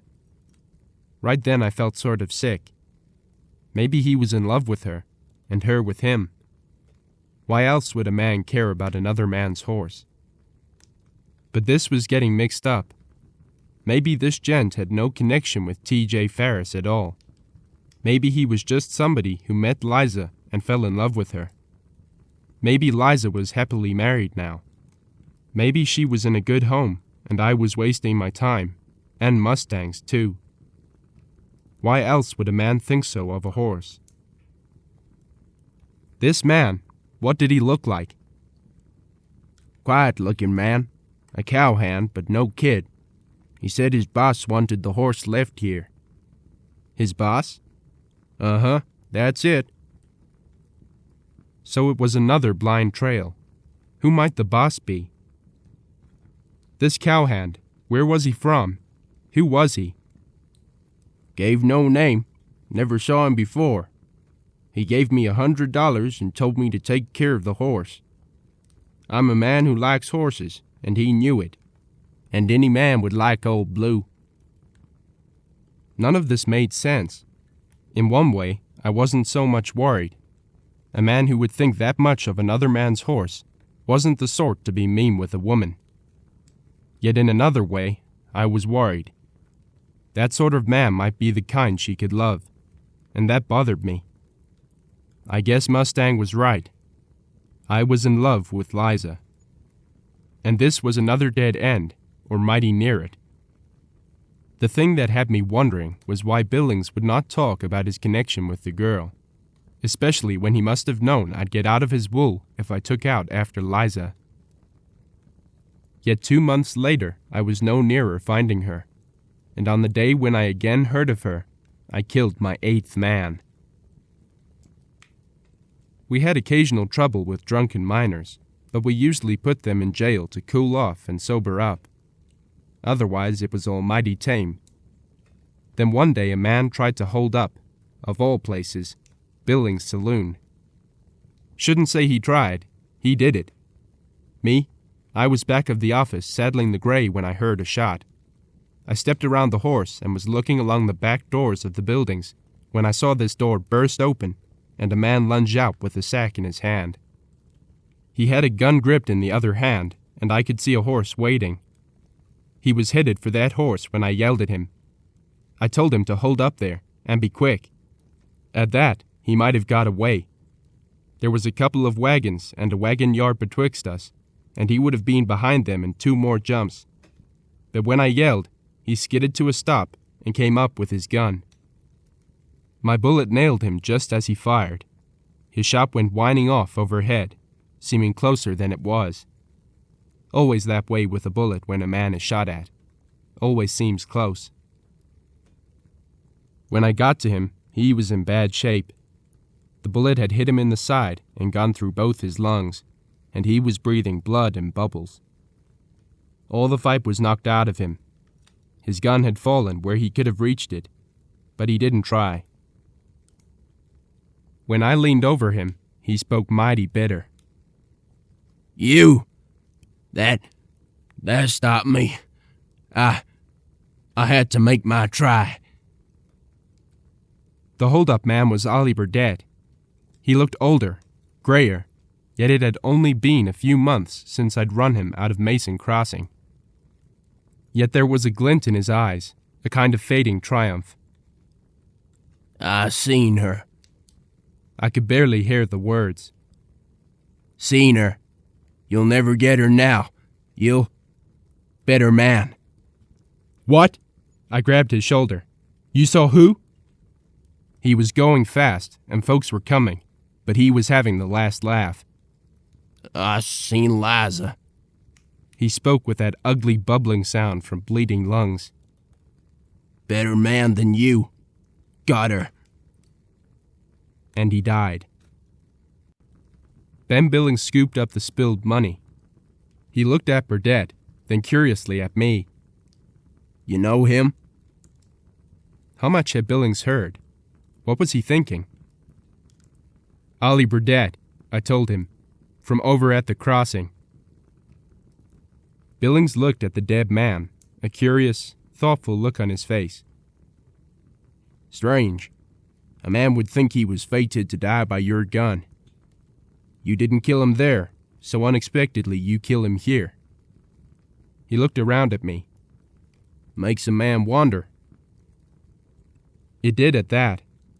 And was there some other meaning behind the words of Ben Billings? Was he, too, fated to die by my gun? And that night, back at the office, I thought about it. Who could have guessed such a thing would happen? That from the day Burdett saw me on the street, I was marked by some fate to cut him down. Did he know it in some queer way? Me? I don't set much store by that sort of thing, but it does beat all. Billings could have killed him, or a dozen men. Yet it was me, and he was my 8th man, and I had never wanted to kill even one. Sometimes when I got up in the morning, I hated to belt on my gun. Sometimes I just looked at it and wished I could be shut of the whole thing, that I could get clean away from it all, and go someplace where men did not pack guns or shoot to kill. Maybe you think I could have left my guns off, but I wouldn't have lived an hour. Not one. Too many of that Billings crowd around, or others who wanted my hide. When Mustang and me took over, there had been robberies and murders every night. It was the law of the gun that we brought to Alta, but it was law. Ours was a time of violence, of men fiercely independent, of men who resented every slight and whose only recourse was to the Colt. It is all very well for those who live in the East to talk of more peaceful means, or for those who live in the later, gentler years. But we were men with the bark on, and we were opening up raw, new country, Mustang country, Bronco country, uncurried, unbroken, and fierce. Because of the guns I wore, women walked along our streets now. Children were going to a small school nearby, and people went to church on Sunday. I wore my guns, and the thieves and murderers sat in the shadows and waited for me to fall, or to have a moment of carelessness. I thought of Liza. A better man, he had said. A better man had won her. But better in what sense? What sort of man could be friendly to Billings and be a good man? One thing I had in that town. I had a friend. No man was ever more understanding or a stronger right hand than Mustang Roberts. He had only 3 short years of schooling. He read, but slowly. He could write, though not well. But there was in him a purpose and endurance such as I have seen in few men, and a kind of rock-like strength that let me go ahead knowing that he would always be at my back, ready to back me up with his guns. He came in that night after the killing of Burdett, and I told him about the last words of the man from Mason Crossing. Then we started talking, as we often did, about the gunfighters who were making names for themselves, about Hickok, Ellison, Ben Thompson, and Kingfisher. You ever run into Ash Milo, the Mogulin gunman? Never did. He wasn't one of those Market Square crowd in Kansas City. That was where I saw Hickok. Mustang rolled a smoke. He's a mighty mean man, and pure poison with a gun. I never did see him either, and never heard tell of him until about 2 years ago. In those 2 years, he's made a name. He tipped back in his chair. He killed 6 men last year, hunted down 2 of them, 2 big names, deliberately hunted them. He's mean, he's reckless, doesn't seem to care, or didn't at first. This past year he's tapered off a little. Maybe he's found something worth living for. Don't know much about him. Outlaw, isn't he? Seemed to me as I spoke that I'd seen his name on some of the circulars we got in the mail. Uh-huh. Stuck up a payroll in Nevada. Then a train, some stages. Killed the marshal at Greener. Hope he doesn't come this way, I said. I want no truck with him. I don't want to kill anybody. Not ever. We talked and loafed through the night, and finally, when daylight began to show, we called the day watch and turned in. After I got into bed, I got to thinking about Mustang asking me if I'd known Milo. Maybe the question was more pointed than I'd believed. No, I was getting too suspicious, finding double meanings everywhere. By then, I had saved $8,000. Not so much, maybe, but a sight for a kid with no education who was just 21 years old. Folks in town seemed to like me, and I was getting to know them. The toughs passed me by, glad to be unnoticed, but the businessmen often stopped to talk, and their wives would bow to me on the street. I'd always kept the office looking clean and dusted, but lately I'd taken to dressing up a little myself. I'd discarded the old buckskins and had taken to wearing tailored black or gray trousers. Also, I'd started a move to clean up the backyards and junk heaps. Not that I needed any help. All I had to do was drop a word here and there. But always in the back of my mind was Liza, and I knew I would never feel free until I knew she was all right, and until I was sure she was happy. Sometimes I got to studying about it and trying to put it all together. The fact that Billings knew something about her, that Old Blue had been left at a nearby ranch, that Ollie Burdett had known something. We had tried to find out where Ollie Burdett had been hiding out before he came to Alta, but we got nowhere. His trail vanished utterly. For 2 months, there was a complete blank space in his life. Mustang never stopped digging around. Sometimes he would come up with odd comments that started me thinking. Mustang was a patient man, and when I said he would make a good Pinkerton, I was right. If I was a crook, I'd not want him on my trail. One day, he came into the office just after I got up. It was right after lunchtime. We had stood the night watch, as usual. "This here Ash Milo," he said. "He killed another man. Killed an outlaw named Ruskin." "Heard of Ruskin?" "Uh-huh. Bad man. Woman trouble. Ruskin never could leave them alone." "Where'd this happen?" I was just making conversation. I didn't care where it happened, or anything about either of them. "Thieves' hideout. Place back on the plateau called Robbers Roost." Of course, I knew about the place. There was an area out there several 100 miles square that was a known hideout for thieves and killers. We had no big crime in Alta, so it didn't affect us. But every time a bank, train, or payroll was taken, the bandits took off for the Roost. And no posse dared to go after them. Only one ever tried. The 2 men who survived had been shot to dole rags. "This Ash Milo was boss back in there." "Yeah? You never knew him?" "Not me." Mustang, he let his chair legs down to the floor. "That's funny, Rye, because he knows you."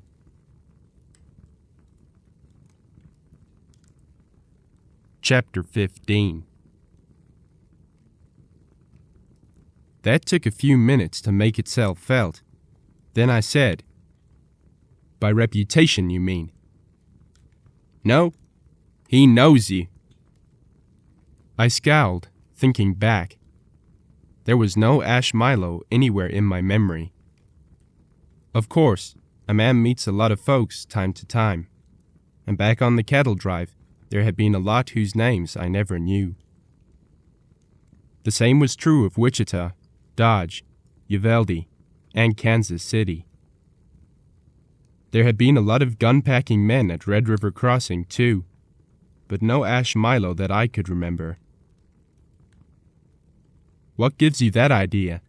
I said at last. "Because the word's out. None of that gang are to start any trouble over here. They stay out of town, and they pull nothing crooked in this town. He told them flatly you were bad medicine and to be left alone."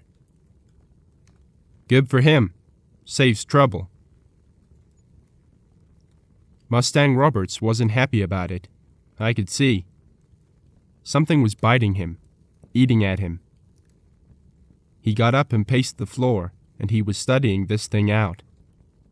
He had a good head, and he thought of a lot of things. "This may be it, Rye. This may be it." "What?" "The tie-up, the link between Billings, Liza, and Old Blue." "No connection that I can see." "Me neither, but it's got the feel. I think it's there." That night, I made my rounds about 11 o'clock. That was the best time, because by then, the boys would be liquored up enough to think they were mighty big. but knowing my gum was around usually kept them mighty sober. Most times, all I had to do was walk around and show myself. While I was walking, I got to thinking. It might be. Maybe there was something to this idea. It might just be the connection between Liza, Billings, and the fact that Ollie Burdett had seen Liza recently. Pausing against the side of a building, I thought that over. Ollie Burdett had dropped from sight for several months, and during that period he must have seen Liza. On Robbers Roost he would be out of sight, and so would she, and nobody would do much talking about it. And Burdett had said a better man had Liza. Had he meant Ash Milo? Of course, I knew a little about Milo, and since Mustang had mentioned him, I had begun remembering things and hearing more. I expect I'd been hearing them before, without paying them no mind. Many considered him the most dangerous gunman west of the Rockies, and they weren't giving him second place to Hickok, Earp, or any of them. Returning to the office, I went through the files. The holdup in Nevada seemed to have been the beginning of his Western career. It had been a job with timing and finish. It had been planned carefully and had come off without a hitch, and must have taken place while I was on that cattle drive. The killing of the marshal revealed another side to his character. The accounts in the files told of Milo's literally shooting the marshal to rags. It had been the act of a killer, of a man in the possession of terrible fury or a homicidal mania, or of an extremely cold-blooded man who wanted to shock people into absolute fear. The marshal before John Lang had kept careful files, and reading what I could find on Milo gave me a picture of a sharp, intelligent, thoroughly dangerous man who shot as quick as a striking snake and asked no questions. The picture was not pretty. At least twice he had killed men because they got in the way at the wrong time, and when they were only too anxious to get out of his way. He was a man utterly ruthless, but also a man who seemed to be driven by some inner fury. Ash Milo shaped up like no easy proposition. He was a very dangerous man, but he did not fit the description of any man I knew, so that part could be ruled out. Nevertheless, the thought that he might have Liza worried me. And where else could she be? Thinking of Liza made me think of Old Blue. When I awakened the next day at noon, after working the night hitch, I saddled up and rode out to see him. He trotted to the fence to greet me. It was good to see the old fellow. I fed him some sugar, slapped him on the shoulder, ran my fingers up through his mane, and stopped. My fingers had found something tied or tangled there. Slowly, knowing it was by the feel, I parted the long hairs of the mane and looked at a folded square of paper. Untangling the mane, I untied the knots that held it in place. It opened out, and I knew the handwriting. Liza. My heart pounding, I held it a moment before beginning to read. Then, finally, I lowered my eyes. Dearest Rye, please don't try to find me. Go away. To find me will only bring you heartache and misery, and possibly death. I am all right, and I am happy to know you are well and away from here. Go. If you love me, please go. Liza. So, at last a message. The gap bridged by a few simple words. But she was sending me away. That I did not think of at first, only that she had to be close. She was near. Vaulting the fence, I stepped into the leather and went to the ranch house at a dead run. The old man had been washing dishes, and he came to the door, drying his hands on a towel. "Figured to see you," he said. "That girl was here." "When was it?" 2 days ago, along about sundown. She come with that puncher and 2 others. Looked mighty mean, they did. She went down to see the horse, and 2 of them stayed close all the time. She asked if you had been around, and seemed pleased when I told her you was some happy about the horse. "How's she look?" "Mighty pretty. Beautiful even. Hair's pretty, and good figure. Looks well fed, but ain't fat. Just nice like. But, well, kind of worried. Upset, maybe." "Where'd they go?" "Like I said, it was sundown when they showed. By the time they left, it was clean dark. I couldn't even see to the gate, but I figured they went south." No matter how many questions I asked, that was all he could tell me, except that they had not let her out of their sight, and the one puncher he had seen before had this time stayed well away from the house. "Mighty interested in you," he added. "Asked a sight of questions." He returned to washing dishes. "Seemed to me they picked that time to get here so's they could leave in the dark. I figured it was planned." Descriptions of the men meant nothing to me, nor could he tell me if any one of the 3 seemed to have authority. Liza had been treated politely and with respect, but they had never left her alone with him for a minute. Mustang was sitting on the walk with his back against the wall of the building when I returned to the office. I told him what had happened and showed him the note. He frowned over it, reading poorly as he did, but then he looked up and said, "Man asking for you. He's at the hotel." Mustang got up. "It's that Jim from Denver, that Dennison what's his name." "All right, I'll go see him." He say what he wanted? "Nope, only he asked a lot of questions about you. Asked about Burdett, and about the fight at Billings' place." The hotel was a long 2-story building of unpainted lumber, some weathered by wind and rain. It had been put together in a hurry to accommodate the sudden influx of visitors while the town was booming.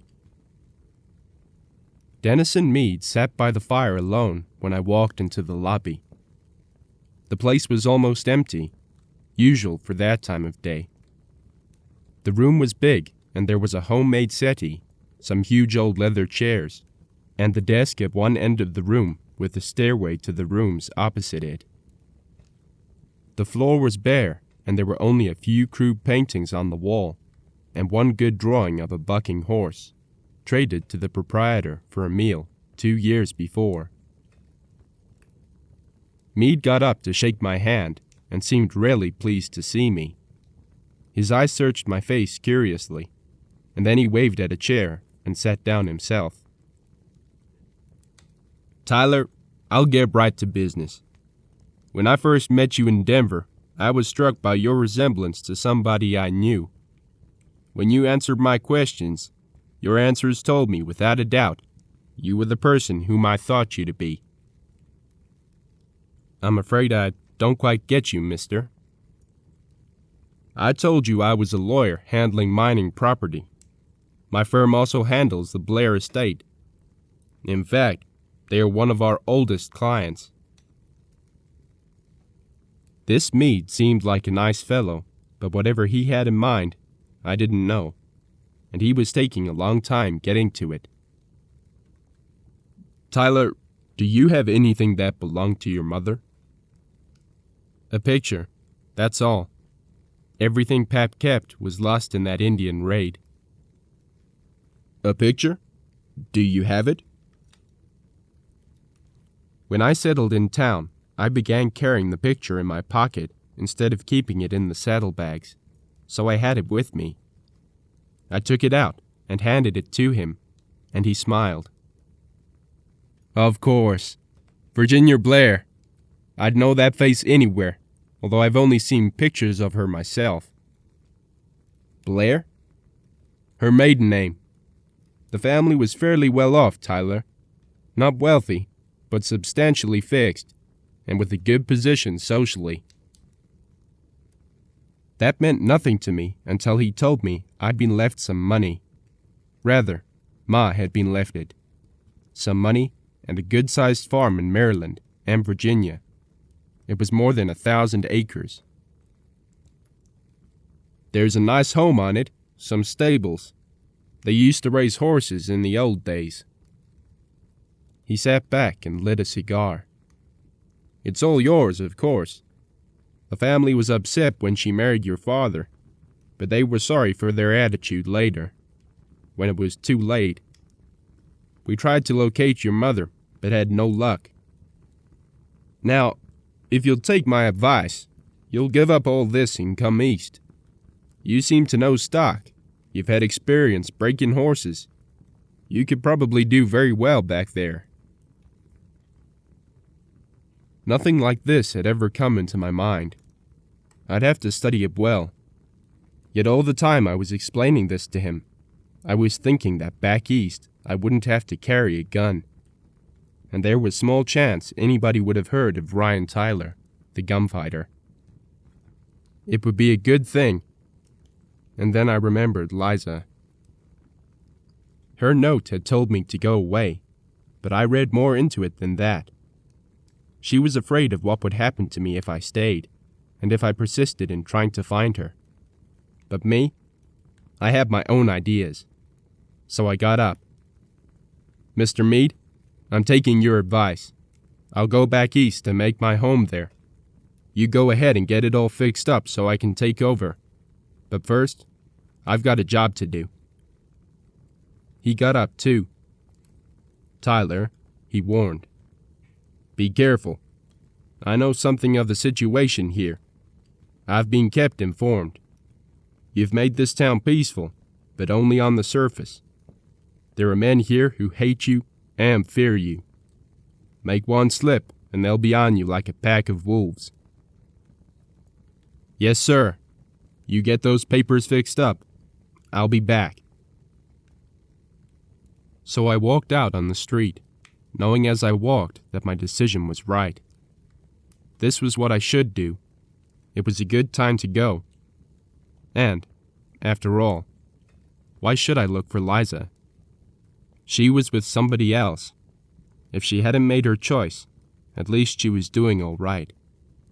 And I had no actual reason to believe she was living as she was through any reason but her own. So that was over. I'd go back east and stay. Mustang was pacing the floor when I came in. He turned sharply around. Got news for you. I went out and hunted up the tracks of those folks who visited Old Blue. They headed south, right into the rough country, and they took a trail that only goes one way.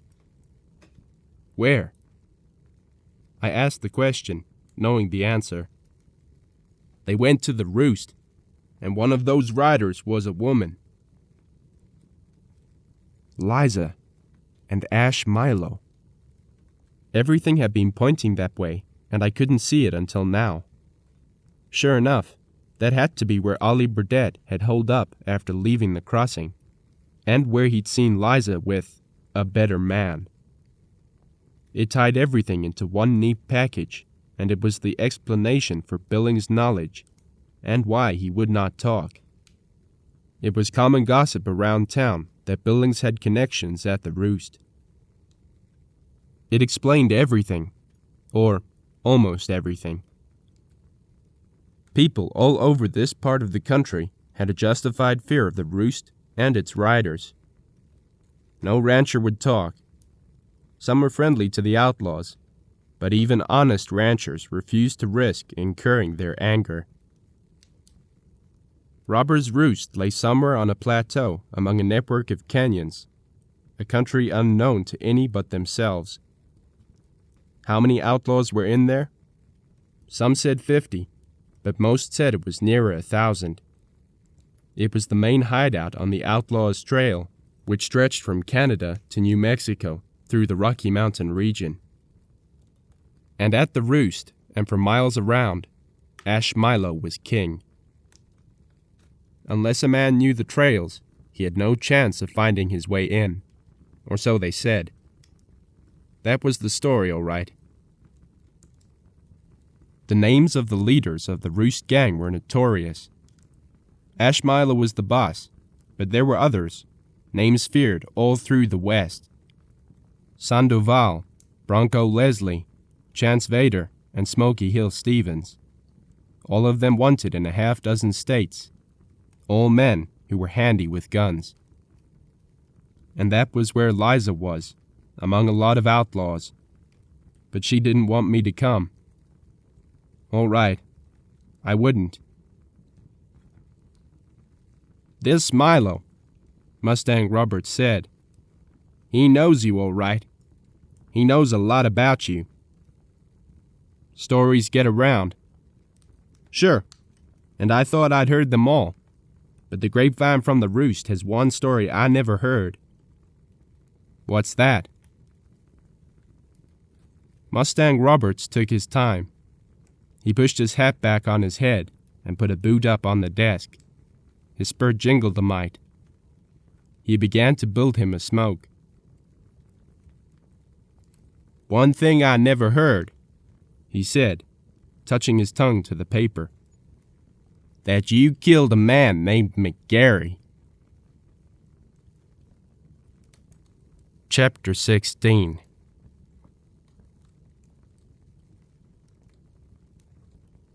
Mustang Roberts started me thinking again. He got me to wondering, and an hour before daylight, I had my mind made up. Mustang had turned in, as the night was quiet, and he was tired from the riding he'd done that day. Me? I put a saddle on the gray, shoved the new Winchester 73 I'd bought into the boot, and then I belted on one gun and shoved the other into my waistband. First thing, I switched my shirt and left my badge on the table. Where I was going, a badge was an invitation to get shot. The shirt I put on had no pinholes left by the badge. Nor did I shave. Right then I was growing a mustache, which was well along, and I trimmed it a little, but let the stubble of beard stay. Then I shrugged into a coat and packed a bait of grub out to the gray. We took the trail just as the sky was lightening. Nobody needed to tell me what I was riding into. There was no way this trail could miss leading into trouble. Maybe Liza wanted to live with outlaws. Maybe she was Ash Milo's girl, and maybe she wasn't. But I was going to know. Leaving town by the trail, I turned off up a dry canyon. It was a long ride I had before me, so I let the gray make his own speed. In later years, they said the Roost was farther south, but the time I rode into that country, the outfit was located in a canyon back of desolation, not far off the Green River. It was very hot. Back in the canyons, there was no breeze. Soon my gray shirt turned dark with sweat, and my eyes had to squint to stand the glare. There was no sound except the sound of my horse's hooves and the creak of the saddle. Once in a while a stone rolled underfoot. So it was I started into that rough, wild country, unexplored except by Indians and outlaws, and most of it unknown even to them. The way I figured, it would be mid-afternoon before Mustang Roberts realized I was gone. Then he would figure out where I'd headed. Shrewd as he was, he'd guess right the first time. But I'd be long gone then, and he'd resign himself to sitting out my stay. Several times I saw antelope, and once I frightened a mountain lion away from a bighorn sheep. This was far-off country, wild and lonesome country. It was big country, and I'd seen city men shrink from the immensity of it. Some men are built for this kind of country, and some aren't. I guess my maker shaped me for the land that we had to shape. I liked it. There was a small chance any of these outlaws would know me as the Marshal of Alta.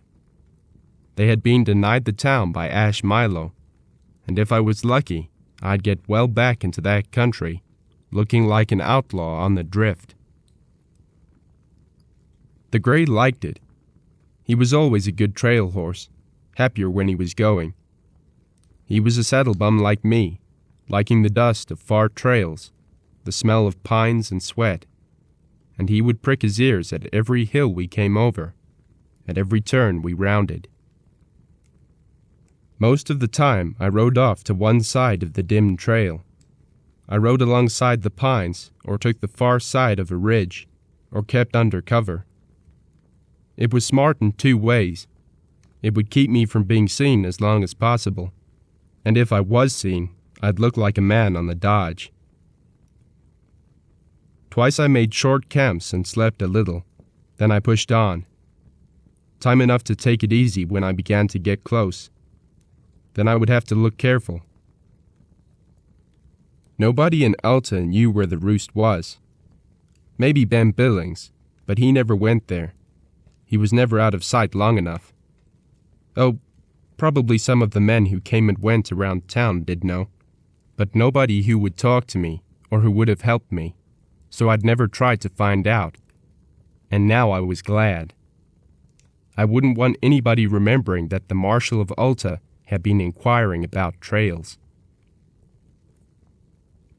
Once into the rougher country, I took my time. Skirting Indian Head Peak, I crossed the end of the Roan Cliffs and rode into 9 Mile Valley. It was long and empty, unmarked by trails, and pointed southeast, the way I wanted to go. There were cliff dwellings along the canyon walls, the rocks covered with Indian writing. Several times I saw arrowheads and broken pottery. With a 3-day growth of beard on my face and my clothes dusty from travel, I was beginning to look the part. Also, I was getting wary. Everywhere was rock, rocky cliffs and crags, great mazes rising abruptly, shelves of rock and plateaus of rock. It was pink and white, with long streaks of rust red or maroon, all carved by wind and rain into weird shapes and giant forms. Huge pinnacles pointed their ghostly fingers at the sky. It was a land shaped like flames, a land riven and torn, upset and turned over and upset again. I rode down long corridor canyons to the echoing of my horse's hooves against the sounding boards of the great walls. Walls that sometimes pressed close together, and at other times spread wide. Suddenly the canyon bent northeast, and I followed it.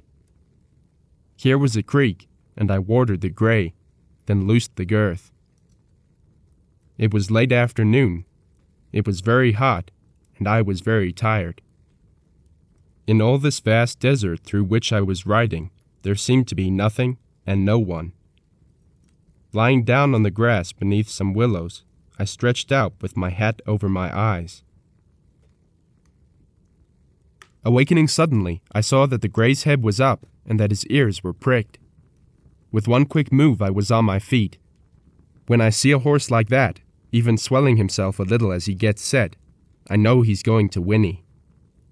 My left hand grabbed his nostrils and my right his neck just as he started, and I stopped him.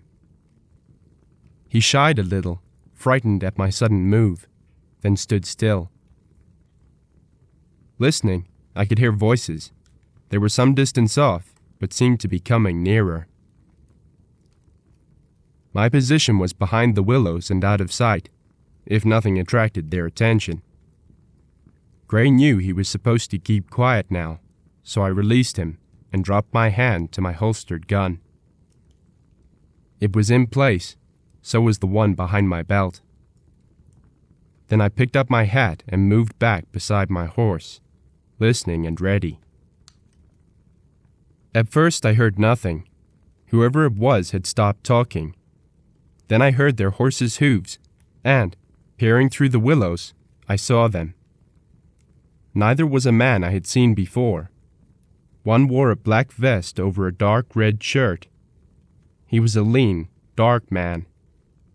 The other was sandy-haired and freckled, and from his saddle he could have been a Texan. They drifted on by and were almost past me when I heard the redhead call the other one Bronk. This could be Leslie, the Malheur County Babman. Stepping into the leather, I slow-walked my horse to a point where I could watch them. The afternoon was almost gone, but here was a chance to find my way right to the hideout at the Roost. If I tried getting closer alone, I might manage it, but if I rode in with Bronco Leslie, I'd be asked few questions. Pushing the gray, I moved out into the open until I could see them plainly. About the same time they heard me and drew up, waiting. Bronco Leslie had a scar over one eye, and his eyes were the blackest I'd ever seen. His face was thin and drawn down, and he had a quick, nervous way about him. That I saw right off. "Where you goin'?" he asked, mighty rough. Drawing up the gray with my left hand, I said, "Hunting the Roost. I figure you boys might be heading that way." "What made you figure that?" Red demanded. This was touch and go, and I knew it. Any moment a wrong word could start somebody shooting, but in some way it was less risky with men like this.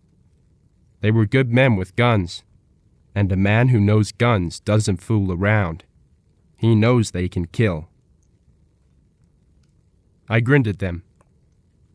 Where else would a man go in this forsaken country? Red looked thoughtful.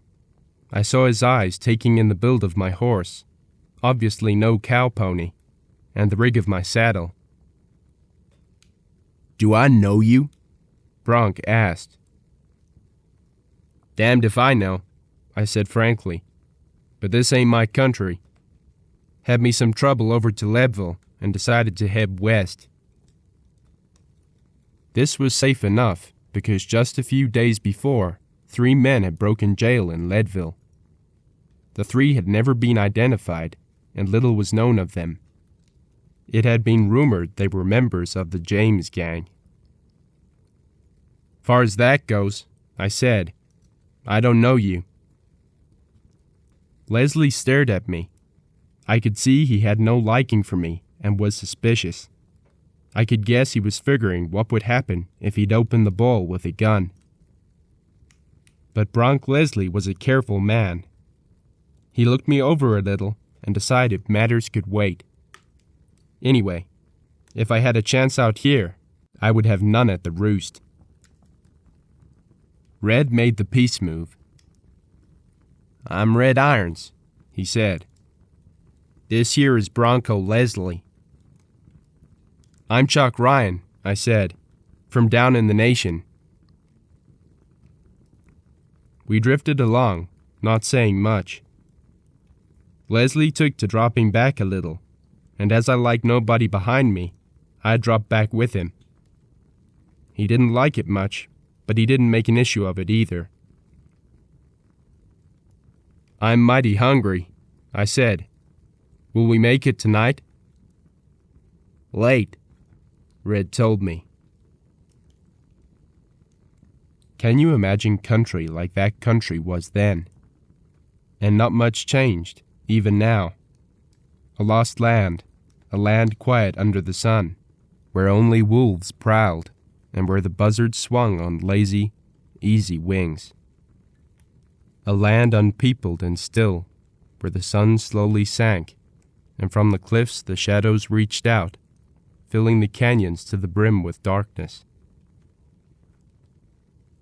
Ghostly footfalls echoed against the walls, saddles creaked, and Red lifted a lonesome voice in song, singing, "Zebra done," and then, Spanish is a loving tongue. It was mighty pleasant riding, mighty pleasant. Only up there ahead of me waited a bunch of men who, if they guessed who I was, would kill me quick.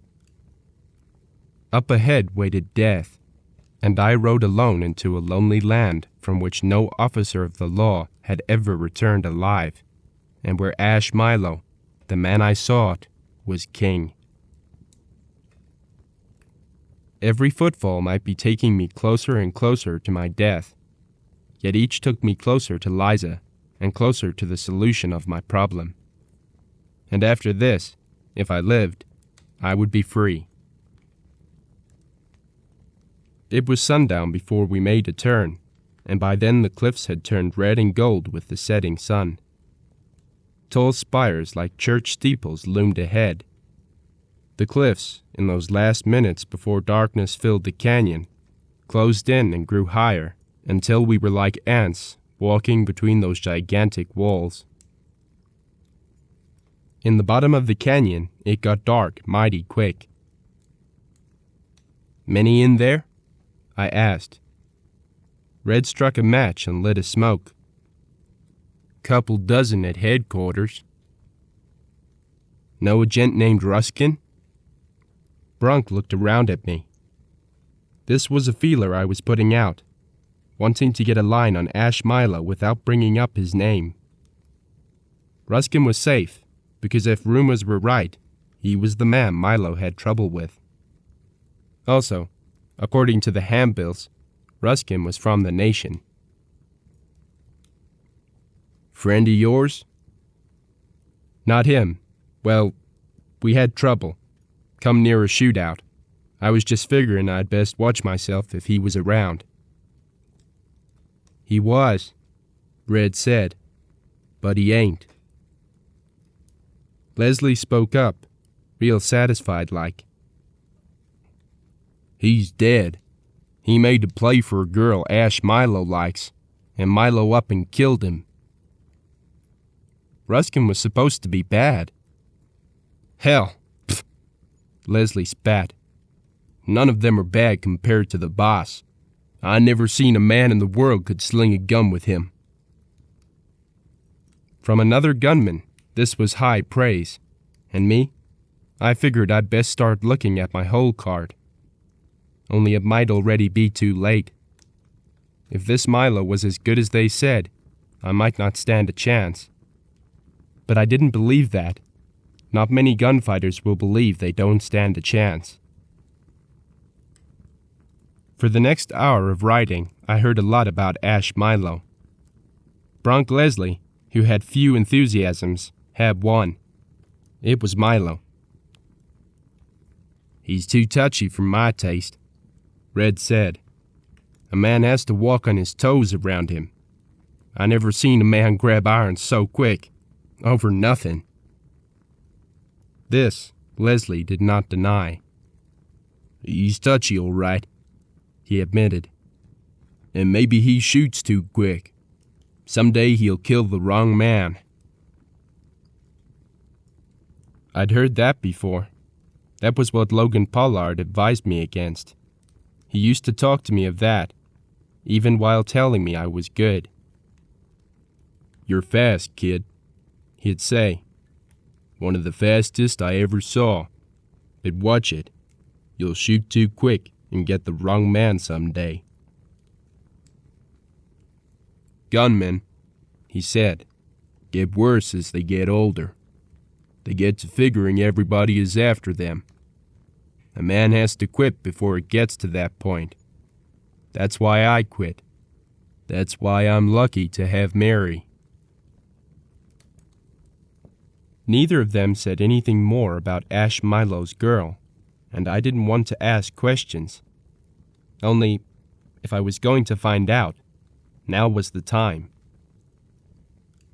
Turning into the narrow canyon back of a plateau, I took a chance and commented, "Hell of a place for a woman. How do you ever get one to come back here?" "Him," Red chuckled.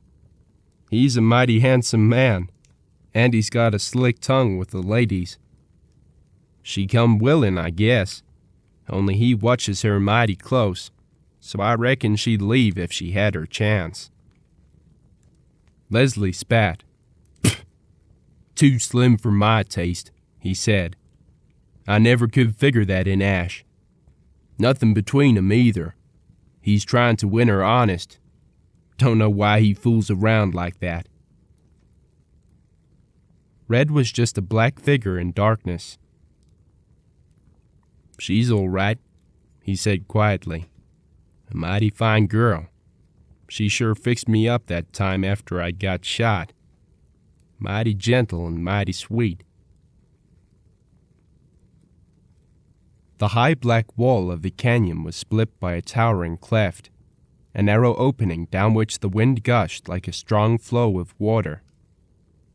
When I looked ahead, all was darkness, with only the narrow strip of gray sky above us. This crack was mighty narrow, and, as I was to discover, mighty long. When we had been riding maybe 100 steps, Leslie drew up. "3 safe men," he said aloud. "Who?" The voice sounded as if from a cavern. "This here's Leslie, Jim. Red's with me, and a new man, name of Chalk Ryan." "Right ahead, then." After a minute, the voice added, "If that new man ain't all right, he'll never ride back out of here." I had a kind of queasy feeling in my stomach about that time. Riding down that narrow crack to get out of here was going to be rugged. Mighty rugged. "Right back there," Leslie said. "One of the boys got himself killed. A man don't speak at the right time, the guards start shooting.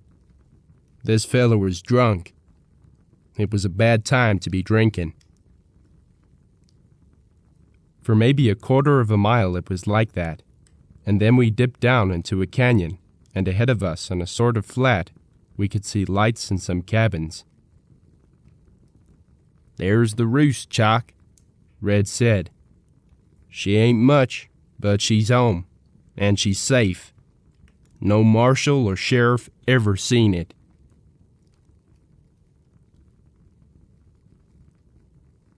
Chapter 17.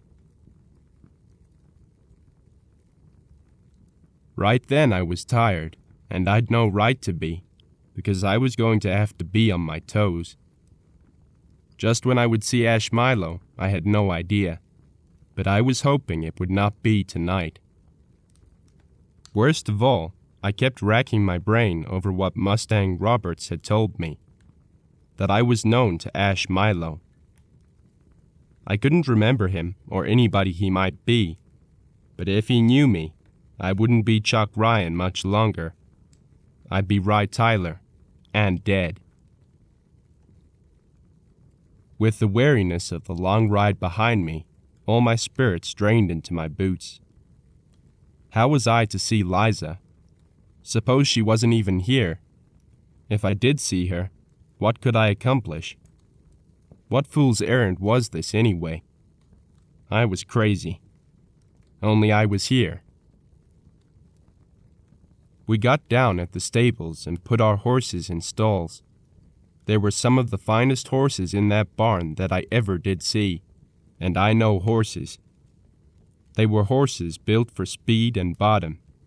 Nobody was going to run these boys down on ordinary horses. Yet I wasn't worried about the gray. He was one of the runningest horses I ever did see, and he could walk the legs off a coon hound. Leslie took off, and we followed him. There was a long building with lighted windows, and we went to that. A boarding house, sort of. Inside, 2-3 men sat around drinking coffee. One was just eating. He looked tired and some beat, and he had a bloody bandage on his arm. He looked up as we came in. They all looked at me, but nobody spoke. Leslie, he done the honors. "Chuck Ryan," he said, "from the nation." None of them said anything, and then a big man came out of the kitchen with a platter of meat and potatoes and put it down beside the tin plate and eating tools. That big boy's picture was on a poster in my office in Alta. He was wanted for murder. He had strangled a guard and broke jail.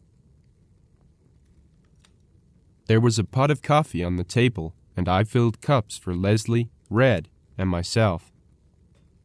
The man with the wounded arm glanced at me. "What'd you know? A gent." I grinned at him. "Ain't that?" I said. "Only these fellers are tougher than me. I figure I'd better butter 'em up a little." He chuckled, and we all settled down to eat. But my comment seemed to set right, and they sort of settled down. There was a big man across the table with his shirt open almost to his navel. He had a hairy chest, and hair climbed up his neck. "I'm from the nation," he said. Here it comes, I thought. Now they ask me questions. Only he just said, "Where'd you live?" "On the Cimarron," I said. The trail drive had come through that country, and I knew that Leap Bowers had him a hangout on the Cimarron. This fellow might know of that. He made a few comments on that Oklahoma country, and I added a few of my own, enough for him to know I'd been there all right. We turned in, bunking on the grass under the trees near the long bunkhouse. None of us wanted to sleep inside, and especially me.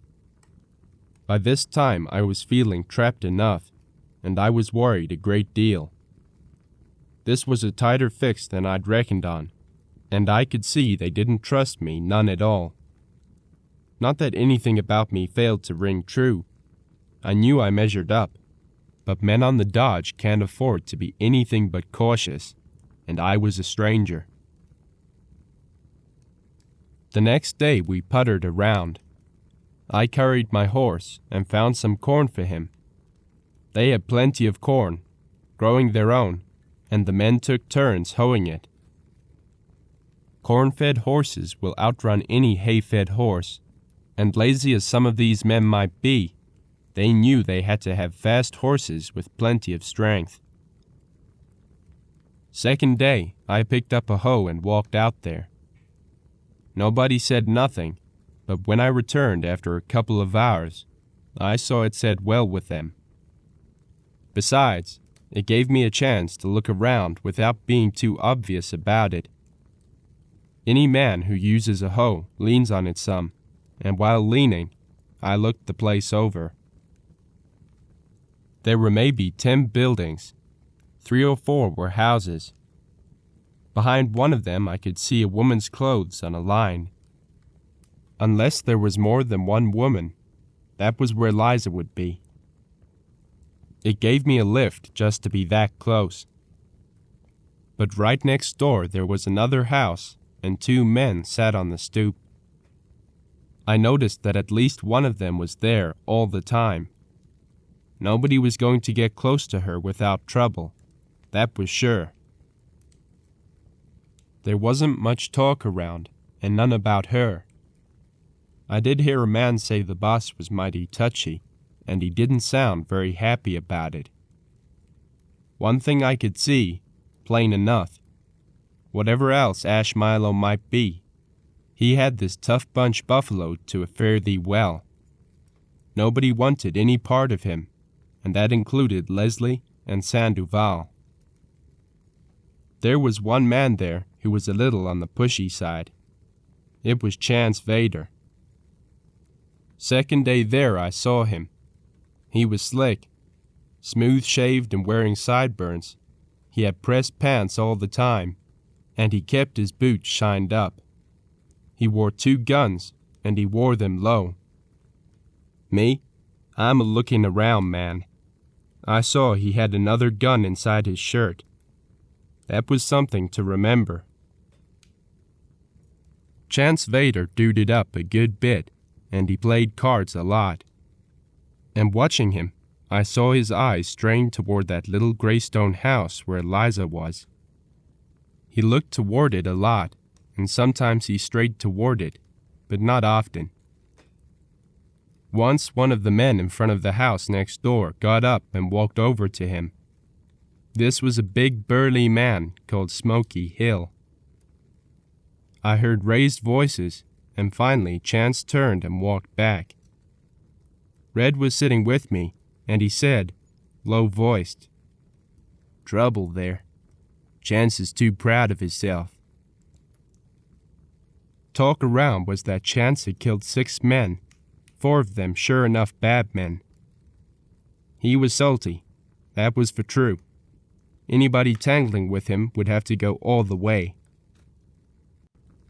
There was a saloon, but I stayed away from it.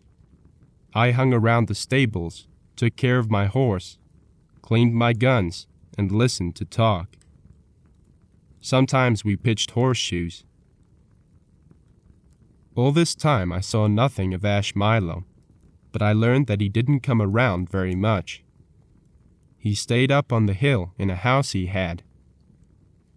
"Reads a lot," Red said. "Always after papers and magazines. But he knows what's going on for all of that." It was Red told me that Milo scattered crumpled newspapers all over the floor before he got into bed. He wasn't taking any chances on somebody sneaking up on him in the dark. No way I could see for me to get close to Liza, not even to let her know I was here, and that had to be done. Oddly enough, it was Chance Vader who brought it about. Right off, he didn't like me much. He would be looking at me with a cynical smile, and even Leslie noticed it. Leslie didn't like me either. He didn't trust me. Maybe he didn't trust anybody, but he liked me better than Chance. One day he said to me, "You watch that slick ear. He'll start on the prod. He's mean, he likes to kill, and he's building a reputation." "Thanks," I said. One day I was hoeing corn and had just put down the hoe when I heard a call. "Hey, Chalk!" It was Smoky Hill, and he was standing in front of what I called the guardhouse. Brushing off my hands, I walked up there. My mouth was dry, and my stomach felt funny. And here I was, right close to Liza, if it was sure enough her. "Look," Smoky Hill said, "I got to leave here for a little while, and that damn Vader's around. You take my place, will you?" "If Vader comes up here, what do I do?" He looked at me real cold. "Nobody talks to that girl but Milo. You hear that? That means you. But I know you're all right. You don't drink and you're steady. You mind your own affairs. I've been watching you." He hitched his gun belt. "If that Vader comes up here, you stop him. If he gives you an argument, I'll be hearing about it, and I'll be along." So he walked off down the hill, and I sat down on the step, my heart pounding. Liza was in that house next door, and we were in full sight of the camp, and I had to get word to her I was here. But how? And then all of a sudden it was easy. Out of the corner of my eye, I saw her standing at the window, just behind the curtain. So I took off my hat and put it down on the stoop. I hoped she'd know me. Stooping forward to pick up a stone, I glanced at the window. She was standing there with the curtain drawn back, slim and straight and lovely, not 15 feet away. And she knew me. I could see it by the white set of her face. Then she gestured. She meant for me to go, Picking up the stone and a few others, I started casually tossing them at a can, like a man killing time. When I stooped for more stones, I shook my head and showed her 2 fingers, meaning that the 2 of us would go. She gestured at me again, and then I heard feet walking.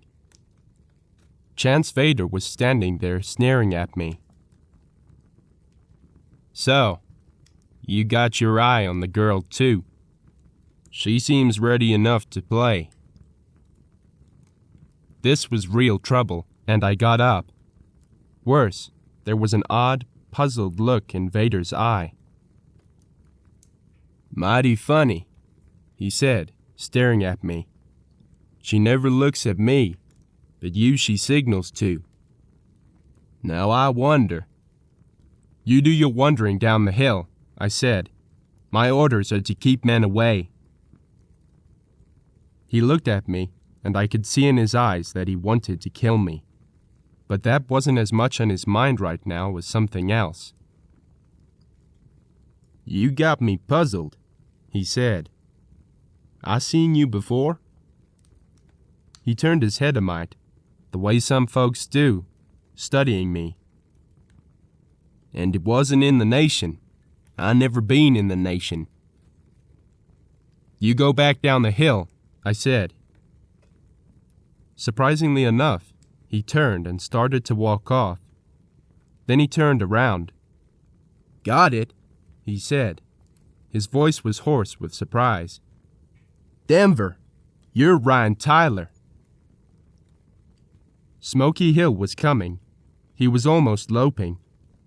He was still some distance off. "Rye Tyler," Vader said. "From Alta." There was no choice now, not if we were to get out of here alive. I had wanted never to kill another man, even one several times a killer, such as this one. Yet if this man told his story, I was a dead man, and worse, Liza would never have her chance. I knew now she was not here willingly.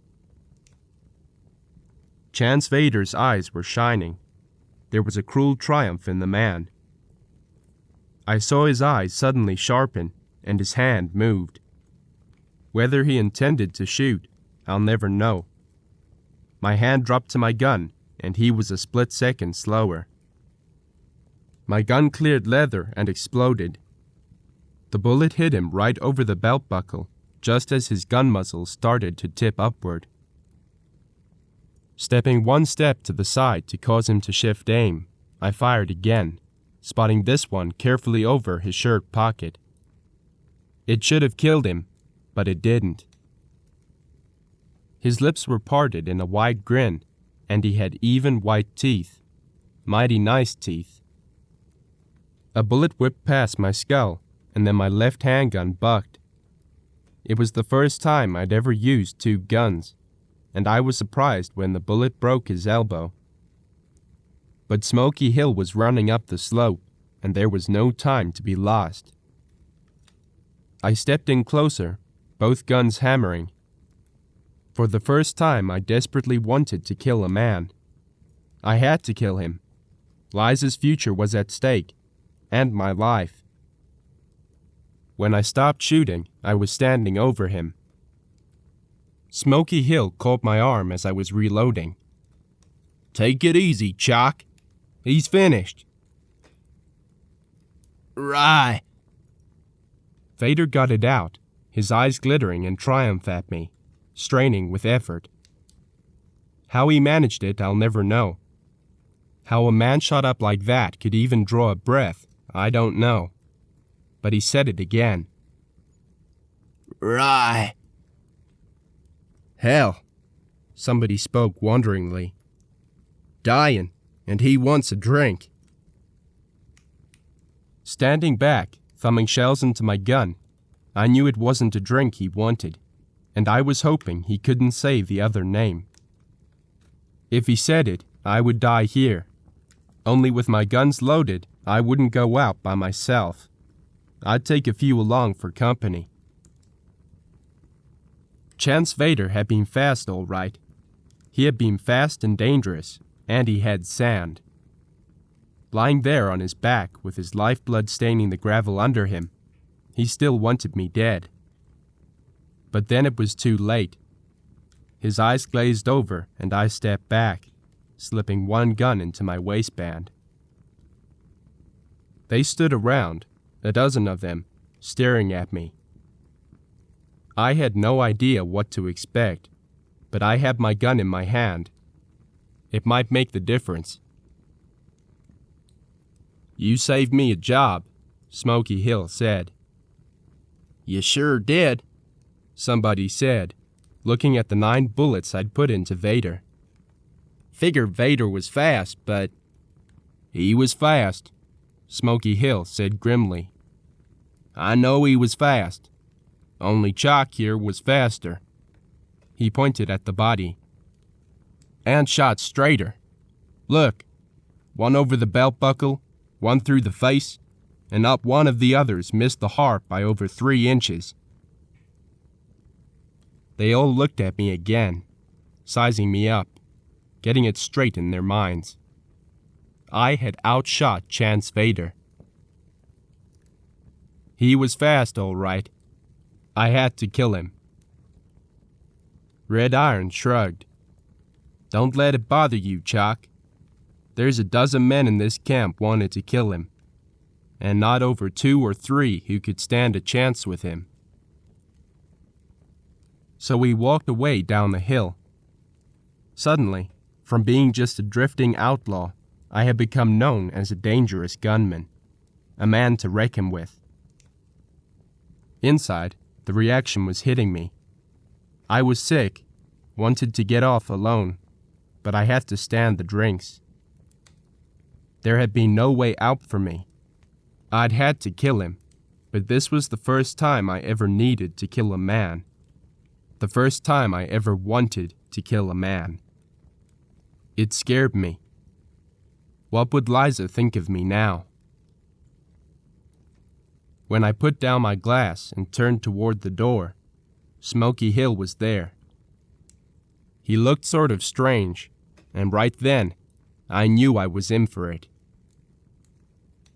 "Chalk," he said, "Ash Milo wants to see you up on the hill."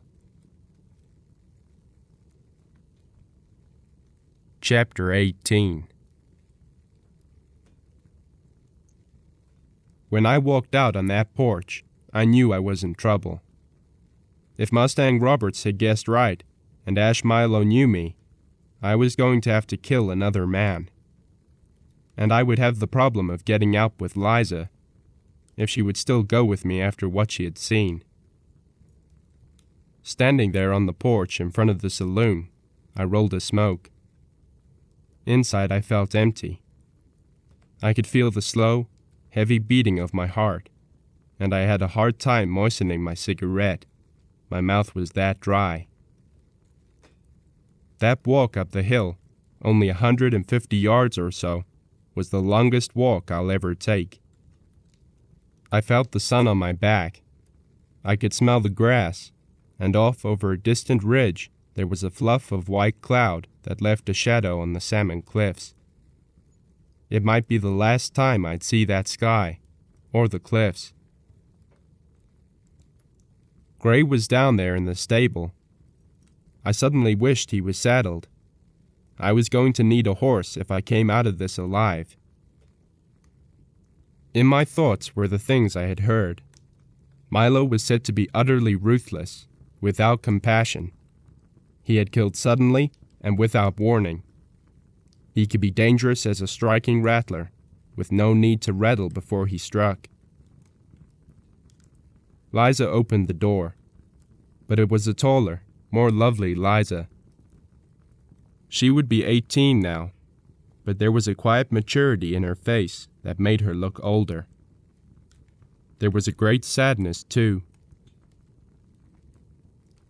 For a long moment our eyes held, and she searched mine as if she expected to find something there, feared to find it. "Rye," she said, "I wanted to spare you this. I wanted to. And then she stepped aside, and I stepped into the door, and I was looking at Ash Milo. Only I knew him. I knew him well. He was the man I had admired most in the world. He was the man I had looked up to and respected. The man who had been my friend when I had no other. He was Logan Pollard. He was slimmer, older. His hair was mixed with gray. His face was drawn tighter and harder, and his lips had thinned down. Above all, there was in him a tension I did not recall. Always, he had seemed so thoroughly calm, so relaxed, so much in command of himself and all around him. As though it were yesterday, I remembered the day he interceded for me and stopped McGarry from giving me a whipping. I remembered the day he saved me from the horse thieves when I had walked into a gun battle with them. I remembered the advice he had given me. He walked toward me, smiling that tight smile, and he held out his hand. "Rye," he said. "Rye, it's really you. After all this time." There was no hesitation in me.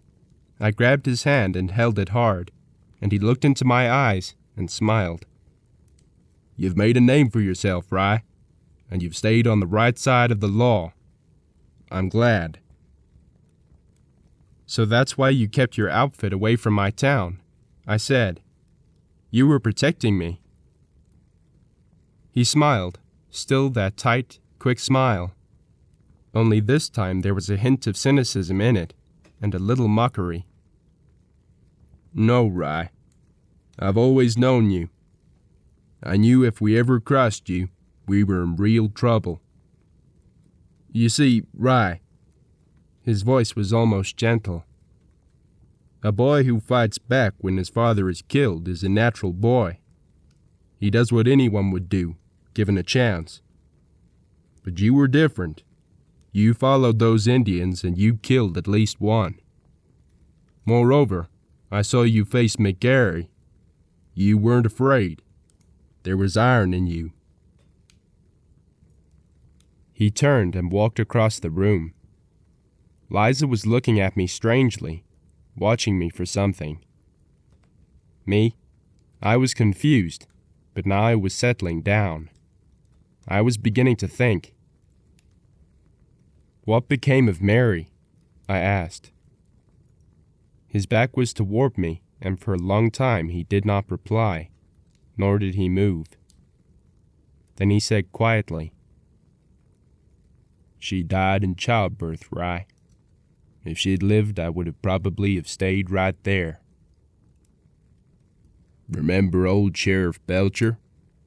He tried to get me to stay, but I wouldn't listen. I couldn't stay there with those memories, so I left." Logan Pollard came back to the center of the room. "Sit down, Rye. Please sit down." It wasn't in me to quibble or to beat around the brush. "Logan," I said, "you know why I'm here?" The smile left his eyes. He looked at me, taut and watchful. I knew then that all they had said of the gunman known as Ash Milo was true. He was a dangerous man, and not an entirely sane man. I had looked many times into the eyes of dangerous men, and I knew how they looked. But in his eyes there was something else, something extra. "Of course. You've come for Liza. On that score, I must disappoint you." So here it was. Here was the line we drew, the line along which neither of us would yield. Yet I had to try. "It isn't like you, Logan. You're holding her against her will. That's not your sort of man." He shrugged, a little irritable frown gathering around his eyes. "Don't be a fool, Rye. She may not wish to stay now, but she'll change. I'm not forcing her into anything, just giving her time to change. If she were to change at all, Logan, it wouldn't be in this place. No decent woman could live in such a place. He stood with his feet a little apart, facing me. He was wearing gray striped trousers and a white shirt with a black string tie. He looked good. He was, I expect, a mighty handsome man. He also wore a gun. Rye, you're the man I've needed here. Stay with me. Together we can live like feudal barons. We can have all this. He waved at the hills. We can have it to ourselves. All this. An empire of rock and sand. Someday it would be more, but that was a long way off, and no bunch of outlaws would make it more. Yet this man had helped me. He had been my best friend, and for a long time my only friend. But now I knew I was going to have to leave, and that our friendship was at an end. And I was going to take Liza with me, and it wasn't going to be easy. No, I said flatly. No, Logan, I'm leaving, and I'm taking Liza with me if she wants to go. Then I told him about the place back in Maryland. Only I was telling Liza too. I'm going to do what you advised, Logan. I'm going to get away from the need for killing before I kill the wrong man, or before I lose all sense of balance and kill too many. He was very quiet. He rolled a smoke, and then he looked up at me. This was Logan, but it was also the man who called himself T.J. Ferris, the man who had sent for John Lang, the man behind Ben Billings. It was hard to believe how a man could change. You can go. Liza stays with me. You have Mary, I said quietly. She was your tie, the person who stood by you, helped you. Liza is the same for me. Liza can be everything to me. We've both known it since we were kids. No. He said it as if he didn't want to believe. No. She stays. I glanced at Liza. Will you go with me? Yes, Rye. I will go with you. See? My eyes swung back. Logan Pollard was smiling at me. That tight, strange smile, so unlike the warm smile he used to have. He was smiling at me over a gun. Rye, I thought I taught you better. Never take your eyes off a man. But you're my friend, I said. His face did not change. He looked a little bored, I thought, only I'm not always a good judge. There are no friends. In this life you take what you want, or it's taken from you. You can go now, Rye. You can ride out of the Badlands and stay out. I've told the boys to let you go. I told Smoky Hill you were to go after I'd talked with you. So there it was. He looked at me down the barrel of the gun, and I knew he was, with that gun, one of the most dangerous men in the West.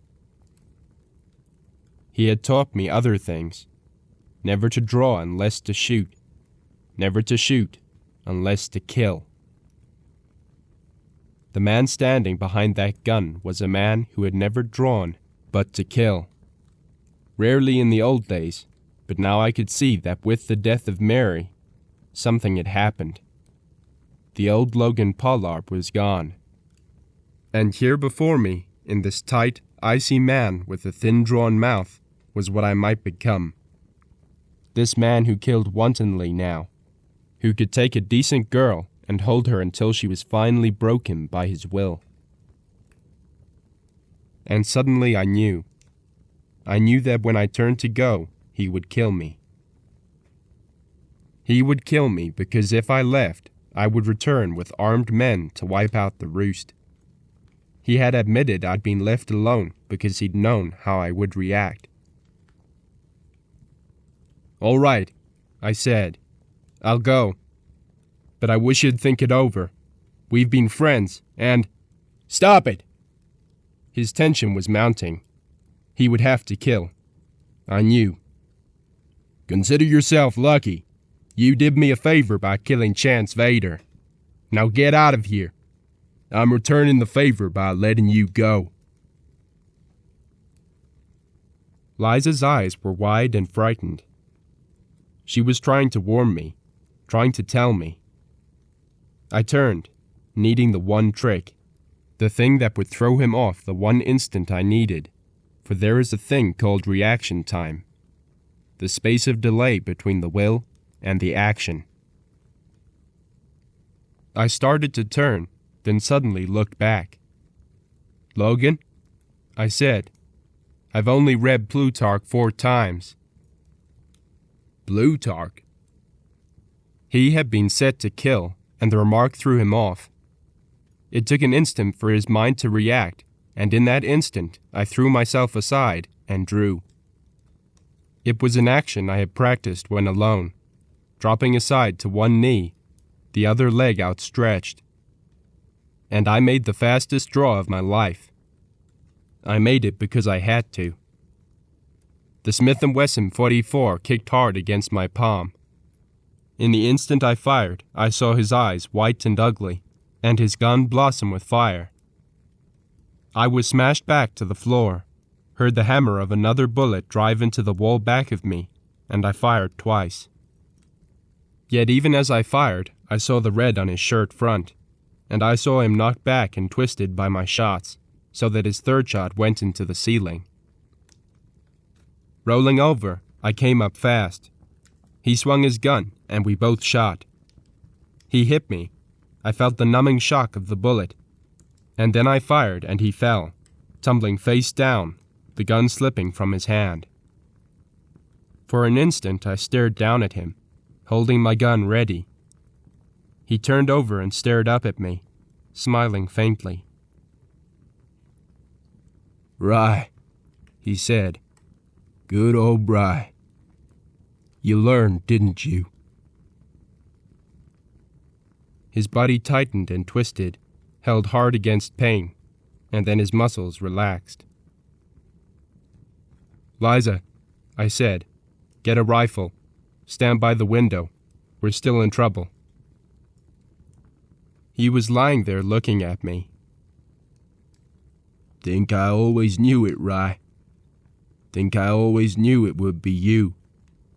Fate, somehow." He was dying, and he knew it, yet there was still danger in the man, and I could not trust him. He saw it in me and smiled.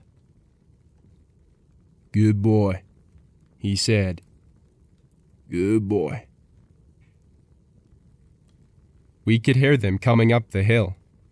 We could hear them all coming, 30 or more of them, armed and dangerous men.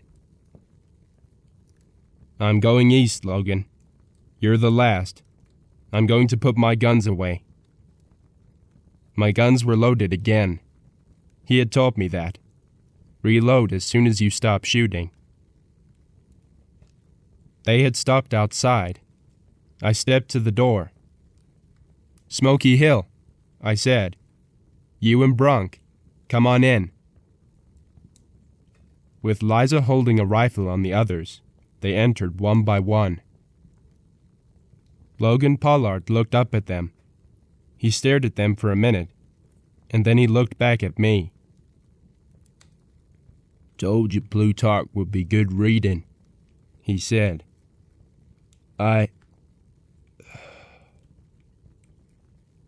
And he died, just like that. He died there on the floor, and inside I felt sick and empty and lost. Across his body I looked at them. His real name was Logan Pollard, I said. He was my best friend. Nobody said anything. I'm going out of here, I said. She's going with me. I came after her. Smoky Hill rubbed his hands down his pants. Bronk rolled his quid in his jaws. Any argument? I asked. Not any, Bronk said. You go ahead. They turned and walked outside, and I took Liza by the arm. She held back, just a minute. You're wounded, Rye. Get what we'll need, I said. We can't give them time to change their minds. My side was stiff and sore. I could feel the wetness of blood inside my shirt. But I felt all right. I could make out. I'd have to. Rye, he was all right to me. He really was. I knew him, I said. He was a good man. Nobody said anything as we walked out and went down to the stables. Nobody made any argument. Maybe they didn't want to face my guns. Maybe they were too stunned to think about doing anything. Maybe there wasn't anything they wanted to do. At a seep, 12 miles down the back trail, Liza looked me over. One bullet had cut through the muscle at the top of my shoulder. The second had hit a rib, breaking it and cutting through the flesh and out the back. I'd lost blood. We met Mustang Roberts and a posse of 20 men coming down 9 Mile Valley, trying to work out the trail. We were riding along together when they saw us, and they just turned around and fell in behind. And that was the way it was in the old days, before the country grew up and men put their guns away. Someday, and I hope it never comes, there may be a time when the western hills are empty again, and the land will go back to wilderness and the old, hard ways. Enemies may come into our country, and times will have changed. But then the boys will come down from the old high hills and belt on their guns again. They can do it if they have to. The guns are hung up, the cows roam fat and lazy, but the old spirit is still there, just as it was when the Longhorns came up the trail from Texas, and the boys washed the creeks for gold. Hey everyone, thank you so much for listening. If you did make it to the end of the video, then please do put in the comments the code words to tame a land. And with that being said, have a brilliant rest of your day. Cheers.